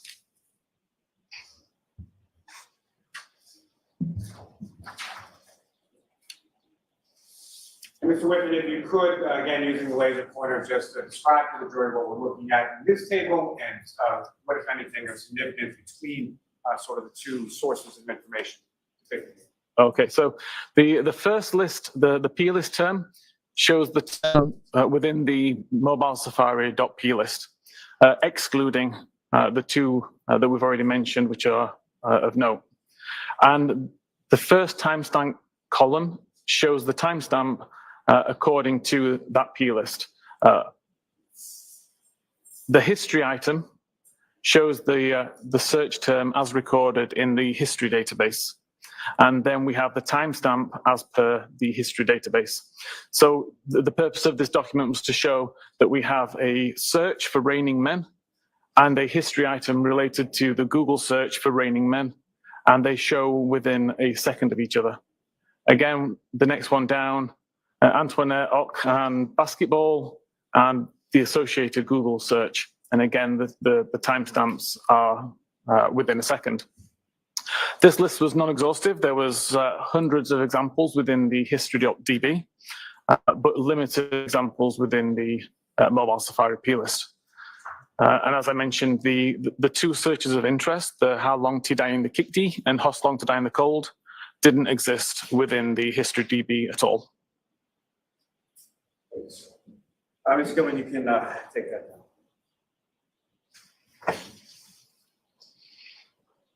Now, sir, if I could ask you just a little bit now about the browser state DB. Again, can you explain to the jury sort of what that is and how it... Chris Albert just got super jealous. Yep. So initially, pre and including iOS 14, the browser state database would show all tabs that you currently had opened. So as soon as I go into my browser and open a new tab, a record is created. It includes information such as the time that I opened the tab or the time I last viewed the tab, the current URL which is being displayed within that tab, it shows information whether it's in private browsing mode or not. So in that kind of case, in iOS 14 and below, we're able to see current private browsing records and subsequently recover deleted ones. But in iOS 15, things changed. The record was no longer written as soon as the tab was opened. It was only opened when the tab was closed. The record was only created when the tab was closed. That meant that our ability to recover that kind of history was significantly lower. It means that it no longer makes use of the private browsing field, because now private browsing records simply are never written to that database. So now we can only really see a list of all of the tabs that have been closed, not which are currently open. Now, with regard to the browser state DB, is there something referred to as a last timestamp? There is, yes. That's one of the fields within the database. And can you explain specifically with relation to that field, sort of what kind of information is kept there and what it means? Yeah, so from my research based on this, that timestamp relates to the time that the tab took focus. So that's either when the user creates the brand new tab, when they switch between tabs and bring a tab back into focus, when they close a tab, which automatically brings one of the background tabs into focus, or if Safari has been completely closed and reopened, that essentially acts like almost a new tab, and the timestamp gets updated at that point. Can you explain how earlier timestamp could be associated from, say, tab is open, something is done, tab is closed, tab is reopened, something else is done, how that earlier timestamp could then be associated data-wise with the subsequent search? I think opening it. I think I followed that. Okay, so if, for example, at 12 p.m. I create a new tab, I can do a search for whatever I want, and at that point, if I close the tab, then the record that gets created will show that I opened a tab at 12 p.m. and I did a search. Excuse me. However, if I open the same tab at 12 p.m., do a search, close it, like completely close down Safari and reopen Safari, that would also update the same timestamp to show that I'd opened it up again. What I meant to say at that point is that if I create a 12 o'clock tab, minimize Safari, I can leave it for several hours, for several days, for several weeks. The time difference is not really important. When I come back to it and open up again from a background state, the timestamp is not updated. So it will still show 12 p.m. today, and it will show whatever my most recent navigational event is. So I can search for something in 3 weeks' time using the same tab I opened today, and the timestamp will show today's time. All right. I think this is a good place to take our break. Yes. Mr. Whiffin, we're going to, of course, ask you to stay with us, okay? As the jurors file out, you can file out behind us. Yeah, thank you. Court, all rise for the jury.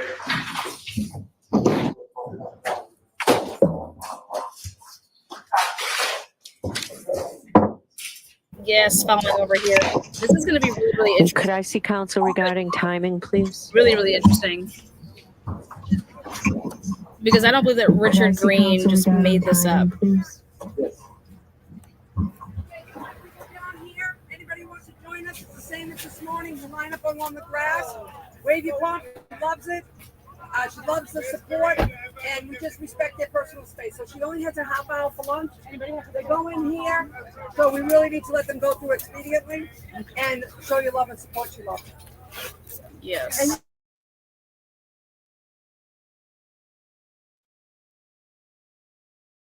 And move over.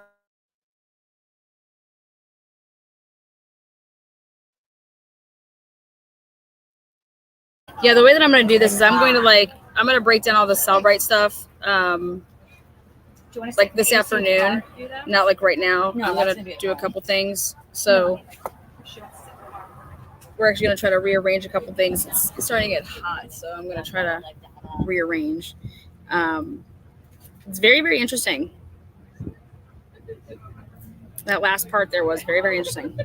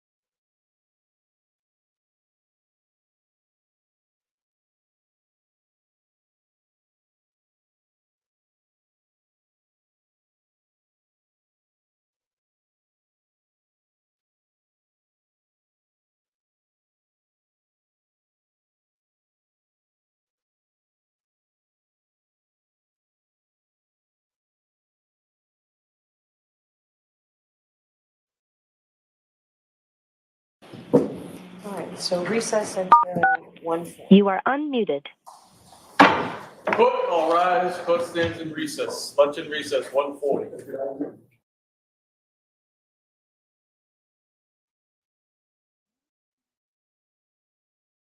Hey there, Karen Reed, trial watchers. This is another law and crime legal alert. Have you experienced severe gastroparesis or other side effects after taking Ozempic or another GLP-1 weight loss medication? The Ozempic lawsuits allege that the drug can lead to severe intestinal blockage and persistent vomiting, and that manufacturers allegedly failed to provide adequate warnings about these risks. Well, True Law, one of our legal sponsors, is helping those injured file a claim through an experienced attorney who helps ensure your claim is thoroughly presented. Just visit www.glp1case.com/LC Live to answer less than 10 questions and check your eligibility to file a claim.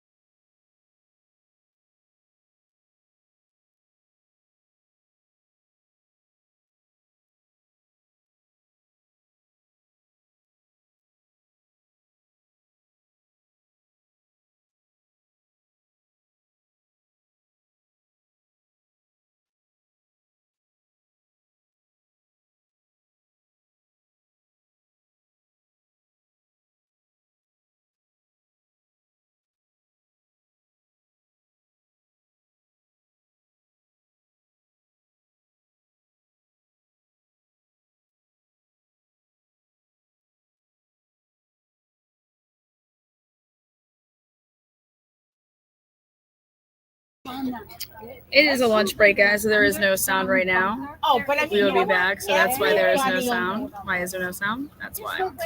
Everybody, no matter where you are, everybody that sits on a jury, they'll use their wives, their husbands, their cousins to Mhm. look stuff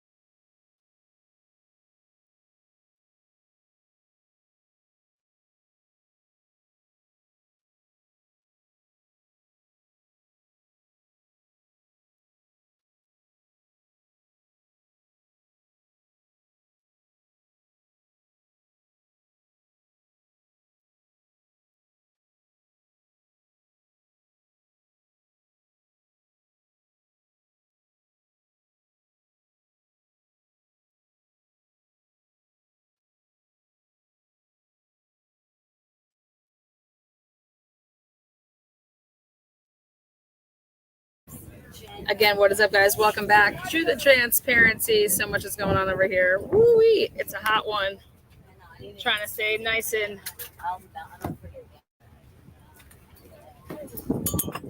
okay.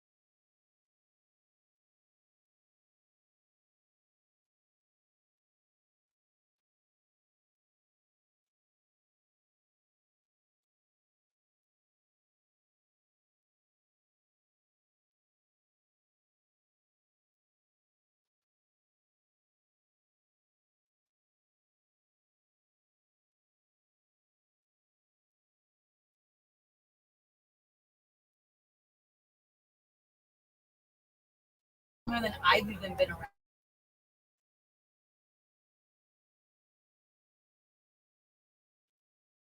Again, welcome back, guys. Moving some things around here. Thank you for the gifted memberships there, Sweet and Salty, as well as Shelby.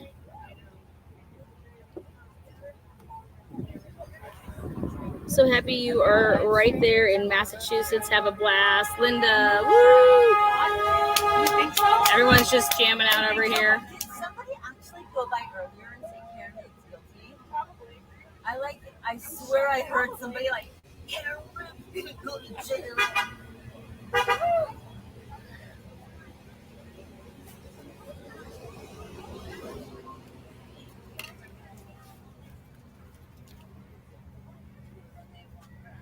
Again, Cellbrite expert Ian Whiffin. I don't know if he's calling himself a Cellbrite expert. I don't know if he's calling himself a software expert. But Ian Whiffin, everybody's honking for Karen. Yes, it's a big party down here. It's a party in the park, party in the street. The guy that testified, the Celebrate guy. I was kind of surprised.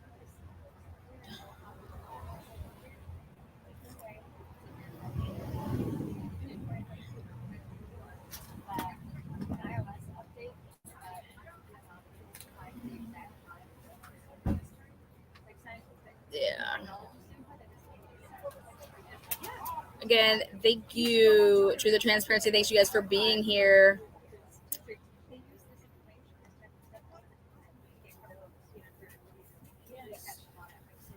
They're saying that the defense should be getting the case. There's supposed to be like 3 or 4 witnesses left. So yeah, taking it Friday, possibly Monday. It just honestly depends how long Lally's going to take. You know, you can have 3 witnesses go in 30 minutes. You have 3 witnesses take 3 days. With Lally, you just never know what you're going to get. So I've been waiting for Nicholas Guarino, however the hell he says his name. Let's start talking about those steps, bitch. Pull up. So.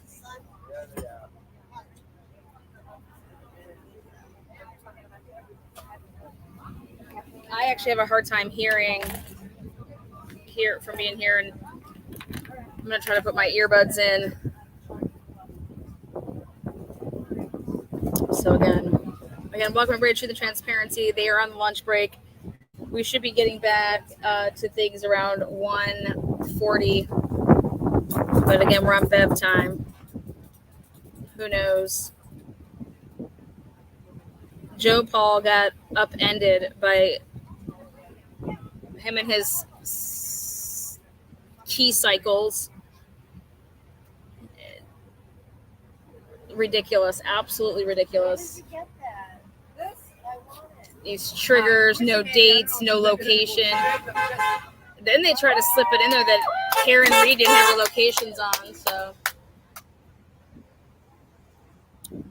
thank you there, Heather One Dimple. Have a great day, honey. You do well yourself there too. Again, the Emmy will be testifying. I believe that's the last witness for Lally. We haven't heard from a nurse yet, so we'll see what's up. But enjoy your lunch. We'll be back here as soon as things kick off.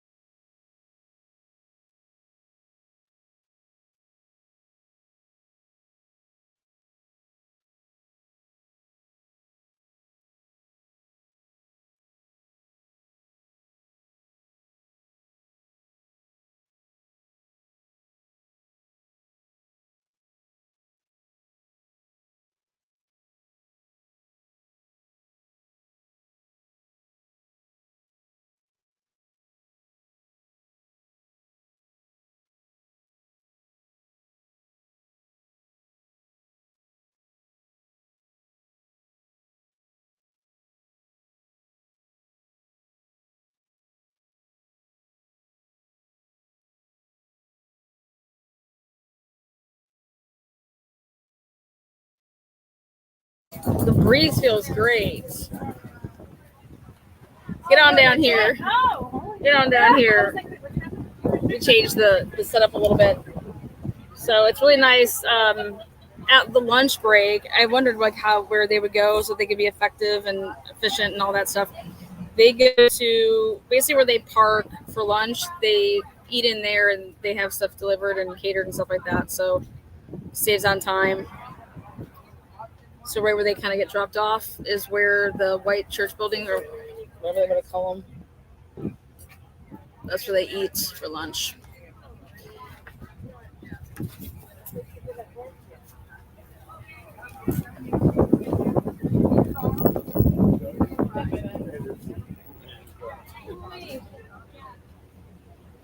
Look at that. Do they know what's the Oh, right this there. shirt's amazing. It says bang bang on the back. Bang bang, pull up, bitch.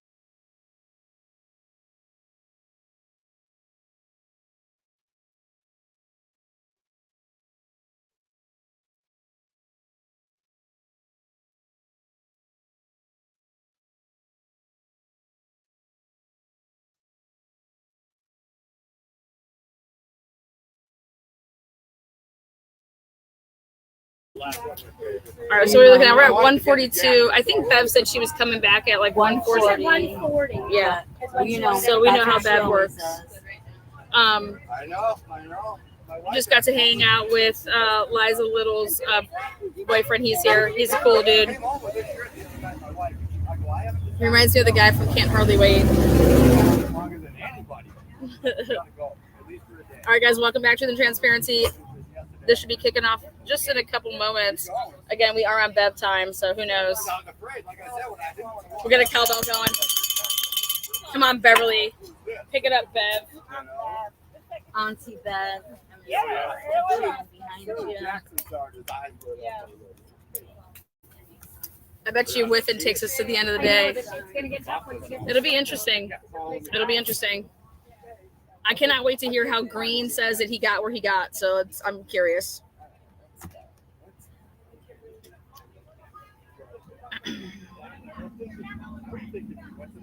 Make yourself big on the screen. Oh, I'm over in the corner.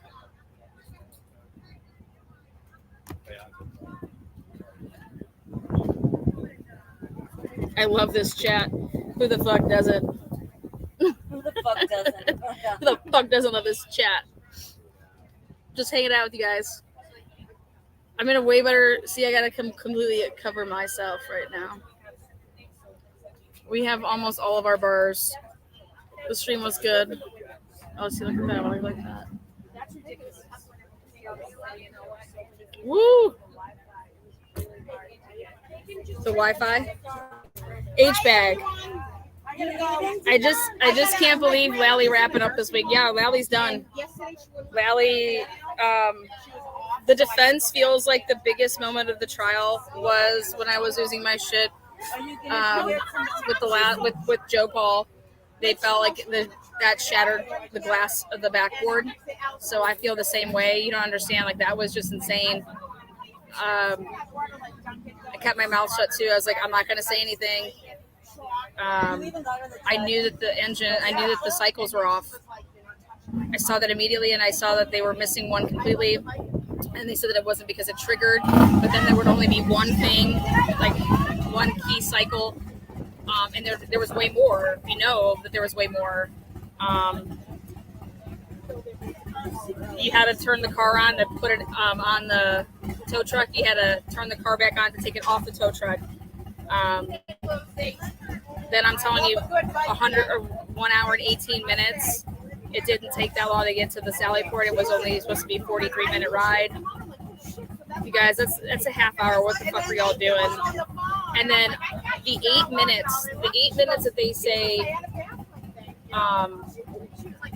Karen Reed waited 8 minutes and then flew it in reverse. Fucking slug.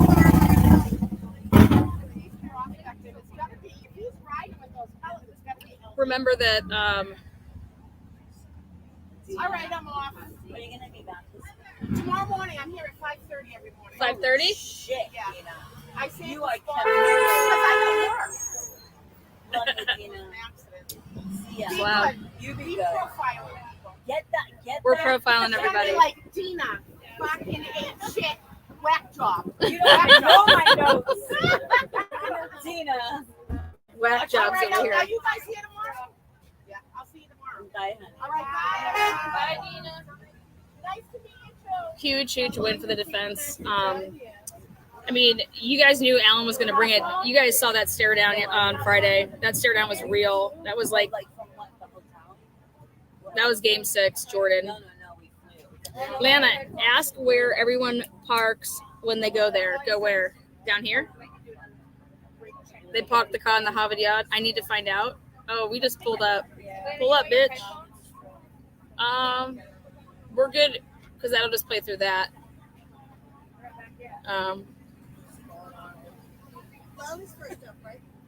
You just park at the courthouse. Lally's still up, yeah. Lally's working with Ian Whiffin. The guy's gonna cut the lawn now. Oh yeah. So the corruption in this town, what the feds uncovered is way more than just this case. They are 100% invested. Yeah, it's bad. not like she's the one who sets up fast. Are you going to the waterfall bar? She's the one who like set me up with the Yeah, I heard they're really touchy in there. A lot of ass grabbing going on there. There's a lot of streets down here. Like there's a lot of all the parking on the streets of all the side streets. I think there's a lot of parking.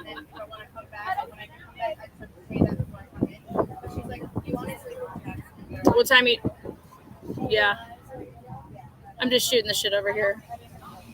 I'm getting the breeze of this. Oh, it feels so good. Ooh-wee.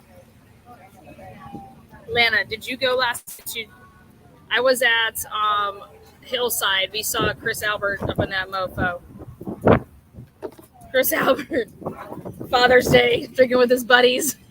He was there for hours. He was there for a while. He was there with his girlfriend. His I'm just kidding. I have no idea, guys. His boyfriend.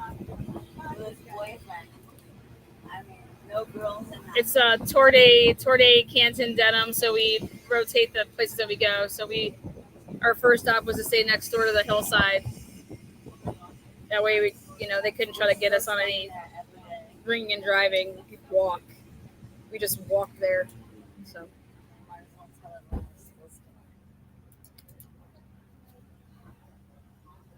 Oh, is it?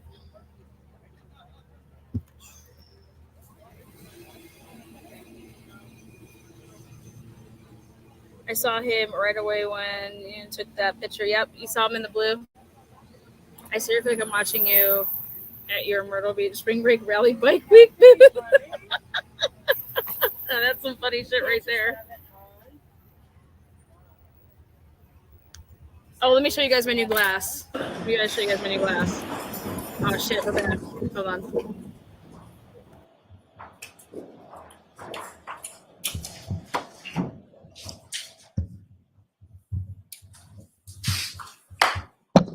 Thank you. Maybe see the court back in session.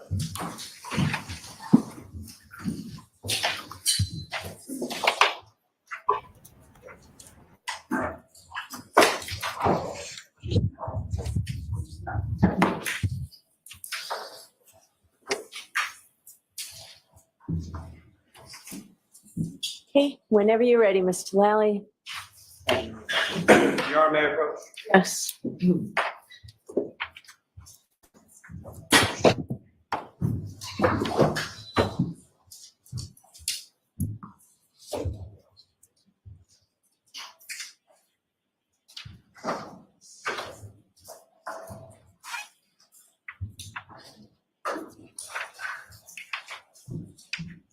Start showing you another document. Do you Thank recognize you. that? I do, yes. And what do you recognize that? This is the entire Google URL that was found on the browser state record. So broken down into each of its important sections.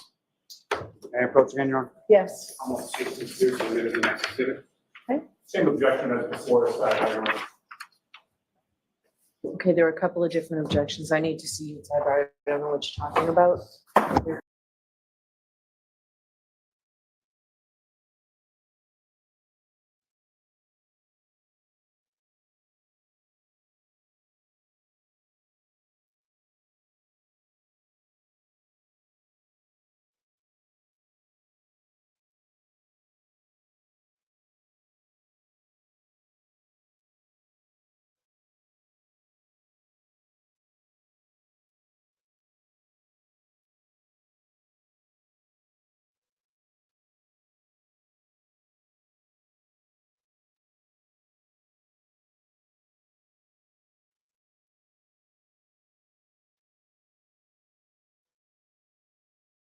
Again, we're on a sidebar here.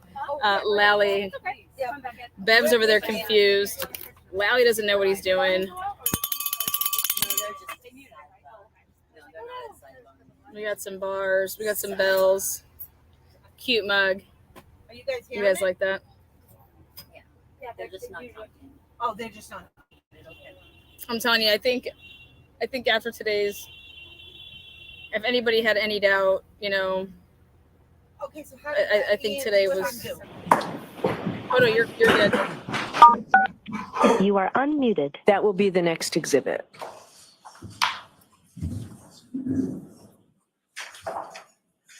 Exhibit 618. Thank you.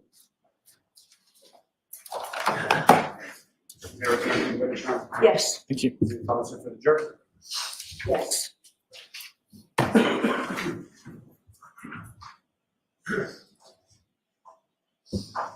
Now, Mr. Whiffin, what's up on the screen now, is that what you have before you as exhibit 618? There's, yeah.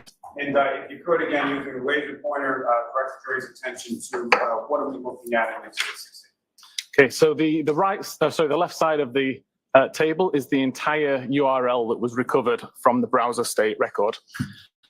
What I've done is broken it down into each of its individual components and explained what each of those components means. So the very first row is google.com/search. That just tells the browser that we're going to the Google website and that we want to run a search. The second part, the Q equals, is telling the browser what the query term is.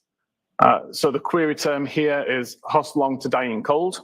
The little plus symbols in between is in place of a space because spaces can't be part of a URL. Next, we have the input encoding and the output encoding. Just explains what kind of characters to use and what language to use when you're accepting the search query and giving it back to the user. And finally, the important part is the and client equals Safari. This is something that just tells Google that this query is being done using the Safari. Again, if I was to use Safari and just visit the Google webpage and type that in, or type a search in, that part of the string wouldn't be there. That's only there because I used the Safari search bar as part of the Safari application to do that search. Thank you, sir. Ms. Gilman, you can take that now.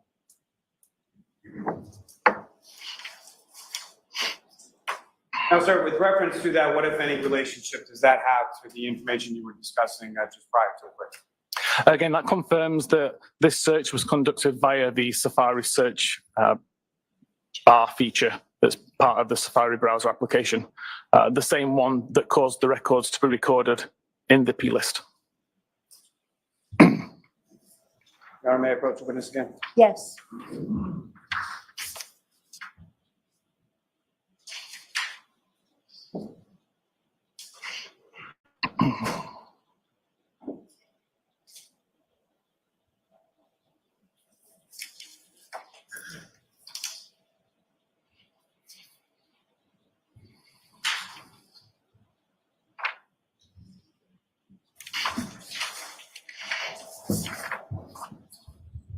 To another document, you recognize that, sir?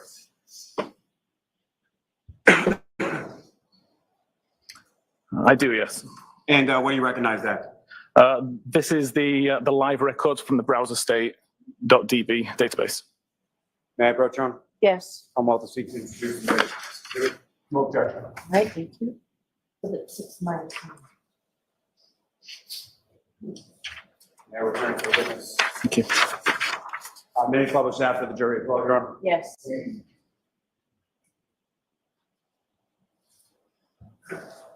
And Mr. Whiffin, do you recognize what's up on the screen now is what you have before you as exhibit 619? I do, yes. Now, turning back to the browser DB database for this particular device, with regard to the timestamp and the last viewed time, what, if anything, do you observe in reference to that depicted in this, and could you direct the jury's attention to it? Yes, so this timestamp is the last viewed time according to the database itself. It's already been offset so that it's in local time. This particular table, we can see there are records missing. Between records 4025 and 4031, we have, 4025 and 4031, we have 4026, 27, 28, 29, and 30 missing. And typically the timestamps that we do have here, some of them are separated by as little as a second or two. Now, with reference to the how long to die in cold, that was record 4028, is that correct? That's correct. And so based on the records missing from this portion of the phone as far as that database? What, if anything, did you endeavor to do with respect to ascertaining what? So first of all, the task was to try to recover the deleted messages. The deleted history records from browser state. So first of all, I was reading the deleted pages, essentially, to find the records that had been deleted from this current version of the page. May I approach again? Yes.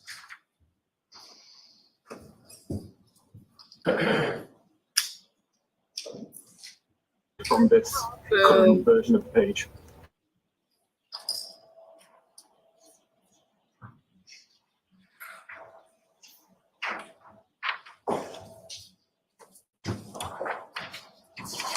So I'm showing you another document. Ask you to do that.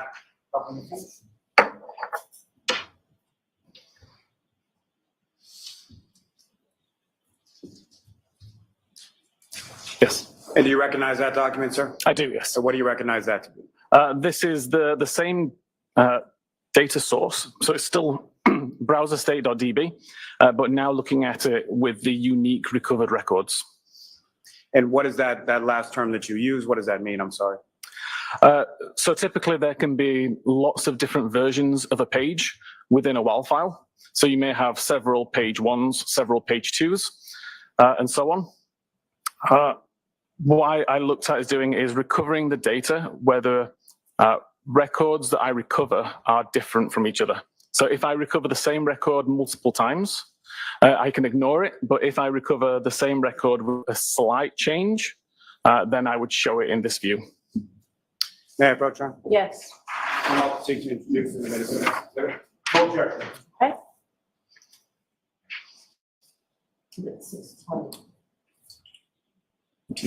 With court permission, may I publish that for the jury? Yes.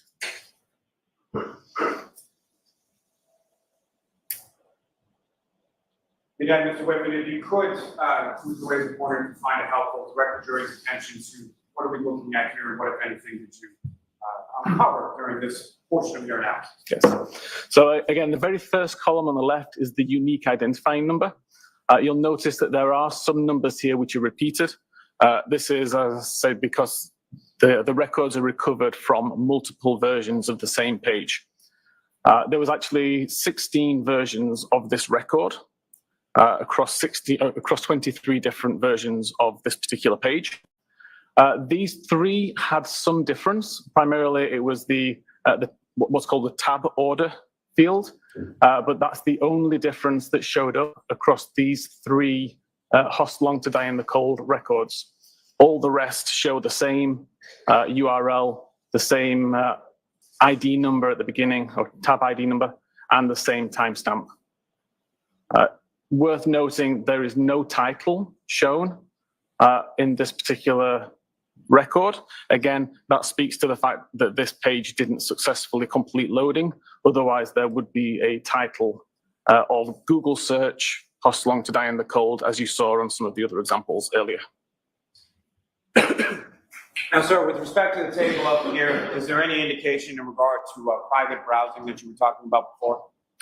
No, in iOS 15, as I mentioned, if you are using private browsing mode, there is no records recorded in this database at all. So the fact that that's not listed in this table, what, if anything, does that tell you? Everything that was recorded in this database was conducted not in private browsing mode.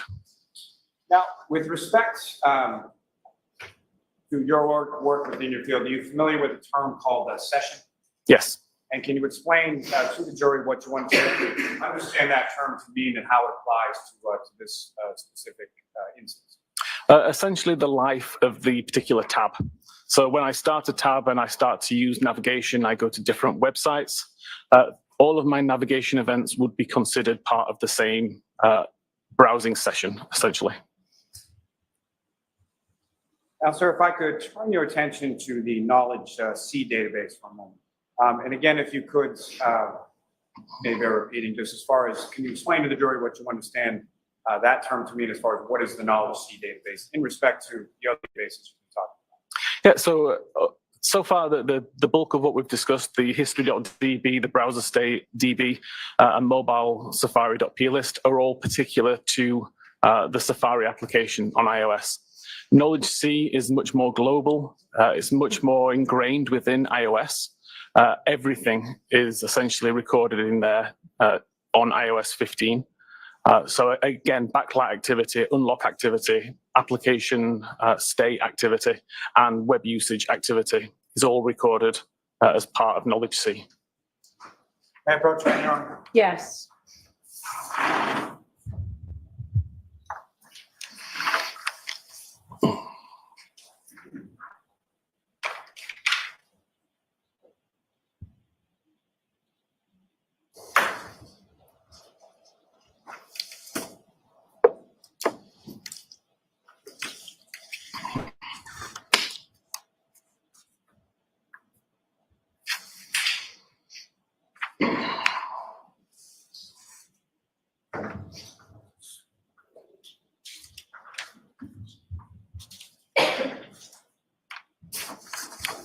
We'll do another document, we can do that.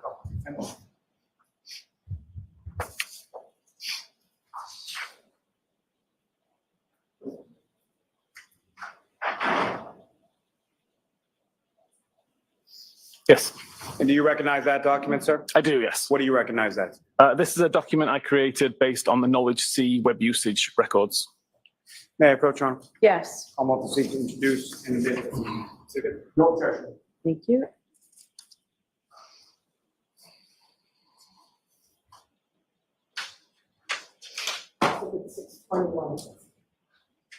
Thank you. Thank you. With the court's permission, may we publish that to the jury? Yes.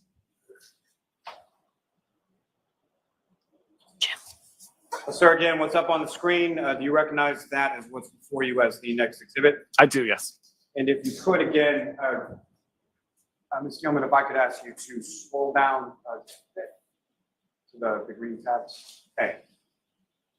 Now, if you could, sir, again, using that laser pointer, if you could direct the jury's, well, first, can I ask you, what is it that we're looking at in this exhibit? Okay, this is a particular, what's called a stream within Knowledge C. A stream is basically all like information being grouped together. So in this particular case, the stream is related to Safari, and it's telling us what web page was visible on screen, what time it started and what time it finished. Now, with respect to this particular tab, there are portions that are highlighted in green and portions that are highlighted in blue, correct? Correct. You explain to the jury what the portions highlighted in green represent. I highlighted the sections in green due to their timestamp. So typically these items last between 2:27:37 a.m. and 2:27:53 a.m. So around the time of the Google search, if you were to believe the browser state. And with respect to the items highlighted in blue, what if any, what are those? The ones in blue are the actual Knowledge C records that show when the How Long to Die in the Cold and the How Long to Die in the Kikti web pages were actually visible on screen. And so from this, what if anything were you able to ascertain as to the searches or the time associated with the searches from your analysis? At 2:27:40, the only websites that were visible on screen were related to Ozone Basketball and Hockomock Sports, and that the How Long to Die in the Kikti first appeared on screen at 6:23:56, and How Long to Die in Cold first appeared on the screen at 10:33 a.m. So those two searches from your review of this traction in this device never appeared on the screen prior to 6:23 in the morning, correct? Correct.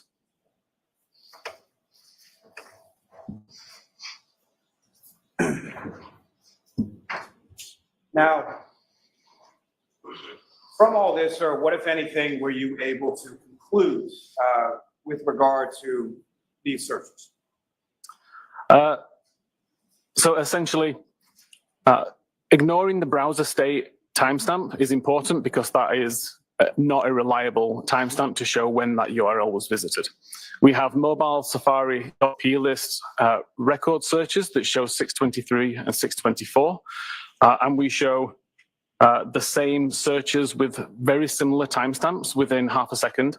as showing up on screen in Knowledge C for the how long to die in the Kikti. And the how long to die in the cold was actually several hours later, which took a little bit more explaining, looking at Knowledge C and when the applications were opened up.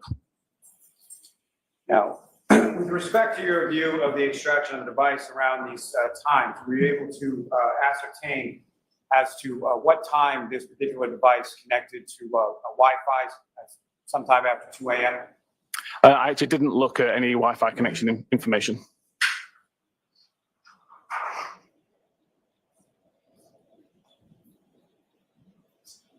And with respect to 2:27 in the morning, 2:27, what were the websites that the device had visible, and what were the websites the device was connected to at that time? So according to the Knowledge C records, which were mostly also reflected within the History DB as well, it was the Hockomock Sports, YouTube, Ozone Basketball, and that's it for the main domains. Now, with regard to the Wi-Fi connection, is your memory exhausted as it pertains to that? Yeah, I don't remember looking at Wi-Fi history. May I approach? Yes.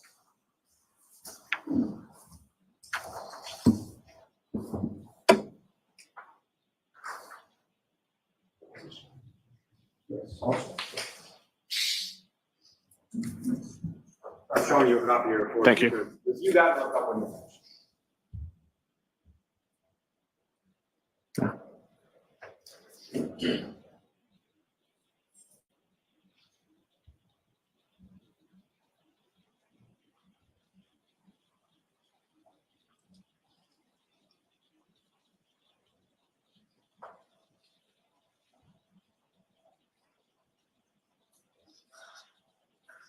Okay. And sir, I'm sorry, in the interest of time, if I could ask you just to look at the next page as well, just briefly.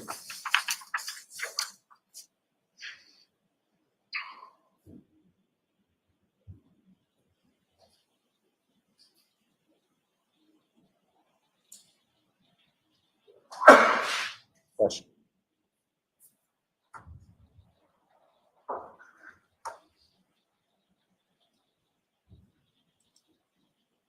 Okay. Do you remember refresh, sir? I do, yes. May I approach to retrieve? Yes.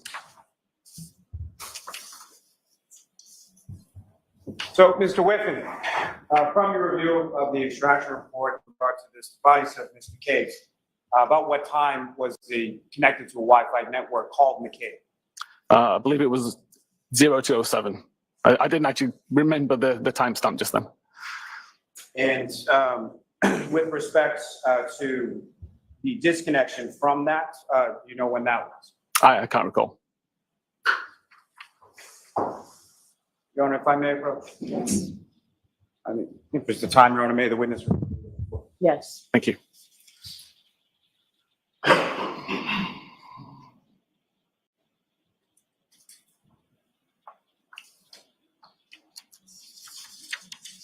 Sir, if you can, from looking at your report, if you can just indicate to the jury as far as the Wi-Fi connections with. The Wi-Fi was connected at 0212 and disconnected at 0539. There was no further Wi-Fi activity until 11 a.m. Thank you, sir. May I approach this to retrieve, Your Honor? Yes.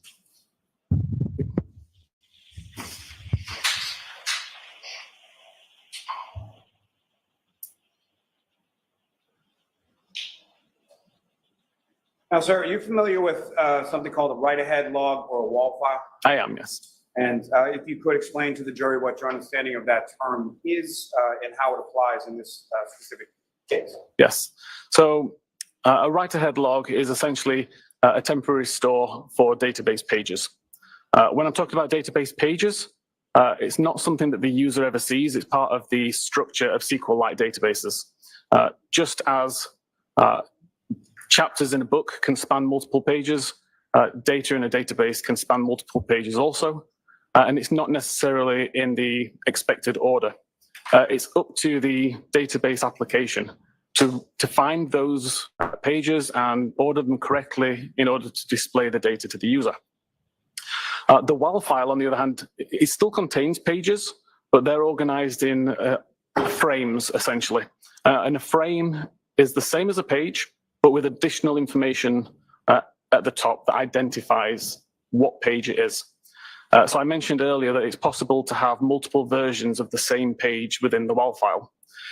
That's because every time I write a record to the database, a new frame is created and the page is updated. So for example, if I was to have a new database, create a record, a new frame is created with page 1, and it adds my record. As soon as I add a second record to that database, a new frame is created again. So I now have frame 1 and frame 2. Both of those frames would contain a version of page 1. The first frame would contain only record 1. The second frame would contain records 1 and 2, and so on. Forensically, where it gets interesting is on the edit or deletion of a record, because the same process is applied. So now a new frame is created. The page number is the same as previously, so we'd still have a page 1. But now only the records that I don't want to delete are copied across. So I could end up in a situation where I have 4 versions of page 1. One has record 1, one has records 1 and 2, one has records 1, 2, and 3. But the most recent version of the page only has record 1 and 3, for example. Now, a normal piece of database software will only look for the most recent version of the page, so you would only see records 1 and 3.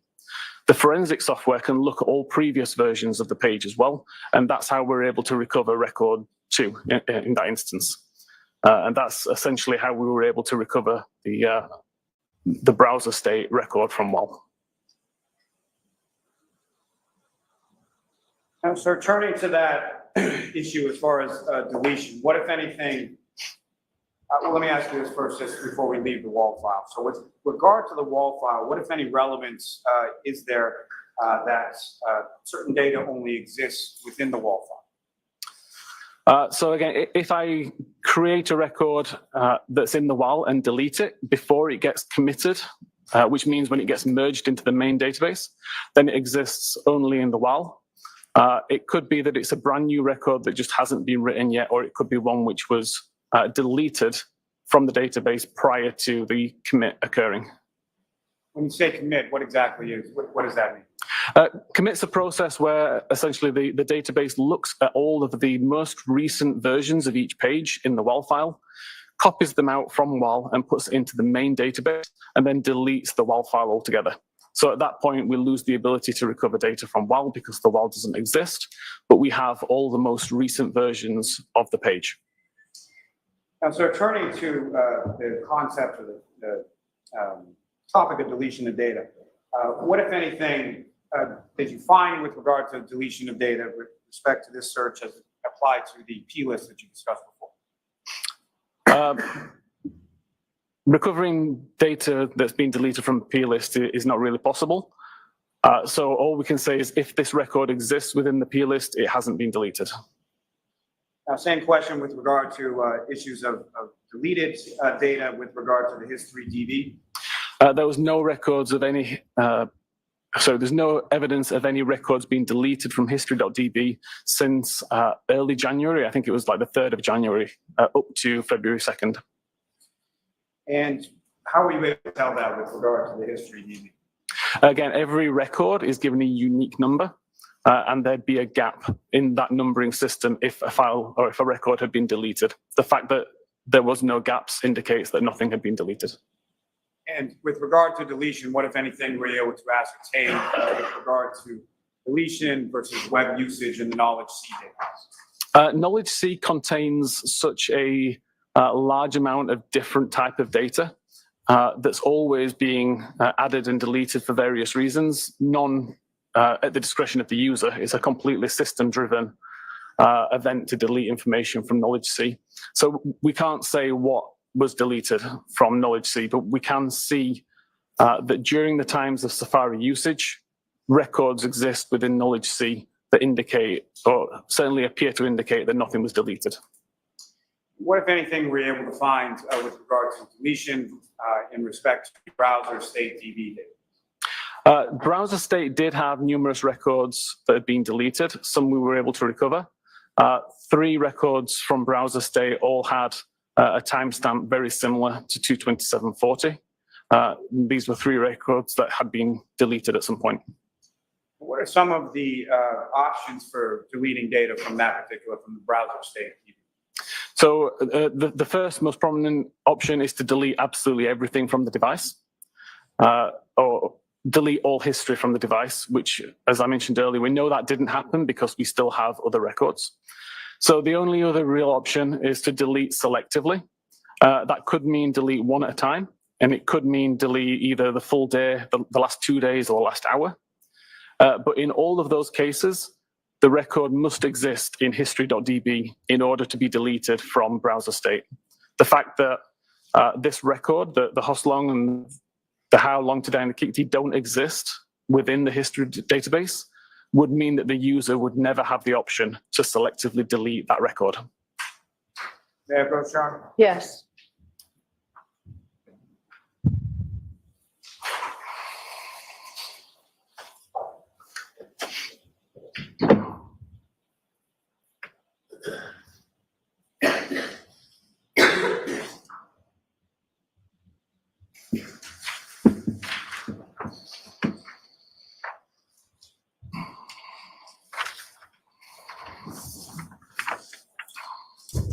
Thank you. Sir, we can look at that. Finished.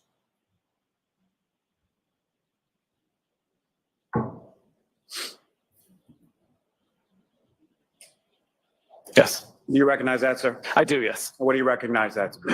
So this is a list of the browser state DB records showing a red line where a record or more have been deleted. And again, the term deleted, as far as it applies to this particular area of the database, what exactly does that mean again? It means the record has been marked as deleted. If you were to read this database in a regular database application, you would not see it, but it doesn't necessarily mean that we can't recover it. May I approach again, Your Honor? Yes. I'm going to seek to introduce and there's the next exhibit. The exhibit? I have no objection to the exhibit. If that was the question. That is the question. We're good.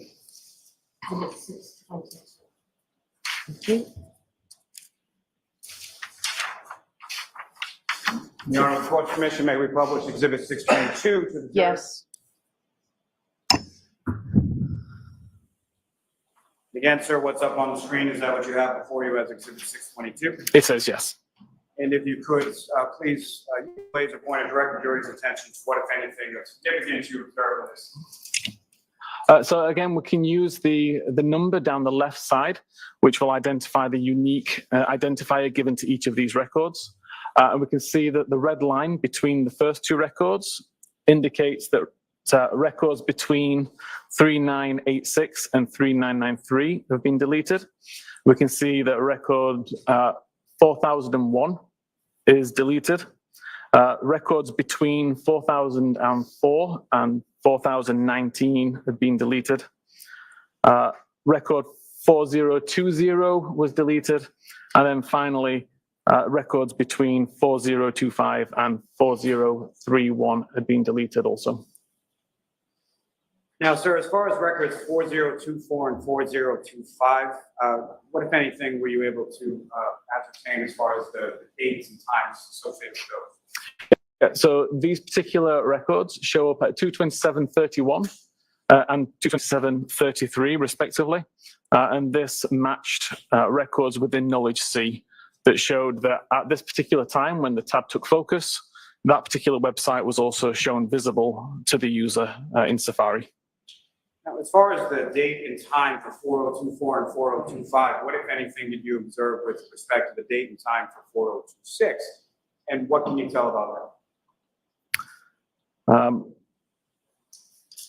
So 4026 was approximately a second or two after the record here, 227.33. I believe it was at 227.35. And then again, there was another record, 4027, which again was another 2 or 3 seconds after that time.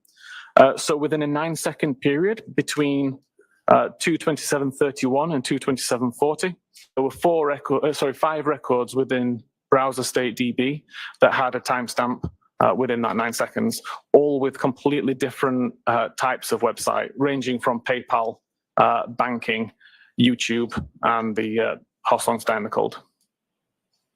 Now, sir, with respect to, are you familiar with the term called spontaneous deletion? I believe so. And can you explain to the jury what that is? It's not a term that I would use, but essentially a cleanup operation would occur on the device where it would look for orphaned records, records that are old enough to not be required anymore, and they would just be deleted by the system without any direction from the user. Now, during the testing that occurred, your testing, which occurred with respect to this device, what, if anything, did you observe with regard to spontaneous deletion? I wasn't able to replicate the spontaneous deletion. I was able to replicate completely orphaned records. So a record that existed in browser state without a corresponding record in history.db. And it meant that there was no way for me to delete that record manually without deleting everything from the device regarding history. May I approach, Your Honor? Yes.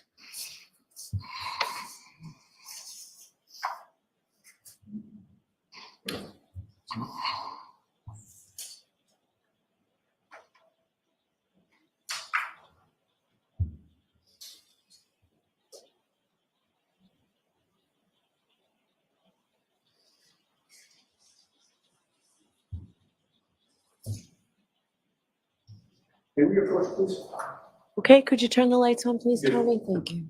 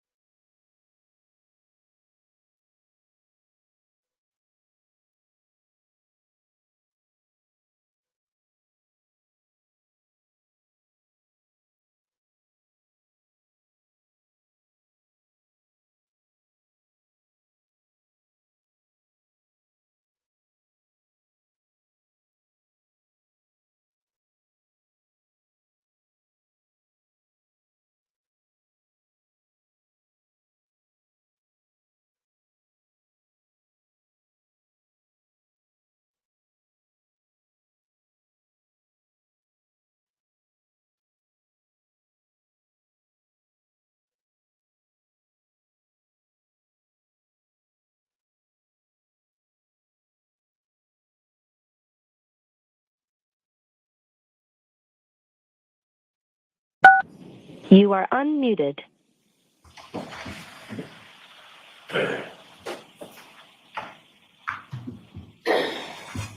All right, so you're introducing those 4 pages or whatever it is, Mr. Lally? Yes, sir. As one exhibit? As the next 4 exhibits. Okay. All right, so those will be admitted. Mr. Lally. Mr. Lally.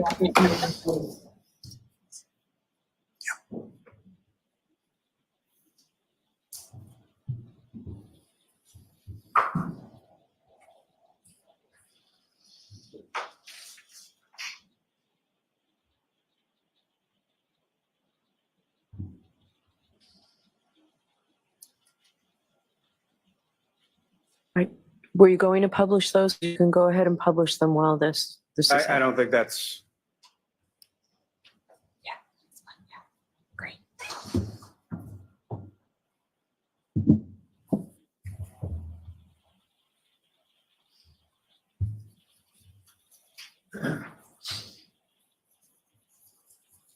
May I have just one moment, Your Honor? Sure. Your Honor, if I can take them just one by one, I think that might be. Okay. I'm showing your document. Do you recognize that? I do, yes. What do you recognize that to be? This is a report from my Artex tool showing the history database at 21:39:34 on the 27th of January and 22:55:09 on the 27th of January. May I approach again, Your Honor? Yes. I'm off to introduce the minutes of the next exhibit. All right, so all 4 are in. Okay, so you don't need to, you already marked them? They have not been marked.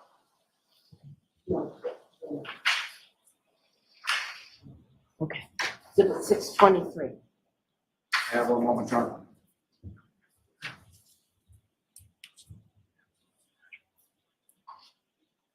And Your Honor, with court's permission, if we could publish that to the jury. Yes.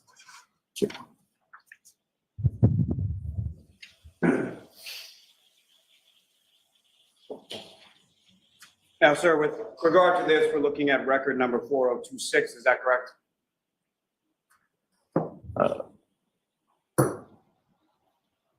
Yes, I believe we are. And again, if you could direct the jury's attention to what exactly are we looking at in this exhibit with regard to record 4026? Yeah, so in the right column, we see the source of the information, so history.db is the database, history_visits would be the table, and then the unique identifying number of 31407 and 31408. We see that the start time, or the time that that particular website was navigated to, according to history.db, was, as I say, both on the 27th of January, one at 21:39 and 34 seconds local time, and one at 22:55:09 local time. And both of these websites are related to Hockenmock Sports. We have the URL at the top, followed by the title of the page, followed by a visit count that tells us how many times that page has been visited before.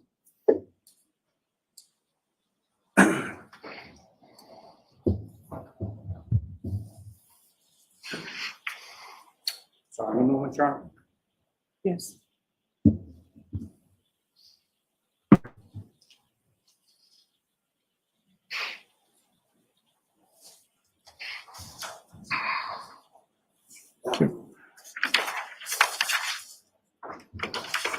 That next document, do you recognize that, sir? I do, yes. What do you recognize that to be? This is the same kind of report. This is related to the YouTube record that was part of the browser state database, related to It's Raining Men on YouTube. Is that the record number 4027, is that correct? It is, yes. Your Honor, may I approach again? Yes. That's the remark. Okay. Exhibit 624.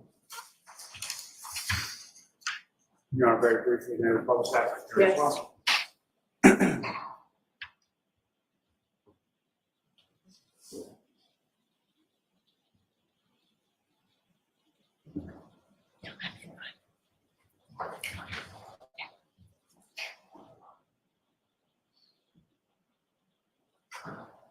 And sir, what's up on the screen now, is that what you have before you as the next exhibit? It is, yes. And again, if you could, using the laser pointer, just direct the jury's attention to what, if anything, of significance you observe in this record of 4027. Yeah, so again, we have 5 records related to the YouTube video, It's Raining Men, starting at record 31398, 31399, 31400, 31401, and 31402. These were all accessed on the afternoon of the 27th of January 2022. May I approach again, Your Honor? Yes.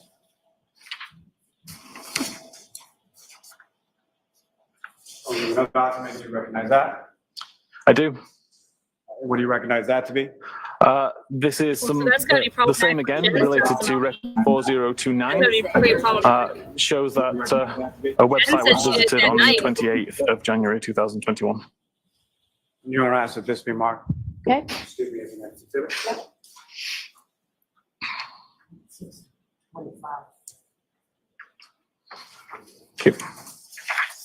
And Your Honor, with the court's permission, may we publish that briefly? Yes. Well, sir, what's up on the screen, is that what you have before you as the next exhibit in regards to record 4029? It is, yes. And again, if you could explain to the jury what we're looking at.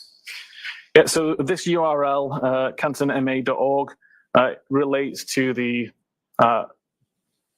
URL that was provided in record 4029 of the browser state database. It shows that this web page was accessed at 1 p.m.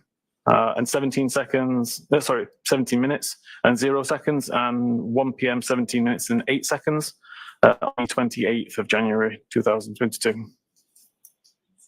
May I approach again, Your Honor? Yes. You know the documents, sir? Do you recognize that? I do. What do you recognize that? Again, the same kind of report. Again, this type of record, 4030 from Browser State, and it shows access to Ozone Basketball. And with regard to that report, as far as the same kind of report, that's from your tool, the ArtX tool, is that correct? Correct. And that ArtX tool, is that a widely available tool used within the field of forensic investigators? Yeah, it's something that I say I've worked on for around 5 years. I've given it away free to the digital forensics community for 5 years. There's approximately 600 users globally, and it's taught as part of the SANS digital forensics training courses. Thank you. May I approach again just to retrieve your? Yes. I'll walk it after this remark as the next. Yes. Thank you. May we publish that for the? Yes. Regard to this exhibit up on the screen, record 4030, can you please draw the jury's attention or direct the jury's attention to what, if anything, of significance you observe in this exhibit? Yeah, so again, we have records from the history database related to Ozone Basketball, and it shows that this website was accessed at 11 a.m. and 26 minutes on the 25th of January, 2022. May I approach, Your Honor? Yes. Ms. Gilman, you can take.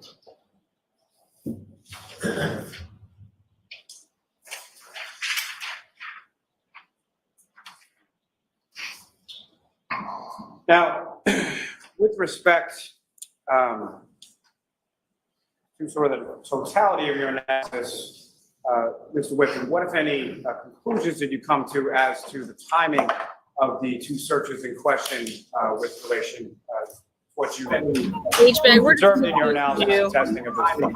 Yes. So, in conclusion, I determined that the tab that was used was focused at 227.40. So the tab was opened at that time, at which point it was being used to show Ozone Basketball and Hockomock Sports websites. The 6:23 timestamp is when the search was first conducted. Never loaded the page, otherwise there'd be a record in the history database. And while that page was still loading, a secondary search was conducted for Hoslong to Die in the Cold.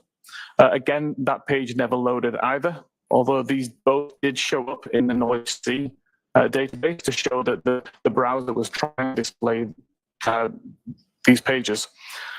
Safari was closed prior to the Hoslong to Die in the Cold record being shown on screen at all.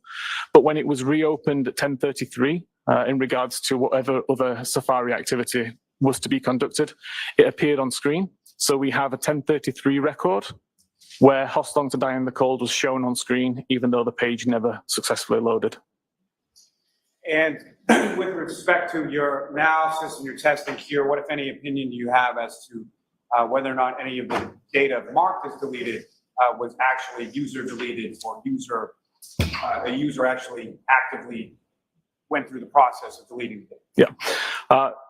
So again, we know that she didn't, we know that nobody deleted the entire history. So that leaves the only option to be selectively deleting records. The fact that there are no missing records in HistoryDB shows that it's impossible that that record could have been deleted by the user. It would have just been orphaned in the database, and I believe would have deleted itself at some stage whenever a particular cleanup function ran. Although, as I said earlier, I haven't been able to replicate that. I was able to continue to read the various versions of the page that contained Hoslong to Die in the Cold browser state record, and found that it existed at the same time as another record that was created at least 2 days later. Therefore, I can determine that that particular record was not deleted until at the earliest 10 p.m. on the 31st of January. And that it's not possible that the user could have created or caused that deletion to occur. Now, over the course of your analysis and testing or review of the extraction in this case, did you have occasion to review an affidavit of a Mr. Richard Green? I did, yes. And what, if any, opinions or conclusions do you have as to that affidavit? I had issues with several of the statements being made as part of the affidavit. And what issues were those? Namely, it specified that Cellbrite report identified that the search was conducted at 22740. And as I've explained, I believe the tab took focus at 22740, not when the search occurred.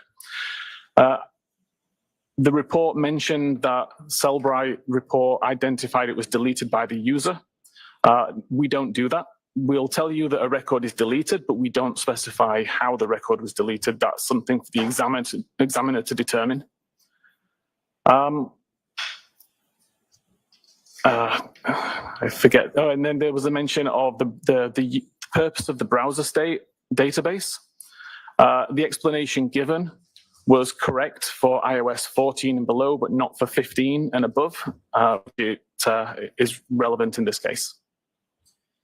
Now, you mentioned this issue as far as coming up, obviously, in this case and some other instances, phone calls or inquiries that you received from Austria and other places. What, if anything, have you or your company, Cellbrite, done with regard to rectifying this issue?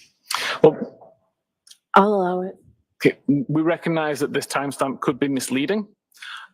Regardless of how we label that timestamp, the very fact that a timestamp is there, we feel would be or potentially misrepresented.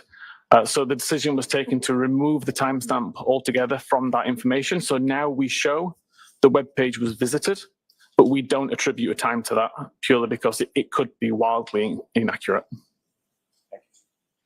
Your Honor, this may be the appropriate time for the instruction. Okay. All right, so jurors, we're about to see a demonstration by Mr. Whiffin. It's simply a demonstration to help you to understand the evidence that you've heard. It's not evidence from this case, but it helps you understand the evidence in this case. You must decide this case based solely on a fair consideration of the evidence and nothing but the evidence. But this is a demonstration to help you understand that evidence. Your Honor, rights are preserved, correct? Yes. Thank you. And so to that point, Mr. Whiffin, were you able to prepare a demonstration in regard to what you've been discussing through the course of your testimony? I was, yes. And that demonstration doesn't specifically reflect on the searches or the extraction report that you looked at in this case, correct? Correct. But as far as the overall issues that you've been discussing in your testimony, correct? That's correct. And with court's permission, may the witness now illustrate that. Yes. Okay. So first of all, on the left there, you can see a screen of an iPhone, and that is a phone that I have in front of me live. It's just demonstrating what I can see on the phone. This is my Artex tool, and the feature which I continuously use this tool for, which is not available really in any other vendor tools, is the ability to create a live connection between my computer and the phone. The live connection is what I've just started here, and what's going to happen is all of the files and folders that exist on the phone will be mapped to my computer so that I can navigate it. I can look around and I can take a look at near enough live records on the device. Prior to the availability of this tool, I would have to test a theory on a phone, do an extraction, and then pass the extraction, which could take anywhere between 20 minutes and several hours. The reason that I'm using today is because I can do those same tests within 10 or 20 seconds, typically. So I just need to wait for this section to do. So it's already mapped out all the files and folders. It's now asking for a few important pieces of information, which it will then populate on the screen. So information such as the device, serial number, etc. What we're interested in, though, is the browser state record. So I can go to the browser state database and take a look at that and open that up. And you can see that at this moment in time, I have no records in the database at all. If I go back into the live view of the phone, you can see I have Safari open from last night. So it's been sat in the background overnight and not doing anything.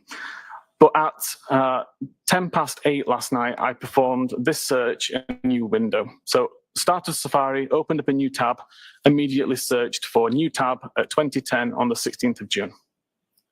If I now search for the time right now, 1442, what I can do is go back to my RTEX tool and press this reload button. That's going to delete the database from my computer only and copy the most recent copy of the database and WAL file from my phone back to my computer, where it shows me I still have no records. That's expected behavior because at the moment I've not closed the tab. So if this, again, was iOS 14, there would be a record there to say what tab I had open, but iOS 15 doesn't work that way. If I now go back to my tabs and actually just close this window, I can go back into RTEX and hit reload again. And we now see we have some records. I can look at this particular record and you'll see the title is 1442 Google search. You'll see the Google search record here. So I just need to change the time zone as well to Eastern time. So you see it's the most recent search, 1442 search. The last viewed time, though, still shows as 8:10 p.m. last night, because that's the time that the tab was focused, not the time that the search was conducted. Thank you. I may have a moment, John. Yes.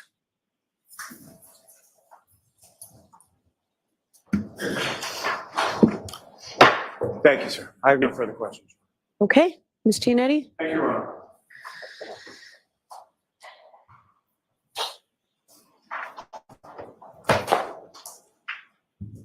Good afternoon, Mr. Whiffin. Good afternoon.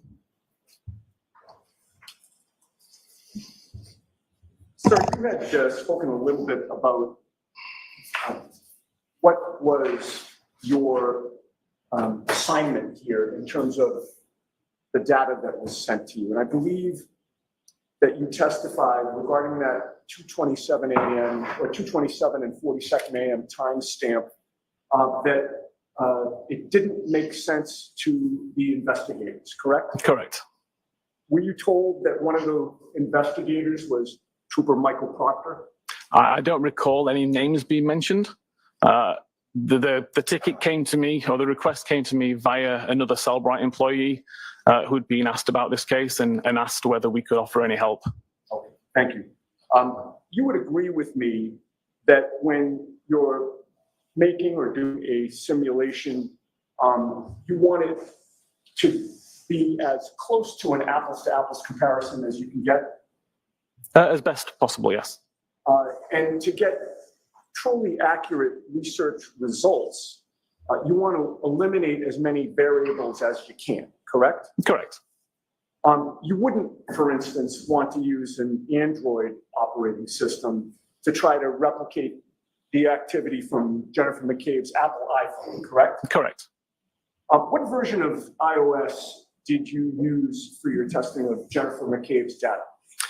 So this test has been undertaken on various different versions of iOS, from iOS 12, 13, 14, 15, 16, 17, and most recently on the beta version of 18 last week.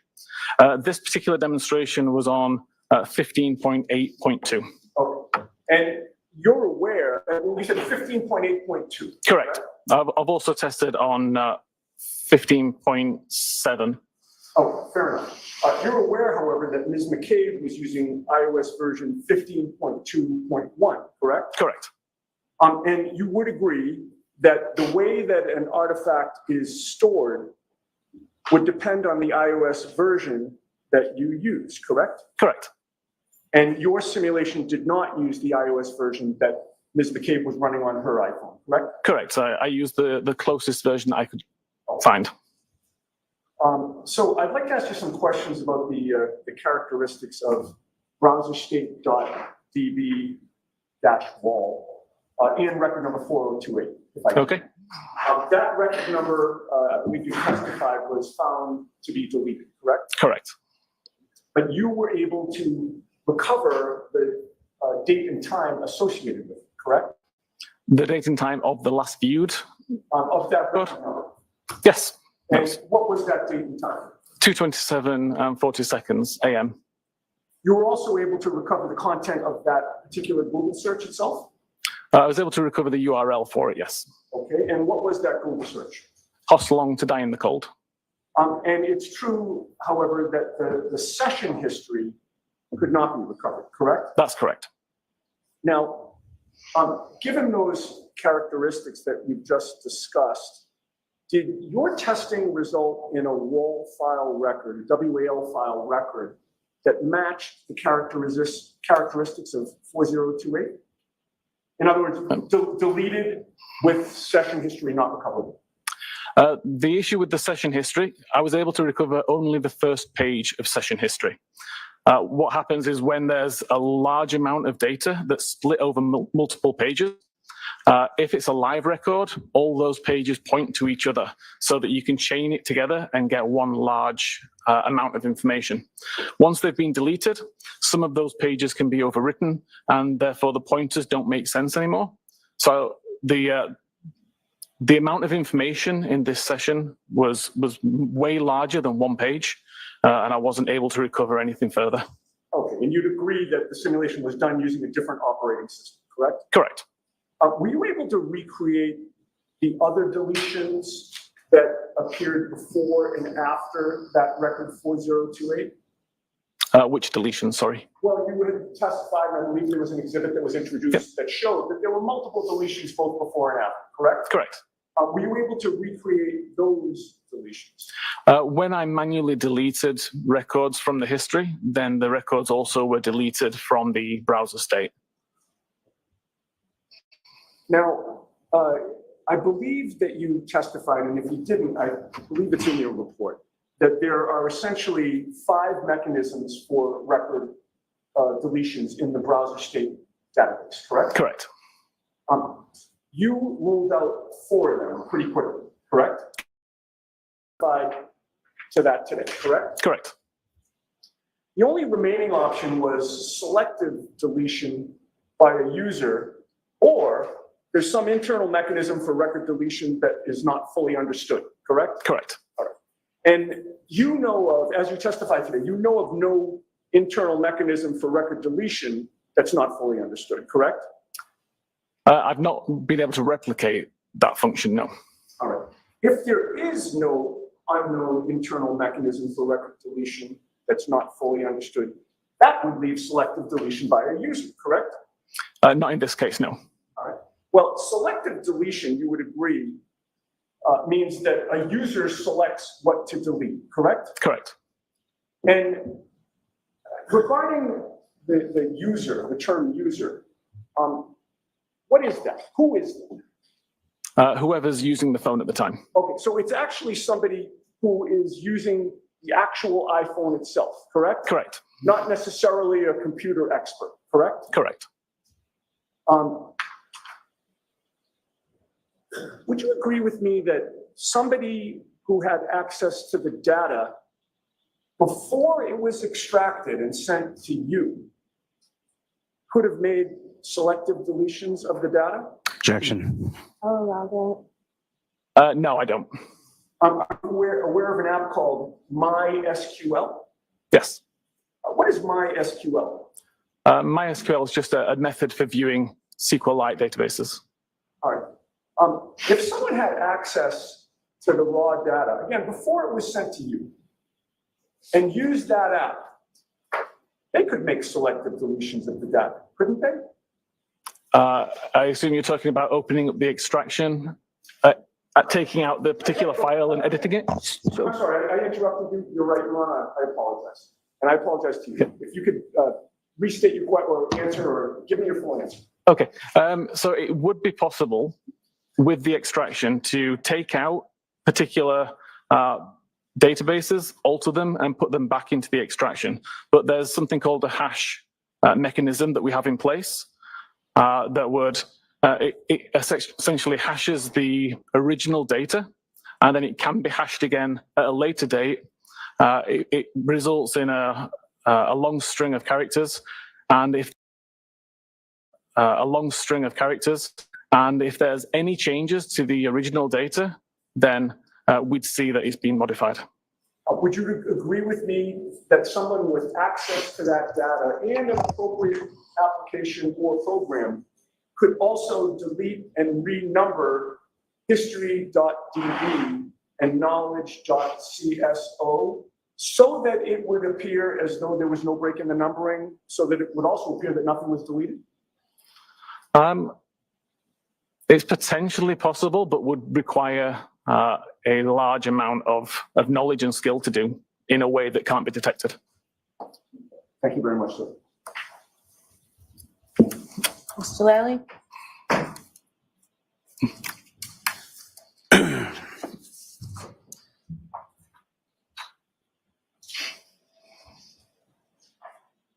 Any discrepancy between the iOS version and Ms. McCabe's phone and the iOS version and the demonstration that you did, what, if any, impact does that have on what you showed this jury?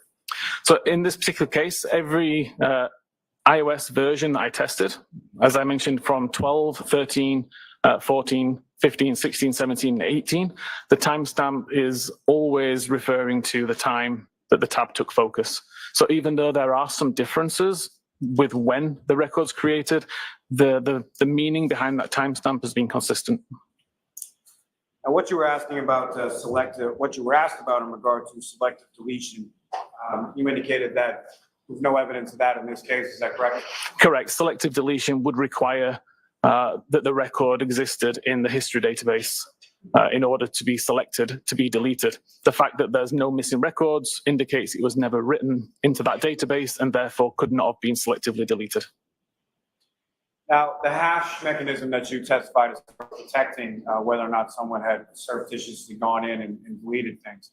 Did you see any evidence of that in your review of the extraction of Ms. McCabe's phone? I didn't have access to the hash information to see whether any changes had been made. That's something that the original examiner would have had access to. From my point of view, there was nothing in there that would indicate that tampering had occurred. The timestamps all made sense for the files. The historical pages all made sense. So it's probably possible, but it would take a large amount of skill to do. Now, with regard to your analysis and your testing in this case, again, what is your opinion or conclusion as to when these two Google searches were conducted? I'm of no doubt that the only time those two searches were conducted was at 6:23 and 6:24 on the morning of the 29th. Thank you, sir. Nothing further. Prior to today, have you ever heard of spontaneous deletion? It's not a term that I'm familiar with. Thank you. All right, sir, you are all set. Thank you very much. Thank you. Do you need a couple minutes to take your stuff down? I can probably be quite fast. Thank you.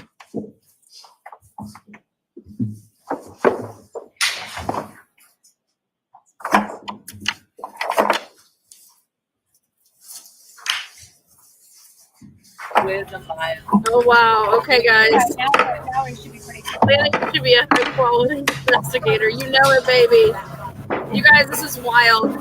He just admitted that it's possible, and we know that they had the resources. He couldn't even see This is that just right there blew it up. All right, Mr. Lally, your next witness, Cross please. takes. Yes, I'm of call Valley Trooper takes Nicholas Guarino to the stand.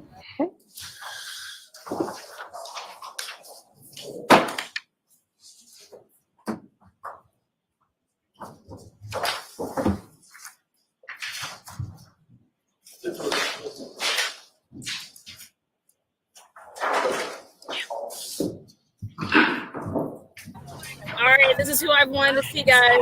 Here we go. This is who I've wanted. There you go, baby. The court and jury of the case are here to the truth, the whole truth, and nothing but the truth. So Here you go, baby. Oh, he's cutie. Good afternoon. Cutie. Oh my God, he's gonna get a lot of ass. All right, let's do it.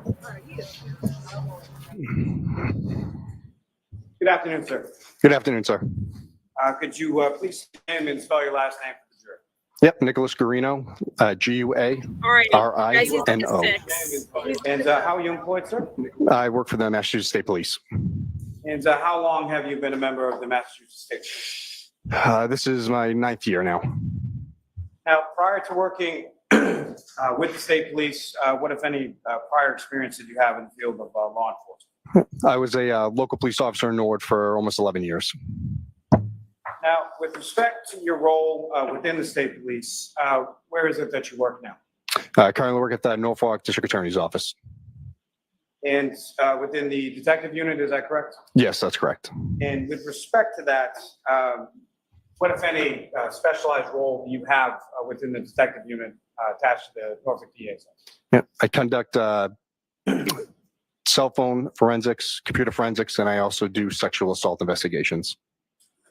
Now, with regard to the electronic forensics, what, if any, specialized training have you received in that particular area? I have about 300 or so hours at Celebrate, CCO, CCPA, cell phone repair forensics, Burla motor vehicle forensics, Axiom magnet cell phone and computer forensics, X-Ways. These are all different programs used for cell phone and computer forensics. Sir, at some point, did you become involved in the investigation involving the defendant, Karen Reed? Yes. And with respect to that, let me just ask you, at some point, did you become aware of an affidavit from a defense expert named Richard Green? Yes, I have. And sometime following that, did you have occasion to reach out to Cellbright with regard to what had been posited by Mr. Green as in regard to two Google searches concerning Jennifer McCabe's phone? Yes, I did. And eventually, at some point, did you have occasion to speak with the gentleman who came in here right before you, Mr. Ian Whiffin? Yes, I did. So that wasn't Trooper Proctor that had reached out to Mr. Whiffin or had any communication that you're aware of with Mr. Whiffin, correct? No, I reached out after the defense expert's findings were released, and I read his report. And did you also have occasion to review a report from a Miss Jessica Hyde? Yes, I did. And with respect to those two reports, what, if any, conclusions or opinions did you come to independently in relation to those opinions of Ms. Hyde? Objection. Sustained. Now, Trooper Guarino, you had mentioned that you've had specialized training in regard to something called Burla, correct? Yes. Could you please explain to the jury what Burla is and how is it used in criminal investigations in your line? So Burla is a specialized hardware and software used to download the infotainment and telematics modules in a vehicle. So telematics module is basically like the SIM card for the car. And the infotainment system is your radio head unit that enables you to have Apple Play, CarPlay, or Android or Google Play for the vehicle. And at some point, were you made aware of a search warrant that was authored in regard to seizing the infotainment system from Ms. Reed's vehicle? Yes, sir. And just so the record is clear, can you describe Ms. Reed's vehicle as far as what type of vehicle we're talking about? Yes, it's a Lexus LX 570 SUV. And specifically on February 2nd, 2022, did you have occasion to remove the infotainment system from the vehicle pursuant to that search? Yes, I did. And once that item was removed from the defendant's vehicle, what, if anything, did you do with it? After we removed it from the vehicle, it was brought back to Norfolk DA's office for a data extraction or attempt to. And that data extraction, if you know, based on your training experience, sort of how is that conducted or what is the process of extracting data using Burla? Yeah. So depending on the system, it's dismantled. They have the specialized hardware that actually goes on to the motherboards of these systems and pull the data. Or the other option, if that's not viable, is to do a chip off where we have to basically destroy the motherboard and take the memory chips off the devices to try to get the data that way. Now, with reference to this specific device, what, if any, efforts did you undergo in order to track the information without using the chip on? So at the time that we pulled the system, it was not supported. I emailed Burla and called them, see if they had a timeline of when this might be supported so we could get the data. We deemed chip off as a last resort because it is a destructive process. So once those memory chips are taken off, the likelihood of trying to reattach them and get it to work again is very slim. Let me stop you there for a second. When you talk about an item being supported, what does that mean? Whether or not Burla has the ability to pull the data from that vehicle. And how is that sort of determined, or how are you able to ascertain whether or not a particular vehicle, make, model, manufacturer is supported by the Burla device? They have an app and they also have tech support. But if you put in the VIN of the vehicle, or if you don't have the VIN, you have the make, model, and trim level, like limited or XLE or whatever, you would be able to go in and look it up and basically say, Burla will tell you, yes, it's supported for GPS points, or it's supported for diagnostic data, or, whatever that they're able to get out of the vehicle. And they work with the automakers to get these, get this data. So. And approximately how many different types of if we're looking at sort of the entirety of different makes and models of manufacturers, if you know, sort of what percentage of those types of vehicles are actually supported and Burla can actually extract information? I don't know as of right now. It's a lot, and they're constantly updating it, so they are able to do more vehicles as time goes on. Now, at this particular time, as you sit here today, on June 17, 2024, the vehicle the defendant was operating on January 29, 2022.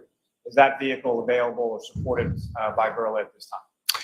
The trim level that the defendant had is not still supported. There is Toyota and Lexus support now, but it's not, unfortunately, for her model. Now, you mentioned that you had reached out to the Burla company for updates as far as the availability or when the defendant's vehicle might be supported. Is that correct? That's correct. And about how many times and over what time period are we talking about that you reached out to ascertain? Immediately when I did the extraction, I should say extraction, but when I took the system out of the vehicle, I had to reach out to Burla because where it wasn't supported, they actually had to send me tech diagrams so I could go in and, again, not destroy the whole vehicle as I just took those components. Over the next, almost 2 years, year and a half of going back and forth with them, with their support and their sales team. And when you say going back and forth, how often were you out to them, or how often were you getting a response in regards to the Burla? Usually every few months, I want to say every 3 months, give or take. I forget the exact number, but phone calls or an email to them asking. Now, beyond that, are you familiar with a National Cyber Crime Conference? Yes. And do you attend that on an annual basis at least? Yes, I do. And with respect to that, what, if any, time at those conferences did you spend dedicated to ascertaining the availability or the supportability of this vehicle with reference to Burla? So Burla has a booth at the National Cybercrime Conference. I spoke with their sales team there. Their response was to keep calling Burla, keep pestering them, and they might actually get the support sooner than later. And again, were you ever able to ascertain or get the support to download the information from them? No, unfortunately. Now, at some point, were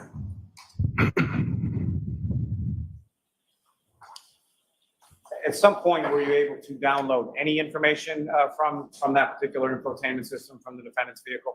And not from the infotainment system, but Burla released a new item similar to a mechanic scan tool. It plugs into the OBD2 port, which is underneath the dash. So we're basically, if a mechanic went in there with a scan tool to tell you why you have a check engine light, this does something similar. So you plug it in, and then it pulls the car diagnostic data from that. And as far as the data that you received from that, what, if anything, did you observe?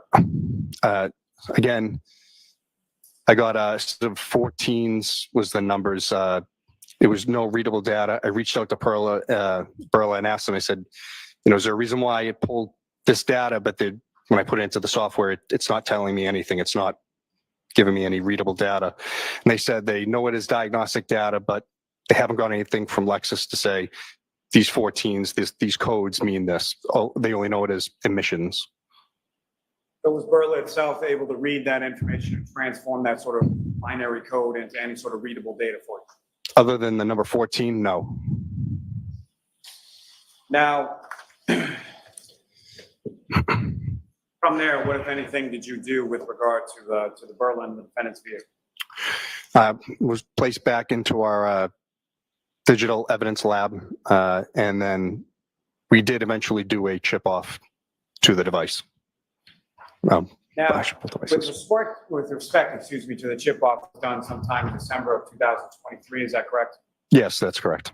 And again, if you could expound upon a little as far as, can you describe for the jury sort of the chip off process, why you were reluctant to do it, and what's entailed in it? As I said before, it is a destructive process. As soon as we do it, we take those memory chips off.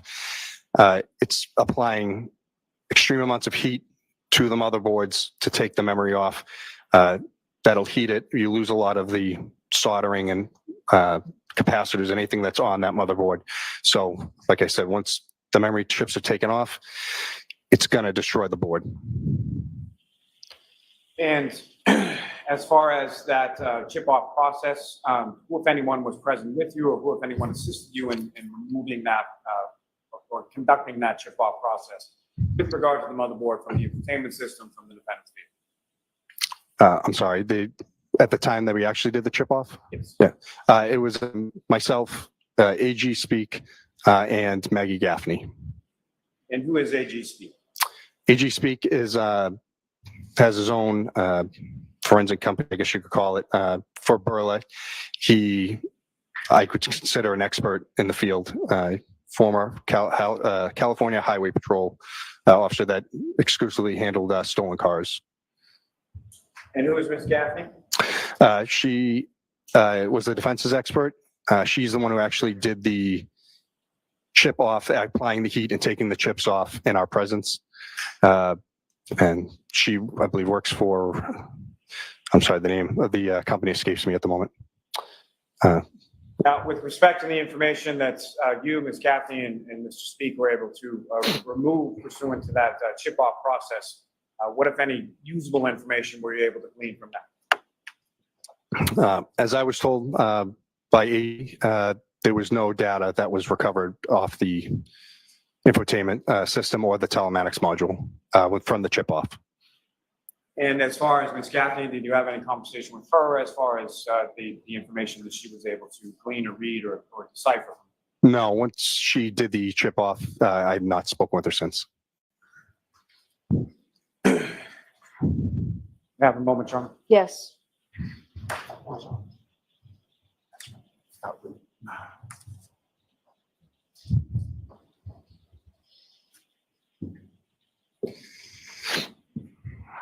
Now, Guarino, at some point in late January, early February 2020, were you provided with some a laptop and/or desktop computers from the home of Mr. O'Keefe? Yes, I was. And what, if anything, did you do with those? One was a Dell laptop, the other was a HP on desktop. I removed the hard drives from both systems and used. Objection, may be seen, Your Honor. Okay.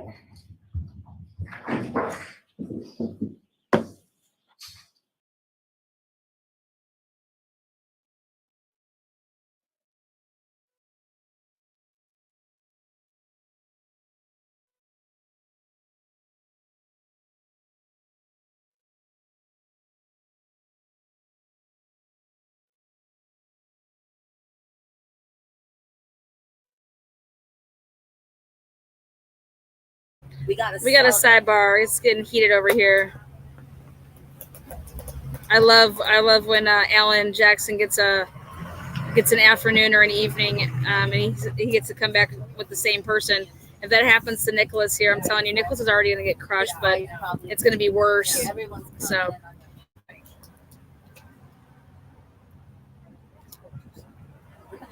I know. It's like, show the fan.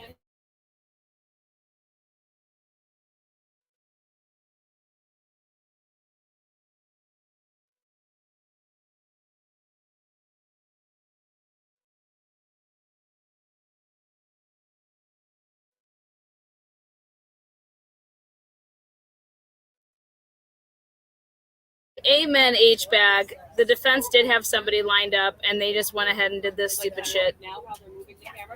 So, like, really?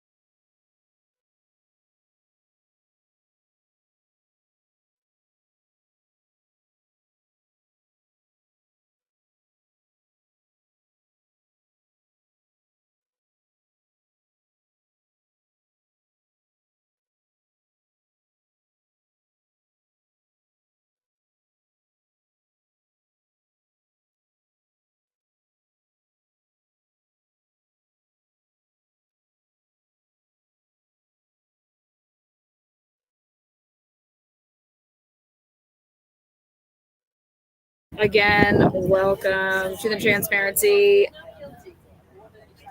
Not sure if Bev is taking us to 4 o'clock or if she's going to go to 4:30. Not sure.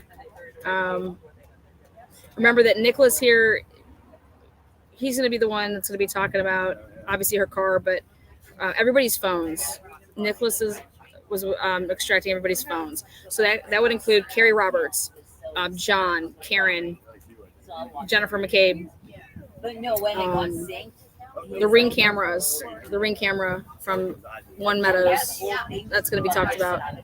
So the party outside is just pumping with lots of water, vodka and water. Oh shit!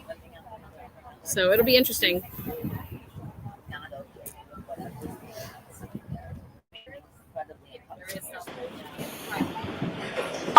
Higgins. You are unmuted. Well.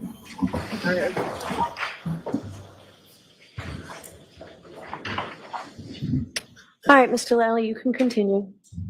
So Trooper Guarino, there was a Dell laptop and an HP Pavilion all-in-one desktop, correct? Yes. These were taken from Mr. O'Keefe's home, is that correct? Yes, they were. What, if anything, did you do with respect to those?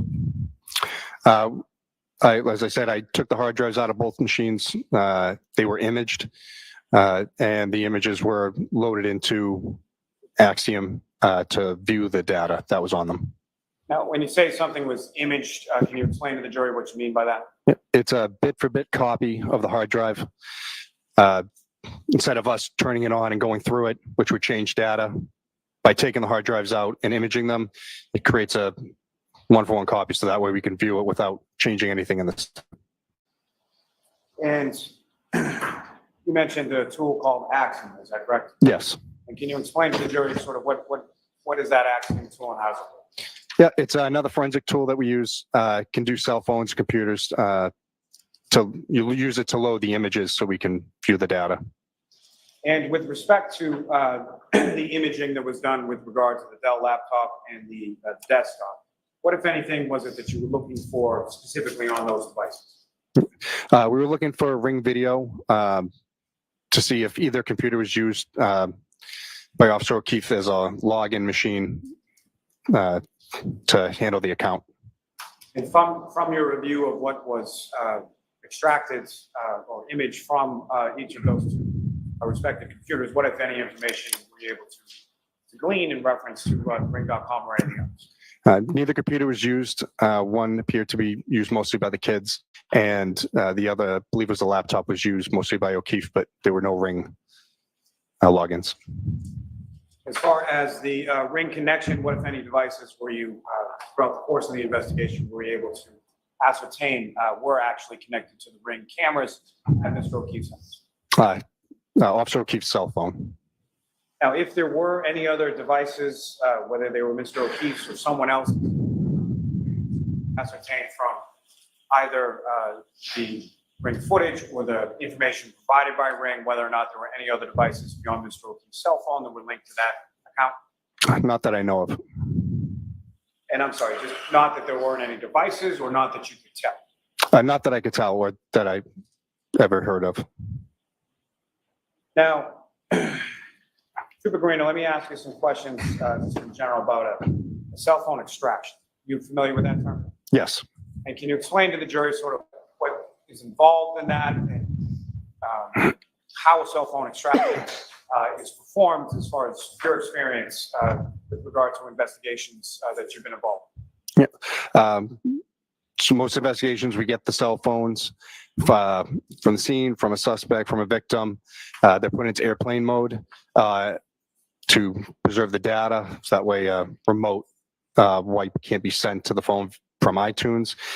If we can't put it into airplane mode, we'll put it into a Faraday bag, which blocks the cell phone signal. And then it's brought back to the lab and put into a Faraday box, which is has electrical outlets inside of it. So that way we can keep the phone charged. And with regard to this investigation, you involved in the extraction of data or the examination of extracted data from any particular phones? Yes, I did John O'Keefe's phone, Karen Reed's phone, and we had two witnesses' phones, but I don't remember doing the extractions themselves. But as far as the data from those phones, have you had a look at that data? And specifically, I'm asking about both Jennifer McCabe's phone and Ms. Carrie Roberts. Yes, I have. Now, were you also at some point provided with some material from Brian Higgins' phone? Yes, I saw screenshots of text messages. And from the material that you were provided with reference to Mr. Higgins' phone, were you then able to cross-reference that eventually at some point with respect to the information in both Ms. Reed's phone and Mr. O'Keefe's? Yes, I was. From what you reviewed, was the information contained within the material provided by Mr. Higgins, was that consistent with what you observed in Ms. Reed's phone as well as Mr. O'Keefe's? Yes, I didn't see any differences in those messages.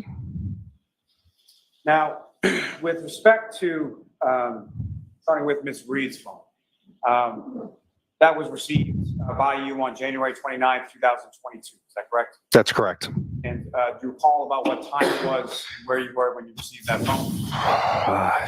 I want to say 6 or 7 o'clock at night at the Norfolk DA's office. And who did you receive that phone from? Trooper Proctor. And with reference to that phone, what condition was it in at the time, as far as you referenced airplane mode, Faraday bag, things of that nature? How was it sort of when you received it? I believe it was in airplane mode. The phone was in good working order. And it was placed downstairs in our lab plugged in to keep the phone battery charged. Now, the same with respect to Mr. O'Keefe's phone. When and from whom did you receive that, and what kind of condition was that in when you received it? I also got that from Trooper Proctor the same time as Miss Reed's phone. Same condition. Now, with respect to the defendant's phone, at the time that you received it, did you have any passcode or any way to get into the phone? I'm sorry, whose phone? Miss Reed's phone. Oh, no. The software we use to try to bypass passwords to be able to extract the evidence, I should say the extraction of the data to look for evidence, her phone at that time was not supported. Now, what, if anything, did you do with her phone in regard to that? Again, made sure it was in airplane mode and just kept it plugged in until such time as the phone was supported, and then we could download it. Familiar with the device called the Gray Key? Yes. And can you explain to the jury what that is and what, if anything, you did with regard to the defendant's phone and the Gray Key device? Yep. So Gray Key is, again, specialized hardware and software used to plug in the phones, can do Apple or Android phones to bypass passwords. And how does that sort of function, or how does that work as far as when you hook something, a cell phone or a cellular device up to a Gray Key tool? What is it doing and how does it work? If I knew that, I'd be a millionaire, but it basically installs software onto it, and instead of when you put in 10 passcodes to an iPhone, on the 10th one, if it's wrong, it kills the phone forever. This has some secret software that's able to bypass that and basically keep hitting the phone with passcodes until it finds the right one. So it essentially runs a bunch of different combinations of passcodes into the phone until it comes up with one that actually opens. Yes, that's correct. And at some point, did the Gray Key device actually break into the defense? Yes, it did. You know about when that was in relation to when you received it? Yeah, so we got the phone in January. It took, I believe support came out in, I want to say May or June. I don't remember the exact month, but we didn't actually get the passcode until August 16th of 2022. And once that passcode was actually broken into by the Gray Key device, then you're able to look into the phone. Is that correct? Yes.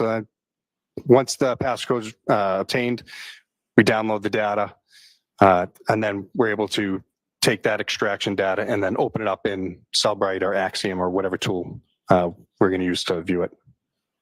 And the tools, as far as you're referring to, Cellbrite and Axiom, are you familiar with those tools through your course of your investigator with regard to electronic devices? Yes.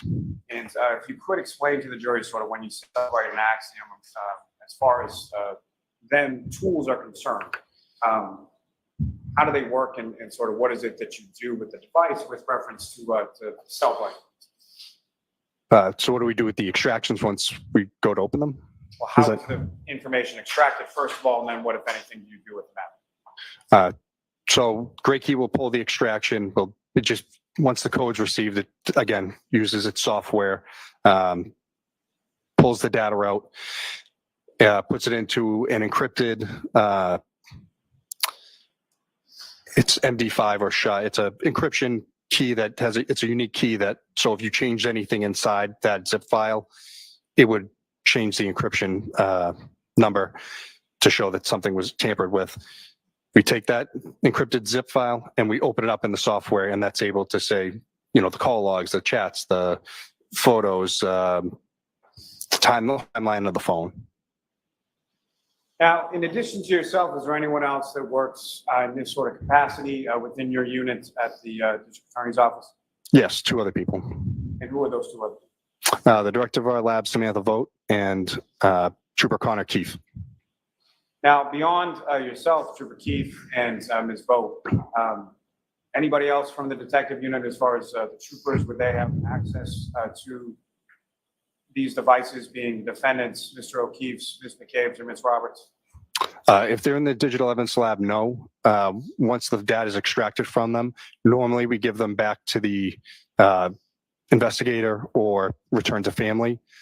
So that would be the only time that they would have access to the devices, or unless we kept them in the lab for just for, I don't want to say safekeeping, but just for storage reasons. Now, with reference to your review of any of the extractions related to any of those 4 devices, at any point in time, did you observe anything in reference to any information being taken off or deleted from any of those devices at any point in time? No, sir. Now, with respect to Ms. Reed's device, the defendant's device, it was sometime in August of 2022 that the Gray Key was able to break into the passcode and get into the device, correct? That's correct. And so then once an extraction is done, that's then subsequently reviewed by someone within your unit, is that correct? Yes. So again, normally the investigators for the homicides know far more information about the crime and what occurred. So if need be, I'll load the phone up for them. They can go through it because they know what they're looking for. If they ask me, I'm happy to go through if they can say, I'm looking for calls between this time period or, GPS locations, things like that. Now, with reference to the defendant's phone, at some point where you made it that there was some privileged information contained within her phone. Yes, I was. So as a result of that, what, if anything, happened with the phone from there? We notified our supervisors, and we did not look at her extraction until the privileged communications could be removed, and then we could, again, go back and re-inspect the data. Now, as far as that whole process that was undertaken in regard to that, how long a time period or when was it that you were able to have the privileged information extracted and then actually get to look at the defense phone? It took months. I don't think we got it back from the AG's office until later, I don't know, springtime of 2023-ish. Now, with respect to the extraction from each of these four affected devices, that being the defendant, Mr. O'Keefe, Mr. Caves, and Ms. Roberts, what kind of tools were used to conduct those extractions? Gray key, Windows 10, and then Cellbrite Physical Analyzer and Axiom, their program, Magnets program. And so as far as, I guess my question is, as far as the different devices that are used, why are there different devices and what is it that, say, one does versus the other? So they both do great work with, decoding the data. I've noticed that Axiom does a better job at pulling GPS spots because it gives a speed and a estimated range of how strong the GPS signals are, as opposed to Cellbrite. They give native locations, but they don't have that extra with it. So I like to look at both tools to make sure that I'm seeing everything that I need to. Now, with respect to the defendant's phone, you at some points reviewed the extraction from the defendant's phone, correct? Yes, I did. And with respect to that phone, what, if anything, did you observe with regard to GPS locations associated with that device?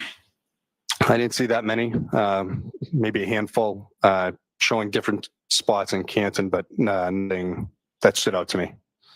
Now, with respect to your review of the phone, what, if anything, were you able to ascertain as to whether or not those GPS locations were allowed or permitted or turned off or on by a user? I can't say. I didn't see anything, like I said, that stuck out to me. Normally, if the GPS points aren't there, then location services are probably turned off. But what I'm asking, though, is the device itself was capable of retaining that data as far as GPS location, correct? Yes, if it's turned on. And there were no real GPS locations to speak of that you observed in your review of the extraction of the defendant, correct? Yes, that's correct. Now, with regard to Mr. O'Keefe's phone, what, if anything, were you able to ascertain from that as far as GPS locations were concerned? There's quite a bit, especially on January 29th. Now, sir, before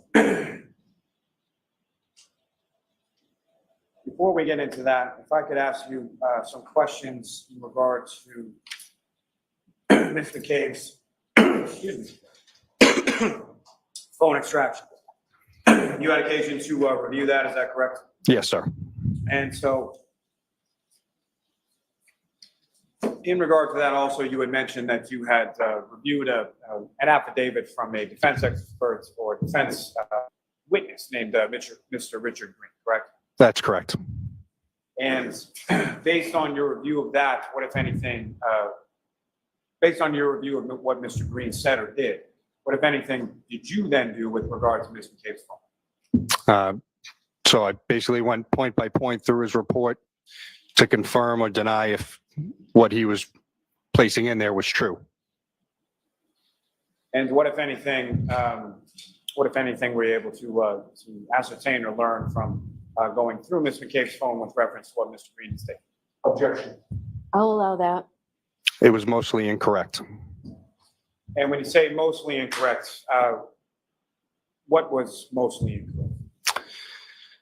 So he states that there's a Google search that's done at 2:27 in the morning. That immediately stuck out to me because when I went back and looked, that file that was parsed was not from the database that should have showed searches.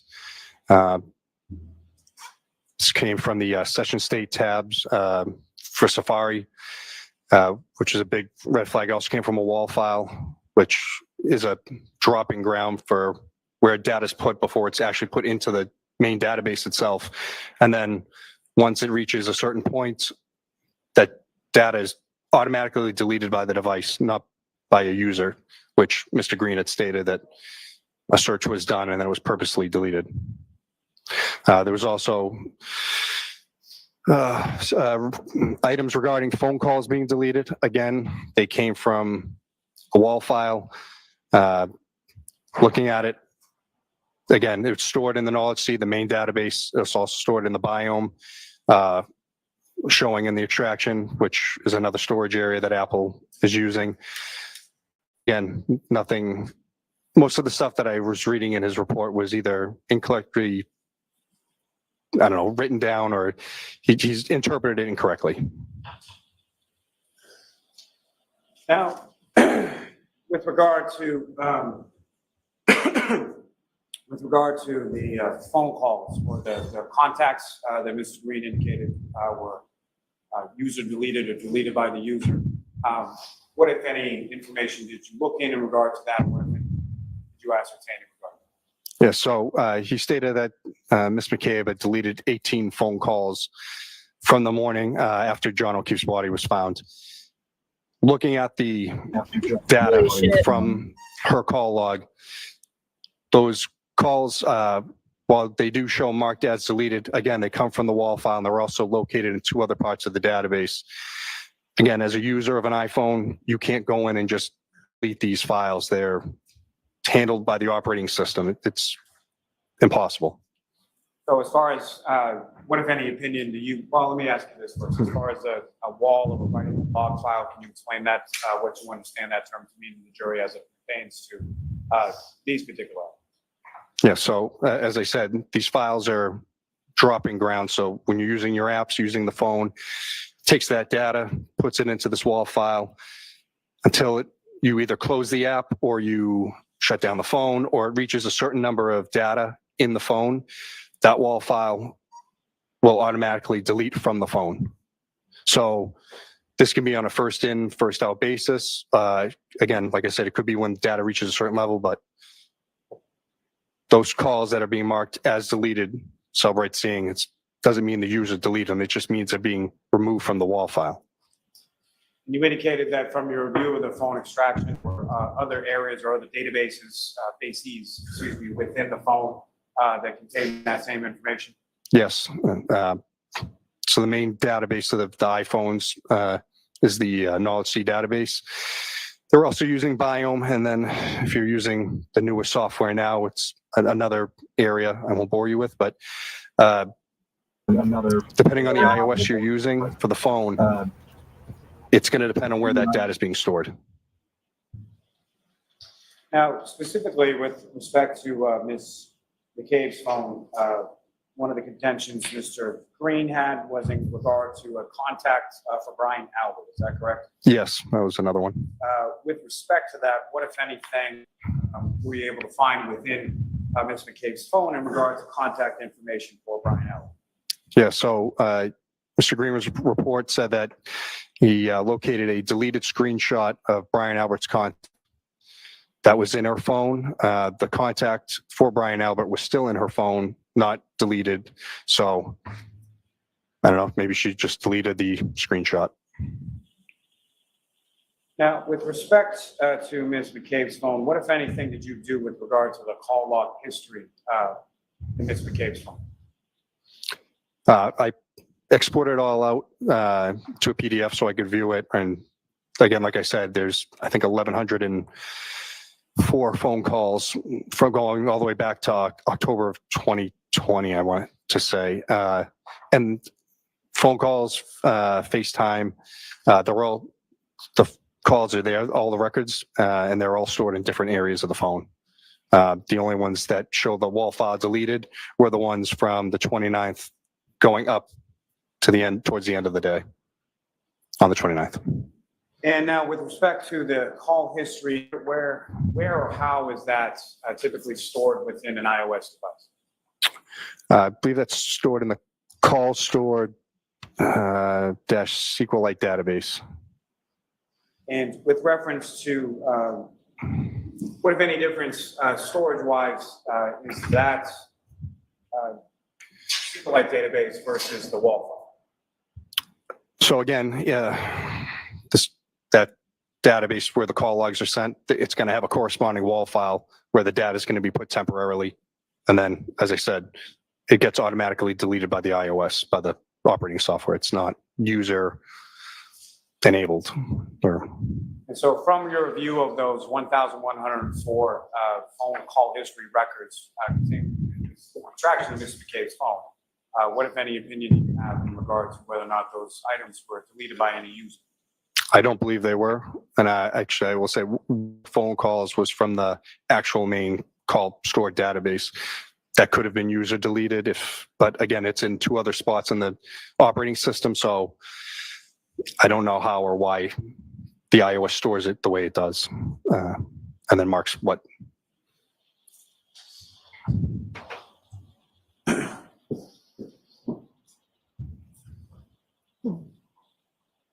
Now, sir, from your review of the 4 phone extractions that you reviewed in this case, were you able to export or print certain chat reports from specific people's phones or from specific people's phones with other individuals? Yes, I was able to. And Your Honor, may I approach? Yes.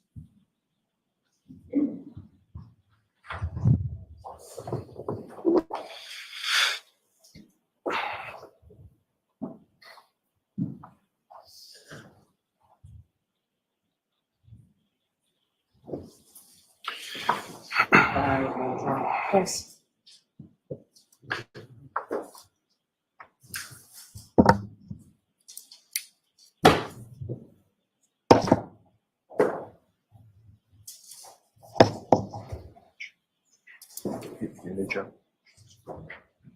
Yeah, like forensic.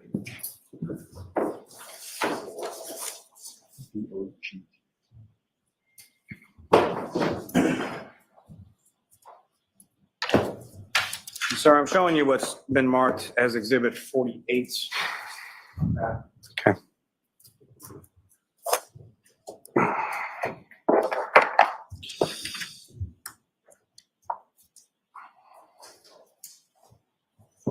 Do you recognize? Excuse me. Do you recognize that, sir? Yes. And what do you recognize that? The first page is Facebook Messenger chats between Karen Reed and John O'Keefe. And what's contained in there, is that a fair and accurate portrayal of what you observed from the extraction from Mr. O'Keefe's phone? Yes, it is. And specifically with reference to those chats between Mr. O'Keefe and the defendant, you also reviewed that material from the defendant's phone as well? Yes, I did. Material that you reviewed from the defendant's phone, is that consistent with what you observed in Mr. O'Keefe's? Yes, it is.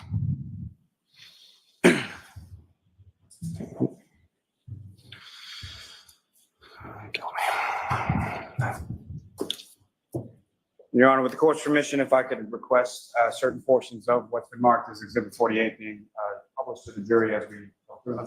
Okay.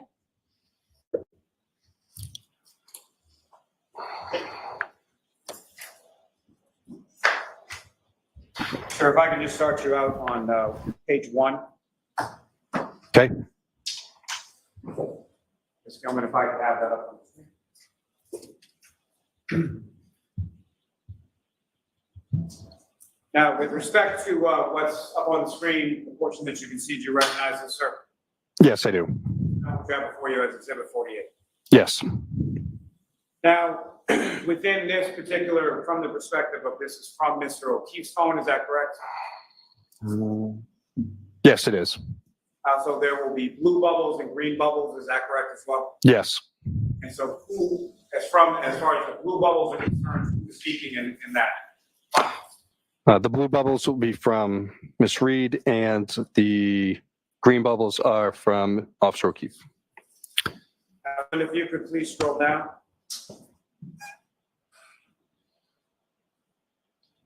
Now, with respect to what's contained on this page 1 at the bottom, if you could read the date and the time and indicate who is speaking and what is said there.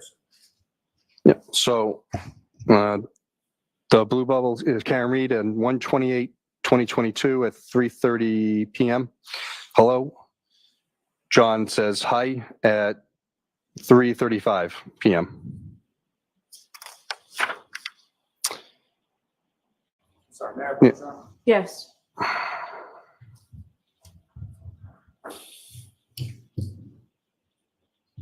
Yep.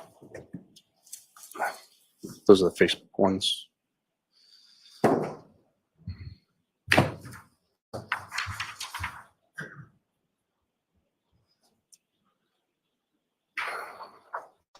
I'm sorry. What's contained in Exhibit 48 is the entirety of the chat report from Mr. O'Keefe's phone, correct? Yes, I believe so. Okay. May I approach, Your Honor? Yes. I apologize. Showing you another document. Do you recognize that? Yes. What do you recognize that to be, sir? These are the native chats, native messages from John O'Keefe and Karen Reed. So these are just specifically broken down as far as the chats between Mr. O'Keefe's phone and Ms. Reed's phone, correct? Correct. And as far as your review of both of the extractions from both of those phones, the material contained within Mr. O'Keefe's phone is consistent with the material contained in the defendant's phone, correct? Yes, that's correct. Your Honor, may I approach? Yes. I will seek to introduce the witness next exhibit. Okay. Okay. So the 6:20. 6:27. Yes. If that could be returned to the witness, Your Honor, if we could, with the court's permission, if we could publish that. Yes.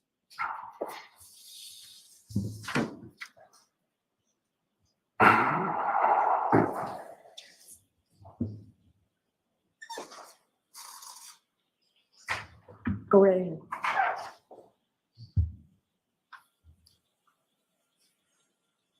And now, Trooper Guarino, do you recognize what's up on the screen as the next exhibit, sir? Ms. Gilman, I'm sorry, if you could scroll down just a little bit. Yes. And again, from this first page, if you could, blue bubble is from Ms. Reed, is that correct? Yes, that's correct. Being from Mr. O'Keefe, is that correct? Yes. And if you could, again, read from this first page as far as date, time, who is speaking and what is said. At 9:49 a.m., Karen says, "You've really hurt me this time." 10:02 a.m., "I'm sorry. This is, sorry, it's kind of hard to read. I'm sorry, this has been an issue with me for 8 years. It physically hurts me to see everyone else in their life do things for them, and I'm forced to always be the bad guy."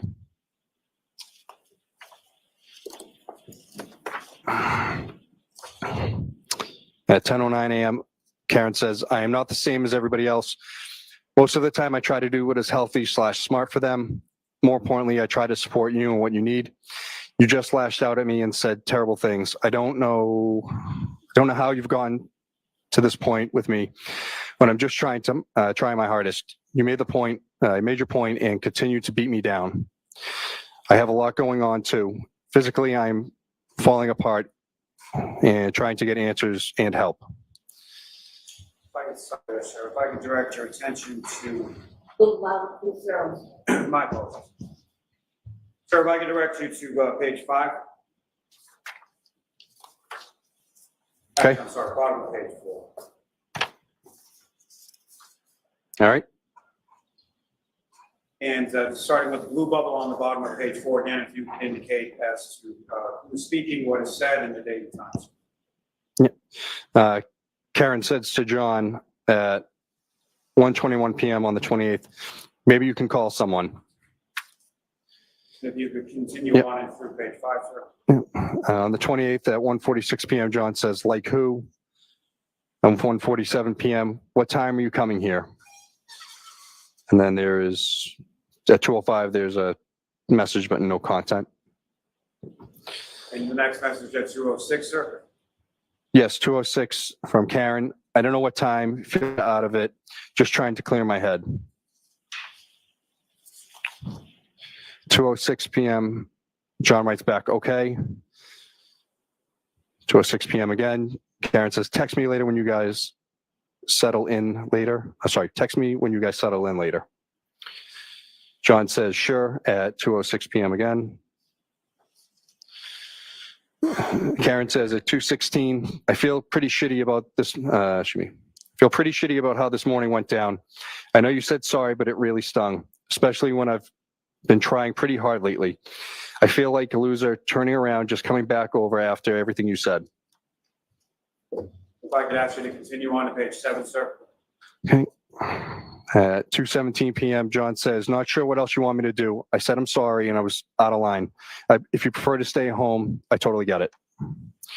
Karen replies back at 2:17, things in my own life have difficult too, you know. John writes back at 2:17, I know. At 2:25 p.m., tell me if you're interested in someone else. Can't think of any other reason you've been like this. From Karen. You could continue on to page 8, sir.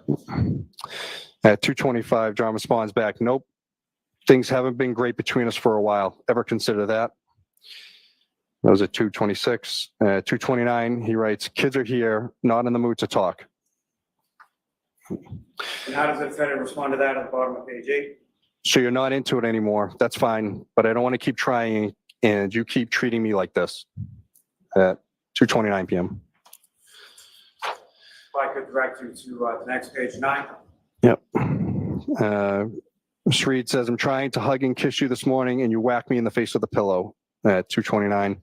At 2:30, she says, last night you're basically like, what about when we talk about the future? So why don't you just admit you're not into it so much anymore? At 2:30, oh, sorry. Go ahead. I said 2:30, John says, not how it went down, but okay. Now does Ms. Reed respond to that? Can you please admit your head is out of the game with us? And if you could, sir, please continue on to the top of page 10. Okay. At 2:32 p.m., sick of always arguing, fighting. It's been weekly for several months now. So yeah, I'm not as quick to jump back into being lovey-dovey as you apparently. From John. And then John again at 2:32. Oh my God, stop calling. Okay, stop you there for just Okay. a moment, sir. With regard to January 28th,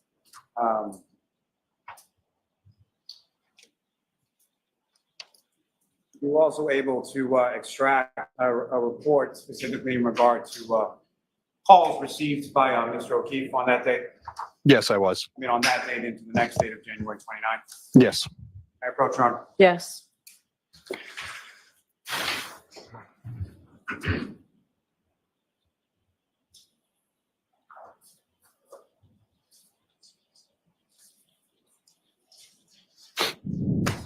Here we go.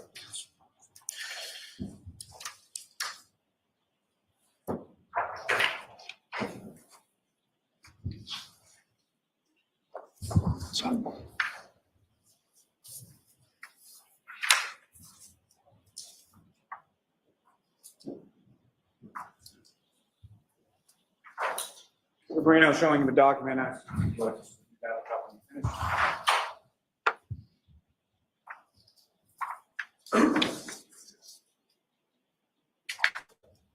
Okay. You recognize that, sir? Yes, it's John O'Keefe's call log. And that's the entirety of the call log from January 28th into 29th, is that correct? Yes, from 28th at 9:19 a.m. to the 29th at 6:03 a.m. May I approach, Your Honor? Yes. I'm going to seek to introduce the next exhibit. No objection.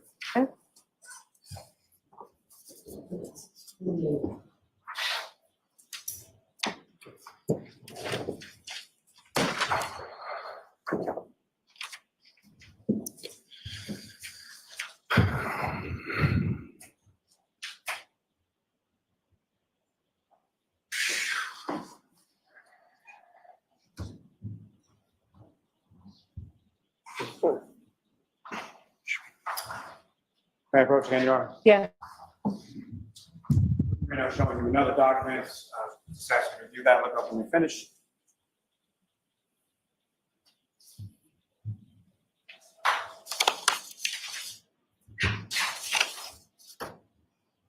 And do you recognize that, sir?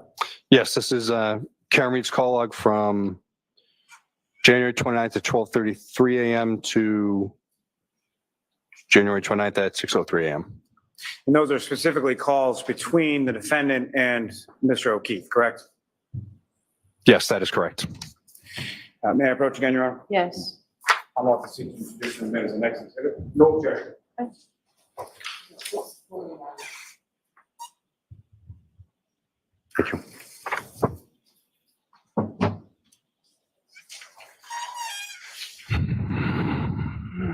Now, Trooper Guarino, from the text messages that you were just testifying from, Mr. O'Keefe indicates OMG stopped calling at 2:32 p.m. Is that correct? Yes, that is correct.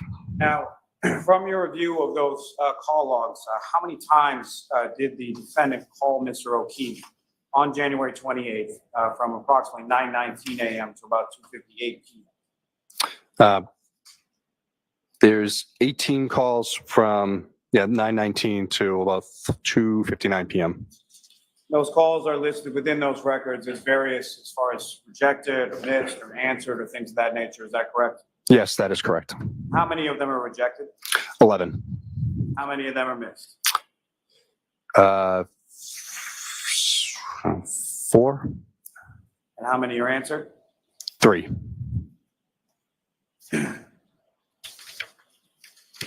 Now, following that text message at 2:32 p.m. from Mr. O'Keefe to the defendant, asking her to stop calling him, does the defendant keep calling? Yes, she does. And at some point, does Mr. O'Keefe call Ms. Reed back? Yes, at about 3 p.m. on the 28th. Double check. Thanks. May I approach, Your Honor? Yes. Mr. Guarino, I can take each of the call logs. I want you to keep. Hold on a second. Okay.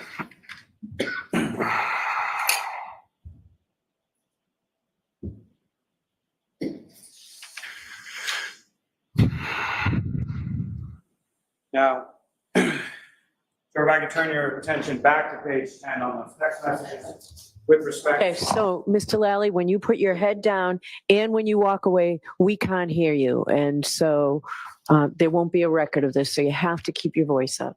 I will do, Your Honor. Well, you just said, you just put your head down and your voice went down. So voice up. It's really important you do so.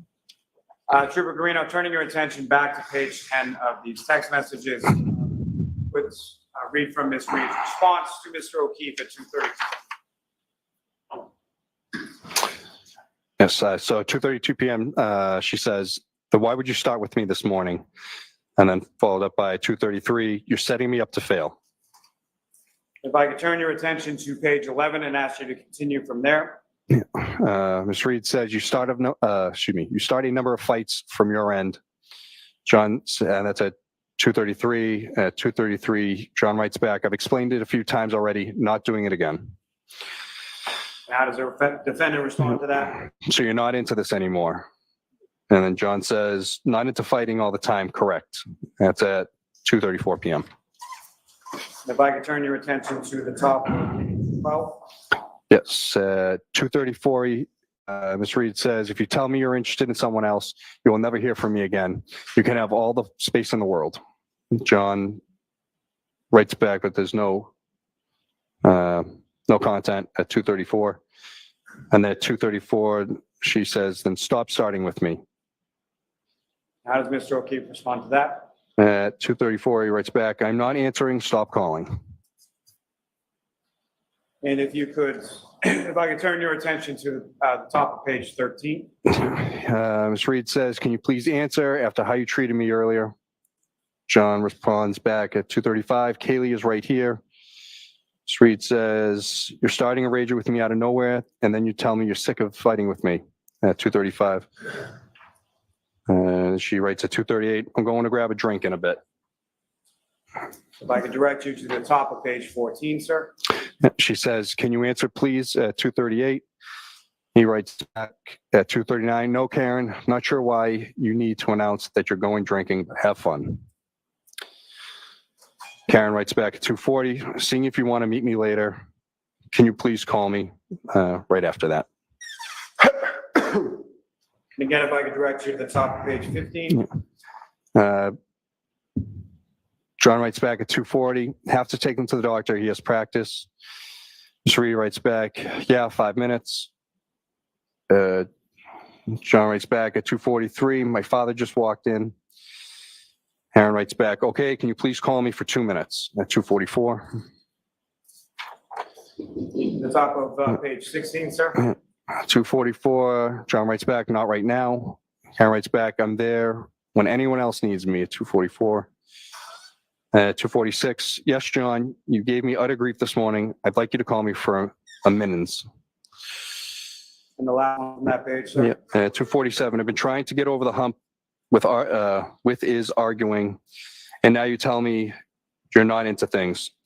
And if you don't want to fight weekly, but fly off the handle at 8 a.m. with me, like you're setting me up to fail. Sir, if I could draw your attention to page 42.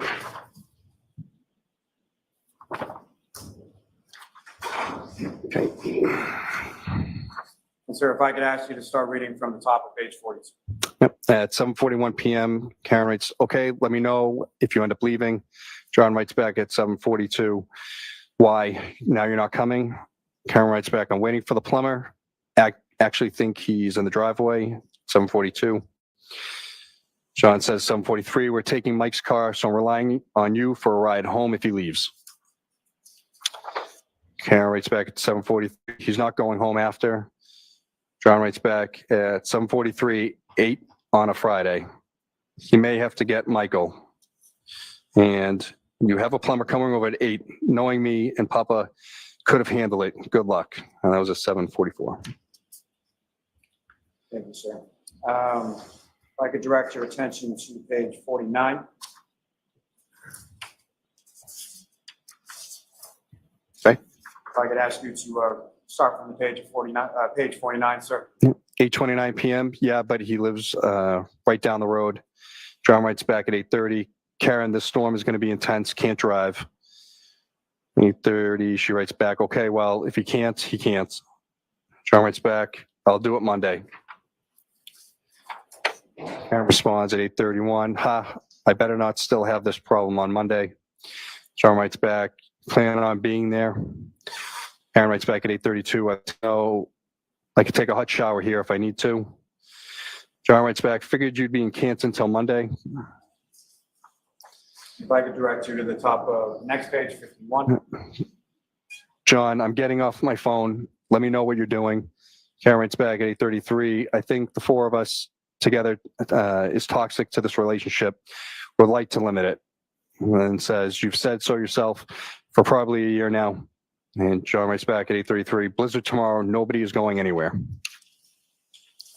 Sir, if I could direct you to the top of page 52. Okay.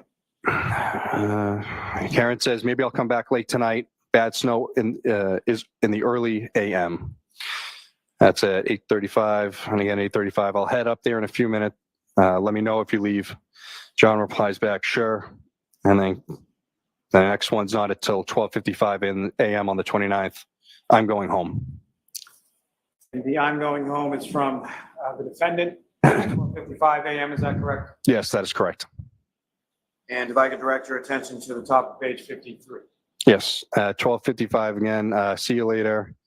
At 1:02, your kids are cucking alone.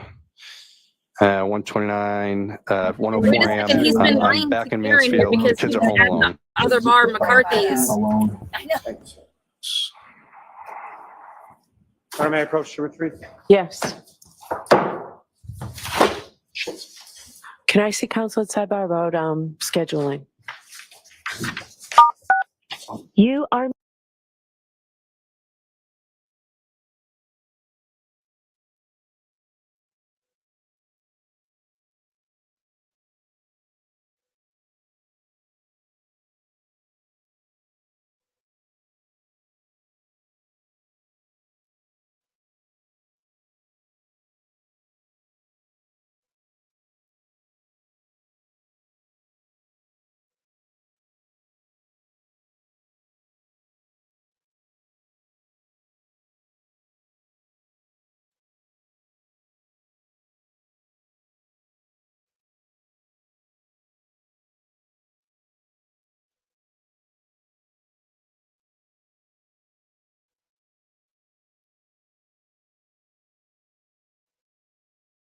Okay, guys, I have so much to say about this. First of all, John's lying to her. He's the one that's out. He's saying that he's not out. But right there, Karen says, This witness, like, but can we go boom. until 4:15? I know Karen it's been a says long day, but that does she that went to work for you all? Mansfield. All right, She's thank making you it very try to much. seem So like when that we she do that, then left I'll talk to so that what's he would going have on. to leave what he was doing to come home, like to trick him into You are coming home unmuted. with the kids. We know damn well that she didn't go to Mansfield, right? So you're not going to be texting that to somebody Yes. that you're trying to get him to come home because he went inside the party and did not leave. Okay, this is actually very, very good for Karen, if you ask me. With like logic. But Yes. John O'Keefe was already out, so him texting at 8:30, he was already out. Now, No, I had to do Trooper Guarino, you were also able to get some This is wild. chats as well as some phone At calls least we can between have it the defendant and certain individuals. Is that correct? Yes. Yeah. And may I approach, Your Honor? Yes. Wow. We get through a lot of text messages.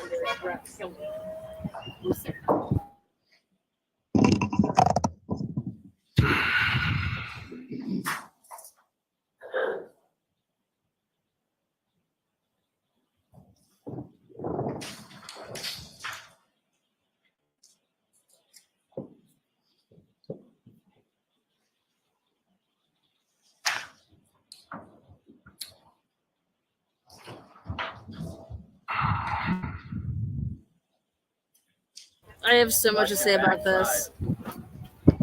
I'll be talking about it tonight. I have so much to say about this, guys. These times totally help Karen read out. It's a typical like later like lovers fighting about stuff, like you're like bickering in such a way. Like this is just like trying to say that she was in Mansfield so that he would like leave the party. You ain't writing that if you just you know she's. And do you recognize those, sir? Yes, I do. And what do you recognize those? The single page is Karen Reed to Laura Sullivan phone calls, or I should say, yep, calls from Laura Sullivan to Karen Reed. And the other one is Karen Reed and Laura Sullivan's chat messages. What's contained in those documents, is that a fair and accurate portrayal of what you were able to extract from the defendant's phone? Yes, sir. May I approach again, Your Honor? Yes. I'm about to seek to introduce the minutes and next exhibits. No objection. Okay.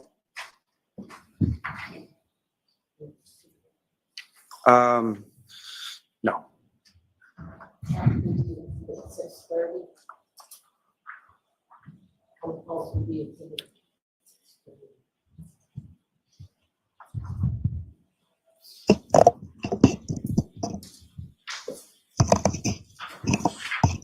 Thank you.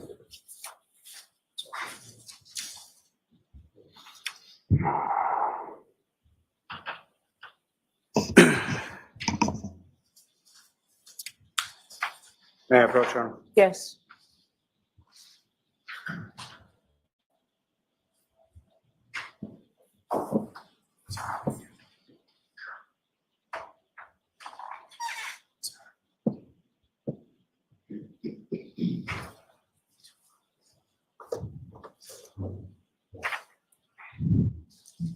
On your document, sir, recognize that? Yes, these are Karen Reed and Aaron O'Keefe phone call. And what is contained in that, is that fair and accurate portrayal of what you observed conducting the extraction of the defendant's phone with regard to the communications with Aaron O'Keefe? Yes. May I approach again, Your Honor? Yes.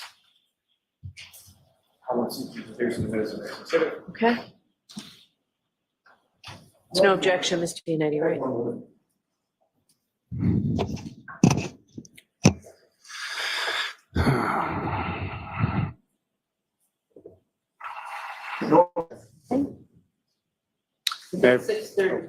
I'm very sorry, Madam Clerk.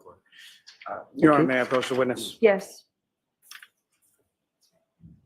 I'm showing you what's previously been marked as exhibits 51 and 52. That's if you recognize those. Yes, these are phone calls between Karen Reed and Katie Camerano. And 52 is chats between Karen Reed and Katie Camerano. I approach this to retrieve, Your Honor. Yes. What's contained in those exhibits 51 and 52, is that a fair and accurate portrayal of what you observed during the extraction of the material from the defendant's phone? Yes.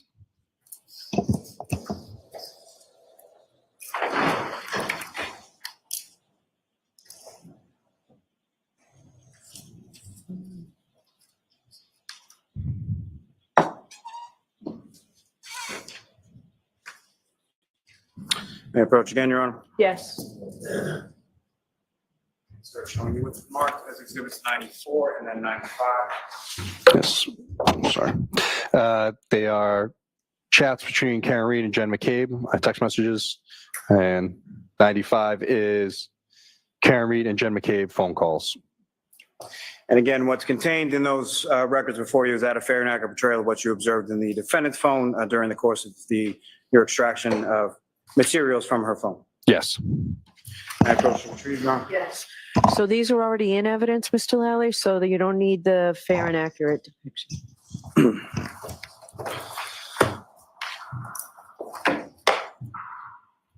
You see her trying to like tell.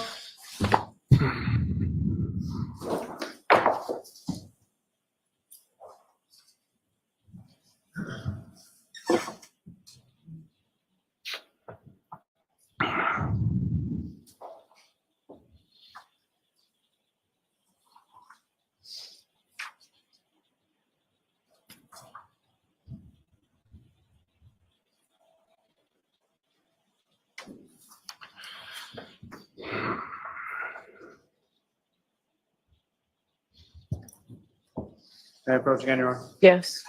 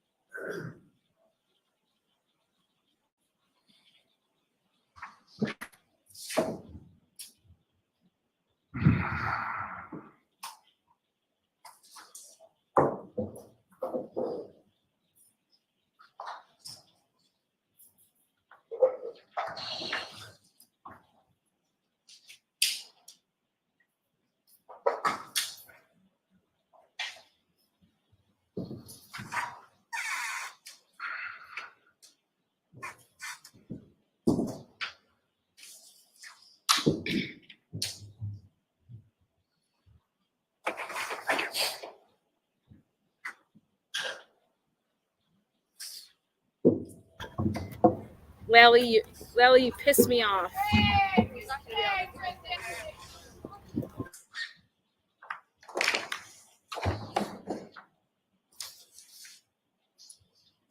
Juris, you know what? I'm going to send you home. Okay? So you can see counsel outside that for just a minute to figure out the next 2 days. You are muted. All right, guys, that's a wrap over here. Woo! Oh man. So remember, there is voir dire tomorrow. No court on Wednesday. Court Thursday, Friday. Friday's a half day. Yeah, Friday is a half day. And then what we've been told is that the defense is going to get the case, case on Friday. So meaning that like defense would start on Monday, but again, who knows? You know, They might surprise us. they might surprise us. Maybe the defense starts on Friday. Again, it's a full day Thursday, half day Friday. And the goal, though, I could tell you this, the goal was to be able to give the defense the floor for Monday. We'll see. Again, all the locals, I want to say thank you guys so much. Lally just wastes the court time. He's as slow as a week in the jail. That was amazing. We really enjoyed that one. Again, the defense will have a couple extra days for this cross. I think it's going to be a really good cross. I've been waiting for Nicholas since it started, so I'm enjoying this. But Again, thank you guys so much. You guys rock. She's sending the jurors home. And it's a wrap. So.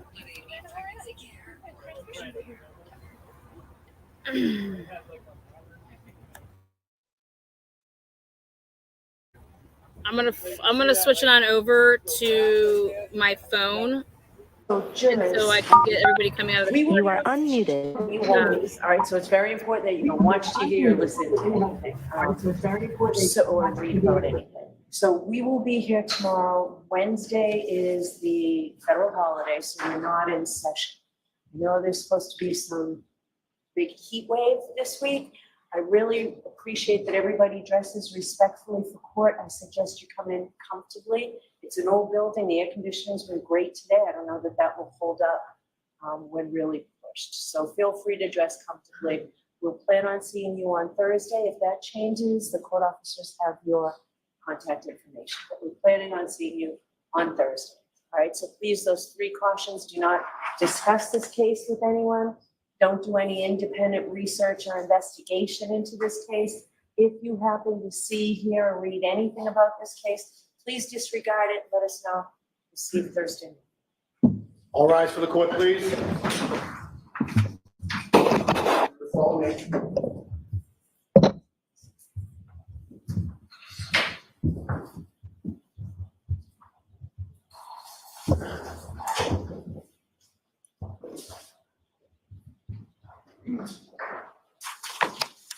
All right, and Trooper, you can just follow out behind them, okay? Thank you.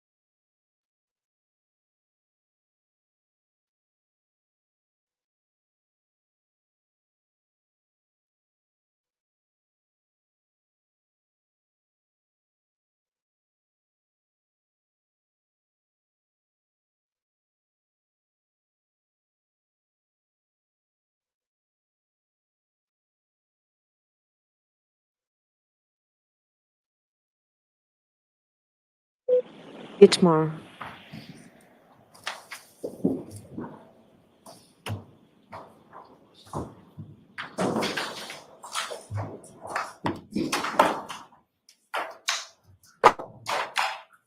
All right. Depending on how it goes tomorrow.